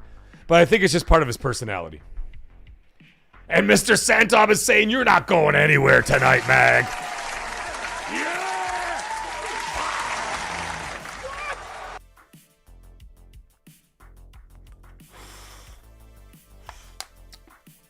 Oh. Portal Player, he had to. He had to get something from it. He had to get something from it because he literally created the damn game. So he has to have some kind of creative rights to the IP. They're going to have to pay him something. Or he sold off the creative rights. One of the two. He made money somewhere. And on top of it, let's also not forget, he also probably got a piece of something from Amazon, because don't forget, David Jaffe also created God of War. And God of War is coming to Amazon next year. Right? And so there's a lot of that going on too. He must have got something. By the way, the Twisted Metal show is fucking great. If you guys haven't seen it, you think so? Yeah, Fuzzy Tomato. I never even said hi to you today. Hi, Fuzzy Tomato. How you doing, buddy? Mr. Santop, by the way, he dropped a $2 Canadian super chat. I thought I would. Sorry, I had to address that immediately. Sorry. And he says you're not going anywhere tonight, Mag. That I said. I apologize, Mr. Santop. I didn't say you had a $2 super chat.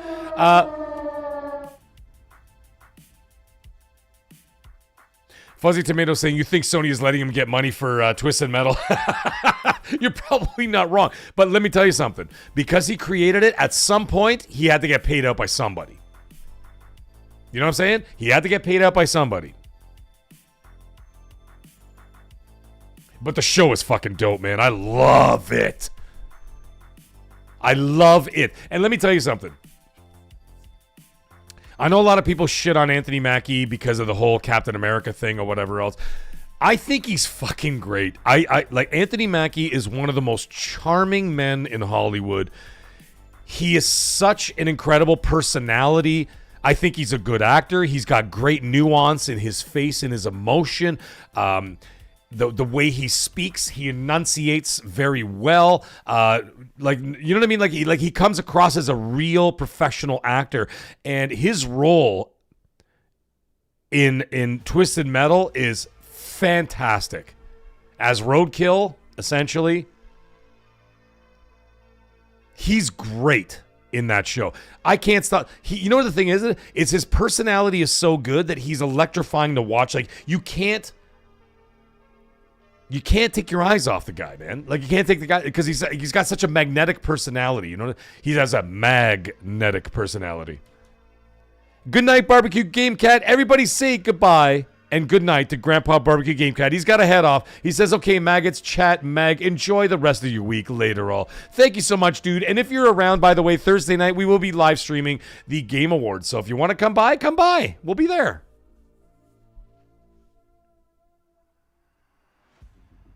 Portal Players is saying, I'm surprised Twisted Metal got a third season. I'm not surprised at all because the show is fucking great. And it got a lot of great response from a lot of people, man.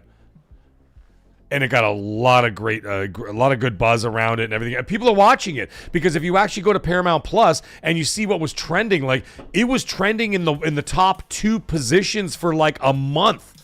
So, like, people were tuning in, man. It's a great show. If you haven't seen Twisted Metal, it is fucking great. It's gory. It's got lots of foul language, blood, guts. It's unapologetic. It's hilarious. The jokes actually land. And for once, the women are funny. You know how hard it is to find real funny women? Because like they keep putting women in like these comedy. It doesn't fucking work, man. Because they don't have the same comedic timing as like with us. So we're not compatible in comedy a lot of the times. That's why a lot of dudes don't watch female comedians because they just can't nail those beats that like kind of connect with us. But I'm telling you, man, this show, they nail everything. And the women are just as funny as the dudes, man. Great fucking show. I know that sounds chauvinistic, but it really is not. If you understand what I mean by all of that, like there's a disconnect in our cultures, right? When it comes to like male and female or whatever, when it comes to what we think is funny, what women think are funny. But in this show, they nail it across the board. Great show. I highly suggest to watch it. Now, that being said, I want to talk about these two tequilas. I don't want to talk about them. I'm just going to show you. I got two tequilas on the table here tonight. This one is Ka Tequila from Mexico, straight from Mexico. I got it shipped from Mexico. It is literally in a clay pot, which of course real tequila comes in, a clay pot, and the bottle is hand-painted. I want you to take a look at this, ladies and gentlemen. And it's even got a little sombrero. How adorable is that? Reposado. How beautiful is that bottle? Isn't that great? And then I got this other one here. This is another Reposado. It's called Casa Miestra Reserva. Also from Mexico. This bottle, this is the crazy thing is 100% agave. This bottle here stands at 1.5 feet tall. I can't even put it up right on the camera because it won't be able to fit the whole bottle. It's 1.5 feet tall. Casa Miestra, straight from Mexico. You can't buy this anywhere. I'm trying to see where in Mexico, but it doesn't say. Take a look at this bottle. I have to hold it sideways because it will not fit on the camera. Look at that. That's the bottle right there. Isn't that amazing? Also made out of clay. Incredible bottle. Part of my collection. Yeah, I'm all about it, dude. But the Ka one is I mean, they're both beautiful bottles, but this bottle is something else. Like I said, it's hand painted. Even the back, even the label, everything else, it's incredible. And even all the artwork on the sides and stuff are all hand painted onto the clay. Like I said, man, I take my tequila very seriously, man. I don't fuck around. I don't fuck around with tequila. Listen, man, if I want tequila where I have to put salt on my fucking hand and then like lick a or whatever, chew a lemon and lick the salt and drink it, that means you're drinking shit. You're drinking dog shit. Mr. Santo, absolutely, man. I got a whole bar full of that shit. I got like 10 or 12 bottles of these beautiful tequilas. What, are you kidding me? They ain't going nowhere.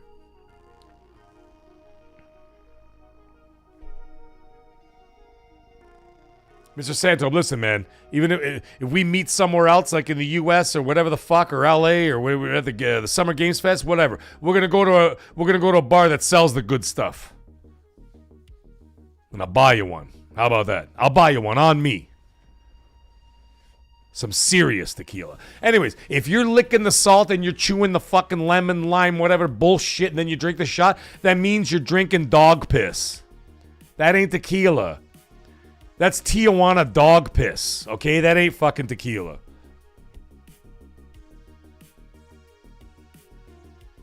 Because if you're drinking real tequila, you drink it straight, right in the glass. No ice, no nothing. You just drink it straight. You don't shotgun it like a fucking animal, eh?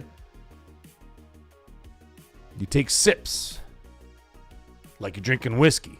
I mean, unless you're drinking whiskey in like a, in a fucking saloon and you're about to have a shootout with the sheriff and shit, or a bunch of outlaws, then you shotgun it down. But you sip your whiskey, you sip tequila the same way.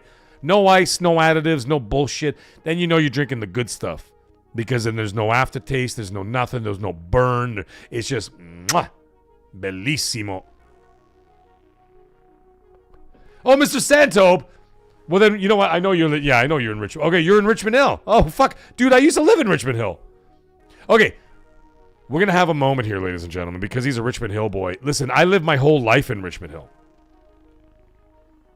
I lived my whole life in Richmond Hill until I got married and moved out to Durham region. Tijuana dog piss. I'm sorry I had to say something. Mr. Santo, if you're anywhere near Yonge and Highway 7, do you know a street called Westwood Lane? That's all I got to ask you. And then the next question I'm going to ask you is, do you know Archibald's Pub? Because if you know Archibald's Pub and you know Yonge and Highway 7, I lived literally right there. Ramon is in the chat. Ladies and gentlemen, he goes, hey, yo, what's up from Vancouver? I'll be catching the replay of your show on Thursday. I'll be on DPS with the homies, Slow-Mo and Forte. No shit.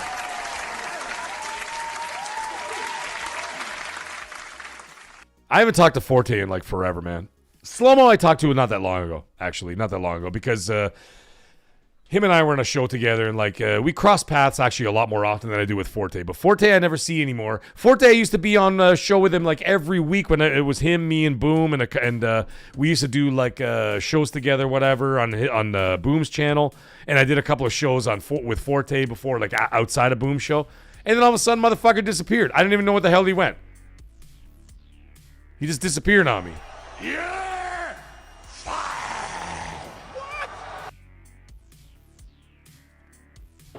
Go check out the channel. Go check out DPS.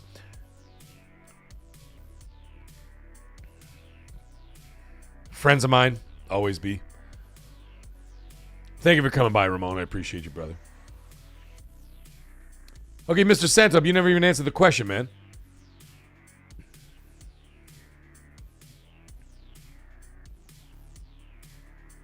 Do you know highways? Do you know Westwood Lane, and do you know Archibald's Pub? That's very important, because I lived at the end of Westwood Lane, all the way at the very end of the street, at the dead end, which faces onto the Richmond Hill Golf Course. Forte sightings are rare. Yeah, true story.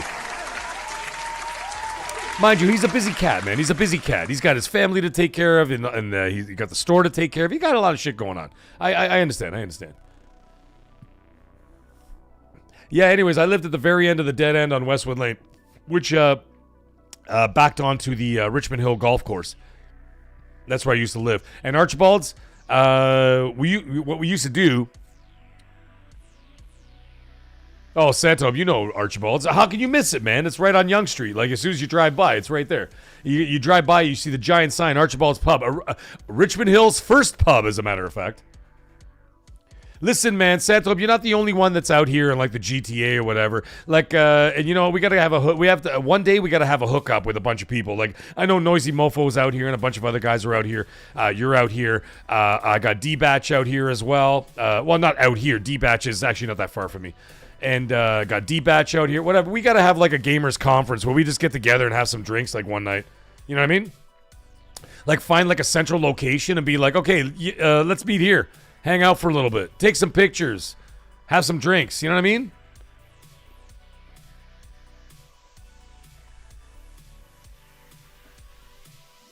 You know? Do that kind of thing. Have our first meet and greet in Toronto. You know what I'm saying? I think we should do something like that. I think that'd be great. Anyways, before I sign off for tonight, we've already hit 4 hours here. Is there any other questions anybody has before I have to leave tonight? Go ahead. Put them in the chat. Put them in the chat. Do it now. Get it out of your system.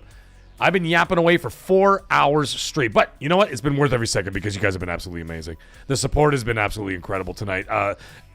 Completely humbling beyond words, man. Mr. Santo, that's the problem. I'm never free. So that's why we have to organize something like in the summer or the spring, or be like, hey, you know what? We'll do this then or whatever, and then have to like literally solidify it. Otherwise, fucking forget it.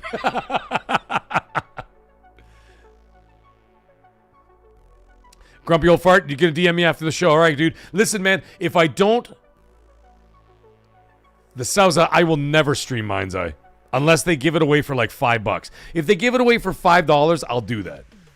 Grumpy Old Fart, I may not get your DM after the show because I don't know if you heard earlier. I'm sure you did. I had to erase Twitter off of my phone, and it just wasn't registering any of my shit. However, I've got Twitter on my PC. It's sitting right there. I can see it on my other screen. Like, I'm here obviously doing the show. And I'm looking at my third screen over here. My third screen, I got Twitter up, running, no problem. But for some reason, it's saying that on my phone that the app is corrupted and someone and whatever. It's all I don't know what the fuck's going on with it. So if I don't get the DM, I will 100% get it tomorrow morning. However, if you DM me now, after the show, I will check it before I go to bed. Mr. Santo, you know what would be actually great, though? You know what we should do? I'll tell you this. I'm going to be downtown pretty much every fucking day during the World Cup. What we need to do is have a hookup of gamers during the World Cup. I'm just saying it's a possibility, you know, just something. I'll be down there. I'm going to be down there like all the time. I had an idea for like the downtown core for the World Cup and all that kind of shit, but that's for another stream. I'll talk about that another time. Yeah, Grumpy, don't forget to DM me, man. I'll check it before I go to bed. Anybody else got questions for me before I sign off? Because we're already at the 4-hour mark. Having fun, though, by the way. I mean, I could just go all night, but, you know, let's get realistic. I still have to, like, take the kids to school and shit. And it's 1 o'clock in the morning here. Jesus.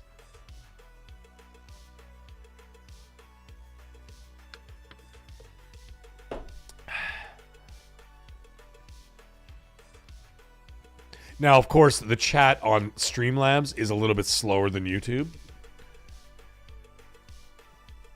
So I'm going to actually open up the YouTube right here.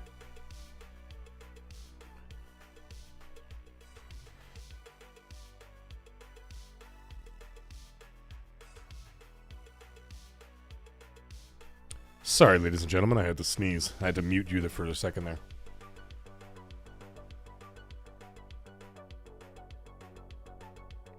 How funny is this, by the way? You guys want to hear something hilarious?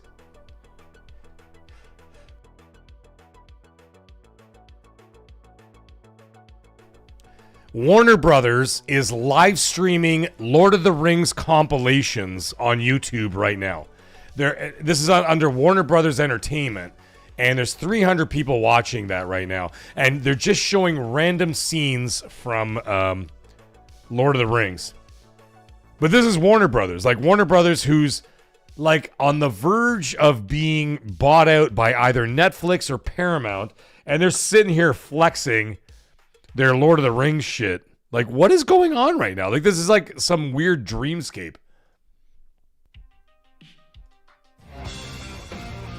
That's wild.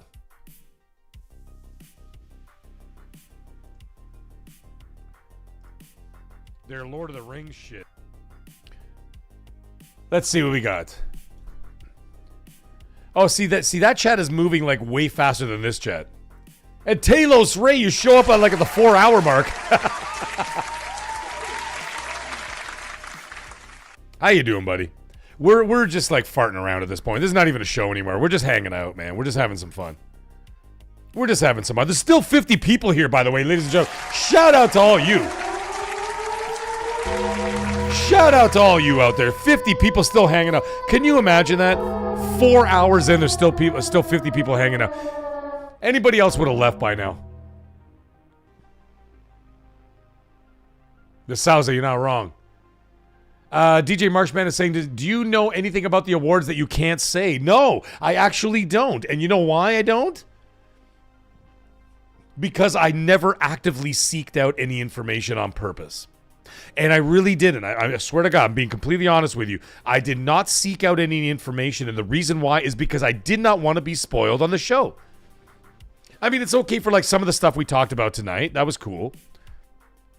But there's a lot of stuff that I didn't actually seek out like any like secret information or any like inside information from any of the people that I know that are in the industry. I didn't want to know because I want to be just as surprised as everybody else. So that when we sit down on Thursday and we do the show and we just talk about it and whatever else, That I want to be just as excited as you guys. I don't want to be there and like pretend I didn't fucking know. And I'll be like, oh, wow, didn't know that was coming. You know what I'm saying? I want to be just as shocked as everybody else. I want to be in that position where I just go grab my headphones and go, what? Like throw my headphones across the room and like just like cheering like with all you guys and like, holy shit, I can't believe that. Or whatever, right? Shabooks. He's like, we here for the mag. Thank you, brother.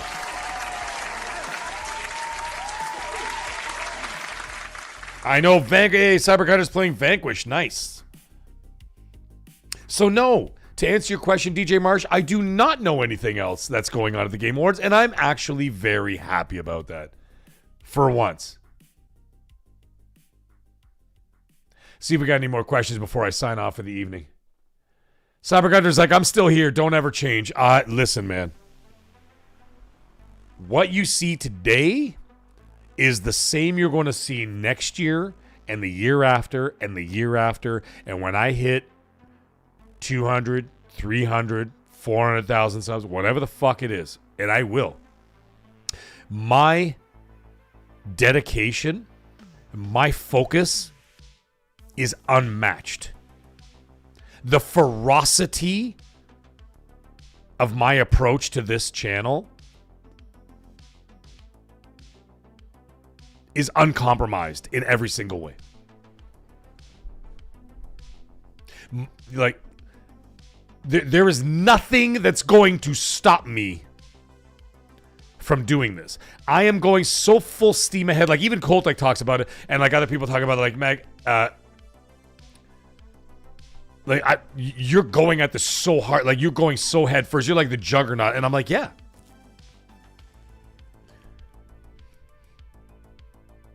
I am resolute in my convictions on this channel. I am never going to stop. Nothing is going to get in my way. Nothing. Google wants to fuck me, I will fuck you right back.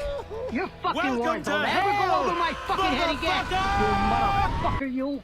You're fucking warned. Don't ever go over my fucking head again. You motherfucker, you. I'm never going to stop. The intensity is never going to change. And as for me as a person and my feelings and my thoughts and whatever else, that's never going to change either. If you think that like next month all of a sudden I'm going to be like, hi everybody, I need you to buy Shadow Legends or whatever the fuck that game is called. Raid Shadow Legends. I'm not going to be doing that shit. I'll take on sponsors. But they're going to be on my terms. Because this is a channel of authenticity. And remember, folks, I've already said it once before. I'll say it again. Authenticity is the currency of the future. Authenticity is the currency of the future. And this channel will never change. Whether it's 2,900 subs or whether it's 1 million subs, it's never going to change. And I am never going to change. Never. So CyberGunter, rest assured, you're going to find the same mag that you found today that you will find in 5 years. The same dude ain't gonna fucking change one bit. And I don't give a shit who it is. I don't shill for nobody. I don't kiss anybody's ass. I don't want to. You know how many people reach out to me? They're like, hey man, you should talk to so-and-so from Microsoft or so-and-so from PlayStation. If you're nice to them or you talk to them, they'll give you a review code or whatever. And I'm like, tell them to stick the review codes up their fucking ass. I don't bend the knee to nobody. As Vin Diesel said in Riddick, I bow to no man. I'm not going to kiss anybody's ass or follow the rules or do whatever so I can get free codes to games and then play the game for 36 hours and try to shove a review out before the fucking the embargo breaks. Fuck that. That's not me, and that's never going to be me. I'm not part of that shit, man. I'll do a review a month later. By the way, if you haven't seen my Little Nightmares 3 review, go check it out. It was a great review. I did a great review on the game. I'll do it a month later. You know why? Because that's more authentic. And anybody else who gets these free codes and the shill bullshit and this and that and they write these little puff pieces and they fucking slam it out the door with bad grammar and terrible fucking videos and poorly written articles. Fuck that. That's not authentic. You're just doing it for the fucking you're doing it for the gram, bro. So to answer that question, Cyber Gunter, or not to answer that, but sort of like amplify what you were saying, no, I'm never going to change. Because that's not authentic. And what these people are doing in this industry is not authentic. They're looking to milk this industry dry. There are activists out there. There are people who don't give a fuck about video games out there. And they're all trying to milk this industry dry. Why? Because this is $1 trillion business that's making a shit ton of money, obviously. And because they're making a ton of money, they're all trying to grift off it. And they don't care. You know how many journalists in the video game industry don't even give a fuck about video games? You know how many YouTubers don't even play video games? Get the fuck out of my face. You're not a video game. You're not a gamer. You never will be. And you're looking to capitalize on a business that's making a shitload of money. Get the fuck out of my face. So if I hit whatever I hit, and how many years it takes to do so, I'm never going to change. Because I've been here in this very chair, figuratively, of course. Spiritually, actually. I've spiritually been in this chair since 1979. I've been a gamer since 1979. I'm not here for the grift. I'm not here for any of that bullshit. I'm here for the love of what we do here in this industry. And I love YouTube. I love doing this. I love doing this live stream stuff. I love doing all that stuff. So I hope that answered your question. Here to the end. Thank you, Z Birdman. Thank you. I appreciate that. He says, one heck of a podcast and show. Thank you.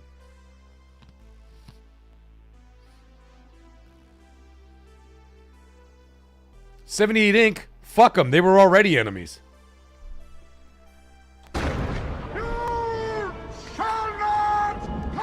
That's for you, Z Birdman. There you go. You want to hear it again?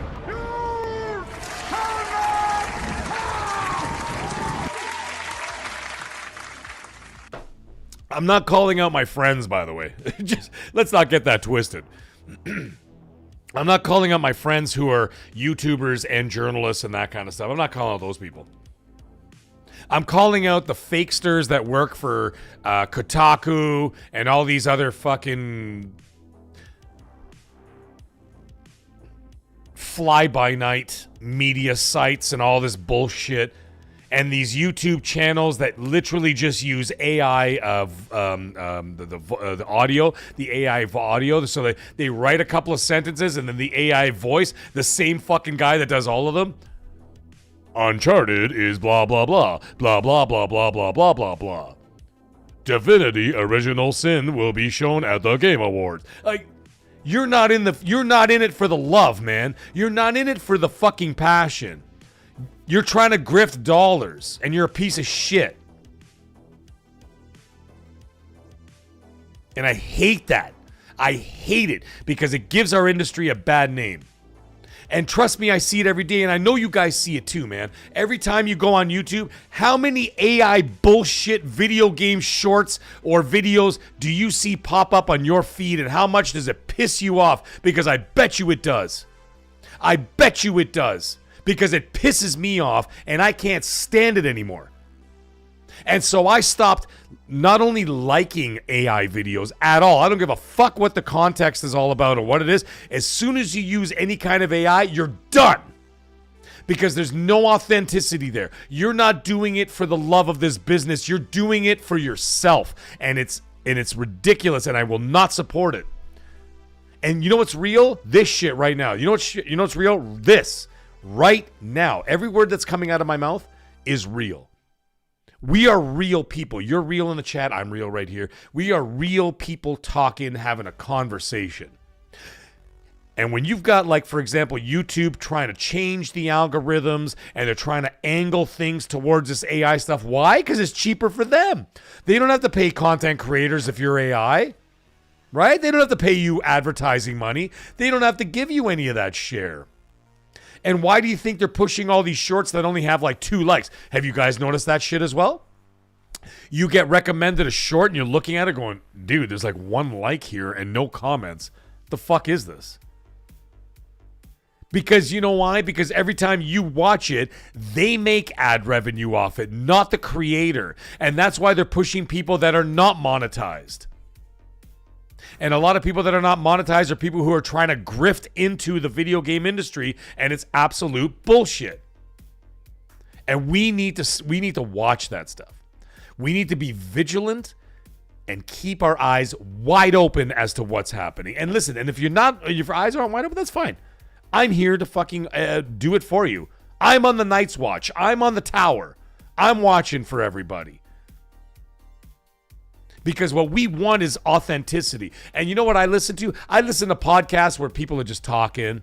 You could be talking about games. You could talk about whatever. And you know what? You can go off on tangents. You could do this. But if you're interesting to listen to, I don't give a shit what you're talking about. You could be reading the phone book. You could literally take the phone book and start reading names in the phone book. But if you're interesting while you're doing it, I will watch you.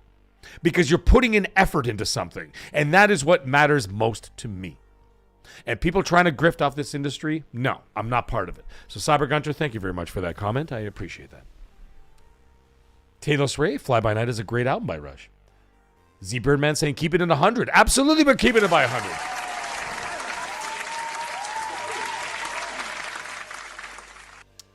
Bobby saying my shorts are bugs or me playing a cool part in the game. Hey, that's cool too, man. And listen, some shorts are good. Listen, I do shorts. I do shorts as well. Now, I don't do shorts to grift. I don't do shorts to like change the algorithm. I do shorts because I think it's actually beneficial for my channel in a different way, that when I have like 1,000 thoughts go through my head, and let's say I don't have a live stream that night or whatever, and I'm like, oh shit, I got to remember that for XNC on Monday, which might be 3 days from now. By the time Monday comes, either A, the story's not relevant, or B, I've forgotten the comment because a million other thoughts came in my head and I completely forgot it. And then it gets lost in the ether forever. So I actually utilize shorts in order to get those thoughts out into the wild right away. As they hit me, I'm like, oh shit, that's a good point. And then I'm like, I'm not going to do a show in the next couple days. I'm actually going to do a short. So I sit there and I record myself, and I record myself with these random ass like video game thoughts or whatever. And I get it out there, or like something that I may have analyzed in the industry. And I do that and I record it and I keep it there. And then I eventually release it like later in the day or whatever. And I do that because it gets all those random thoughts out, because to me, I feel that there's a lot lost in the mix because of timing, right? Like, how many times, by the way, how many times have you guys watched? I know you guys are like out there, that you guys watching Shaboos. I keep talking your shit, Meg. And the thing is, how many times have you guys watched XNC with Colt and I, where heavy news dropped like 5 days before, but that's in between the two podcasts. So by the time we come to Monday and Colt and I want to talk about it, the shit's already 5 days old and nobody cares anymore. Or if you had any very cool or interesting thoughts about it, you've already forgotten about it. So by 5 days later, whatever cool points you had, you forgot. So what I utilize those shorts for is to make sure that I solidify and cement those thoughts and get it out into social media so that I remember them and they're already out there. So if I have to actually refer to any of my thoughts, I can go, oh yeah, the shorts. So I can go back and watch my 30-second shorts and be like, good point, Mag. I'm going to bring that up with Colt. Or, bad point, Mag. You were wrong on that one. Let's bring it up on MAGGCAST and say, hey, man, I thought this, I was wrong, or whatever, right? You use it as a point of reference, and that's why I do with shorts. I use it as a point of reference, not as a point of revenue. So it's pretty cool. I just thought it was interesting. And Eddie Storm has joined the chat at the 4.5 hour mark, just as I was about to hit the end button. And here comes this man right in there, and what does he do? We are still here in Gondor. And 80 Storm drops an $8 Australian super chat. And he says, just because you are awesome for your viewers. Thank you so much, my friend. I really appreciate you, 80 Storm. You've also been here since day one, man. You're incredible. Oh, shit. Here we go again. Whoo! Tulsa King was fire. Can't wait for season 4. Dude, I can't wait for season 4 either, man. And by the way, just so you know, season 4 is already well underway with filming. Principal photography was actually done a month ago, and they're actually filming now. Stallone is on set. Yes, he had to step away because he had to go to the Kennedy Center to receive his Lifelong Achievement Award from President Trump.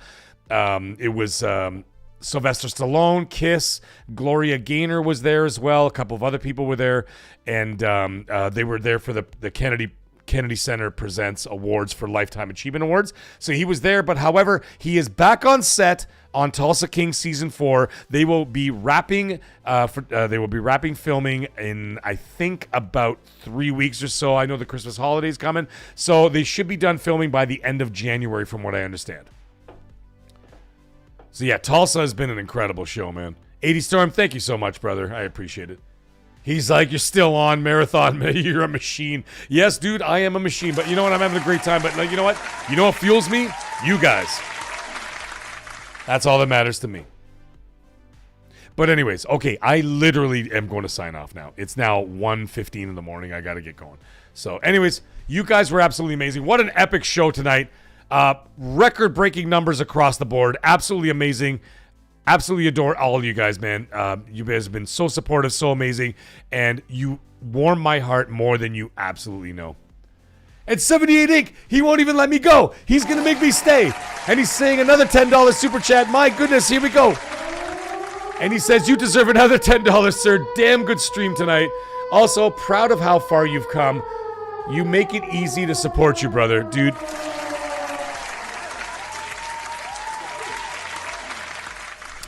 You don't know how much that means to me, man. You have no idea how much it means to me. Like, honestly, man, I work my fucking ass off for this channel and for this life. I want this so bad. Love you too, 78. And I want this so bad. You know what I mean? Like, this is what, like, I'm not chasing the dream. I am attacking this dream. This is like Rocky Balboa working on, like, you know when, when Adrian is like lying in bed in Rocky 2 and she's like, she just came out of her coma and whatever else, and like, she's like, I want you to do something for me. And he's like, what? And she goes, win. And then the music starts, ding, and then she goes, win. That's what it always feels like. Every day I get up, I literally get up and I hear Adrian's voice in my head saying, win. Win. And it literally drives my ass out of bed. Because there's a lot of times, I got to tell you, man, there's a lot of times I get down. A lot of times I think I'm a piece of shit. A lot of times I think I'm not fucking good enough or whatever, or I'm annoying people. I don't know. Like, I make a video and I don't feel great about it. And I'm like, fuck, I don't know about that video, man. I'm not sure. But there's that fire in my belly that just keeps burning that says, get your ass up. And like, I tie this all into Rocky. I really do. I really feel like it's that kind of thing. Get up. Get up. That's all I keep saying to myself. Get up. You know, remember in Rocky? Get up, because Mickey loves you. Even in Rocky Balboa, what'd you say to the kid? It ain't about how hard you hit, but about how hard you can get hit and keep moving forward. And then he whispers to himself, get up. Get up. I do it every fucking day. And you know what? That also helps my working out too. Like, I mean, not just the Rocky stuff, but like even just the working out. There's a lot of days I don't want to do it. I don't want to do chin-ups. I'm 50 fucking years old. You think I want to do chin-ups? Fucking 20 of them? Bench press 200 pounds? Do 40 minutes on the bike? Do 200 reps on my abs? You think I want to do that stuff? I do that before the shows. I worked out for an hour and a half before I came on here, and now we've been on the air for 4.5 hours. You think I want to do that stuff? Not always. But there's a fire inside that keeps saying, keep going, keep going, keep going.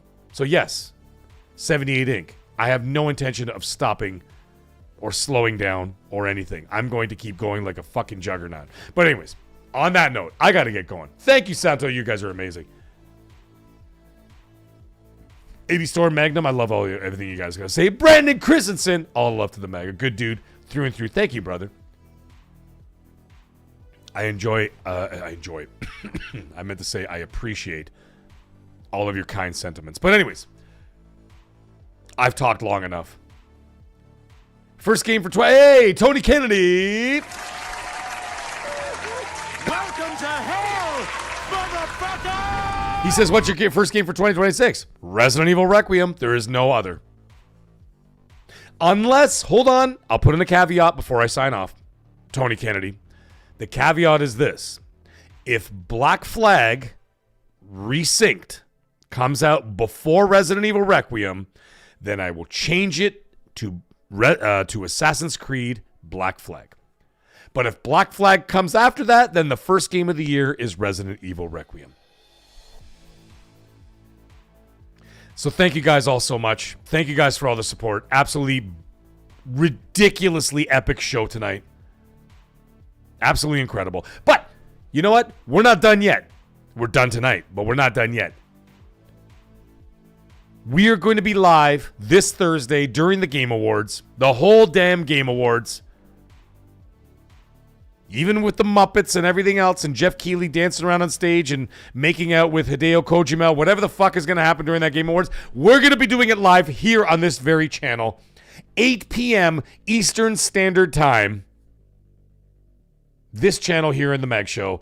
We will be doing the Game Awards. I hope to see everybody there. But anyways, thank you guys all so much. Thank you guys all for the support. Once again, I can't thank you guys all enough. But anyways, have a great night. And we'll see you guys all on Thursday. Stay magnificent. And good night.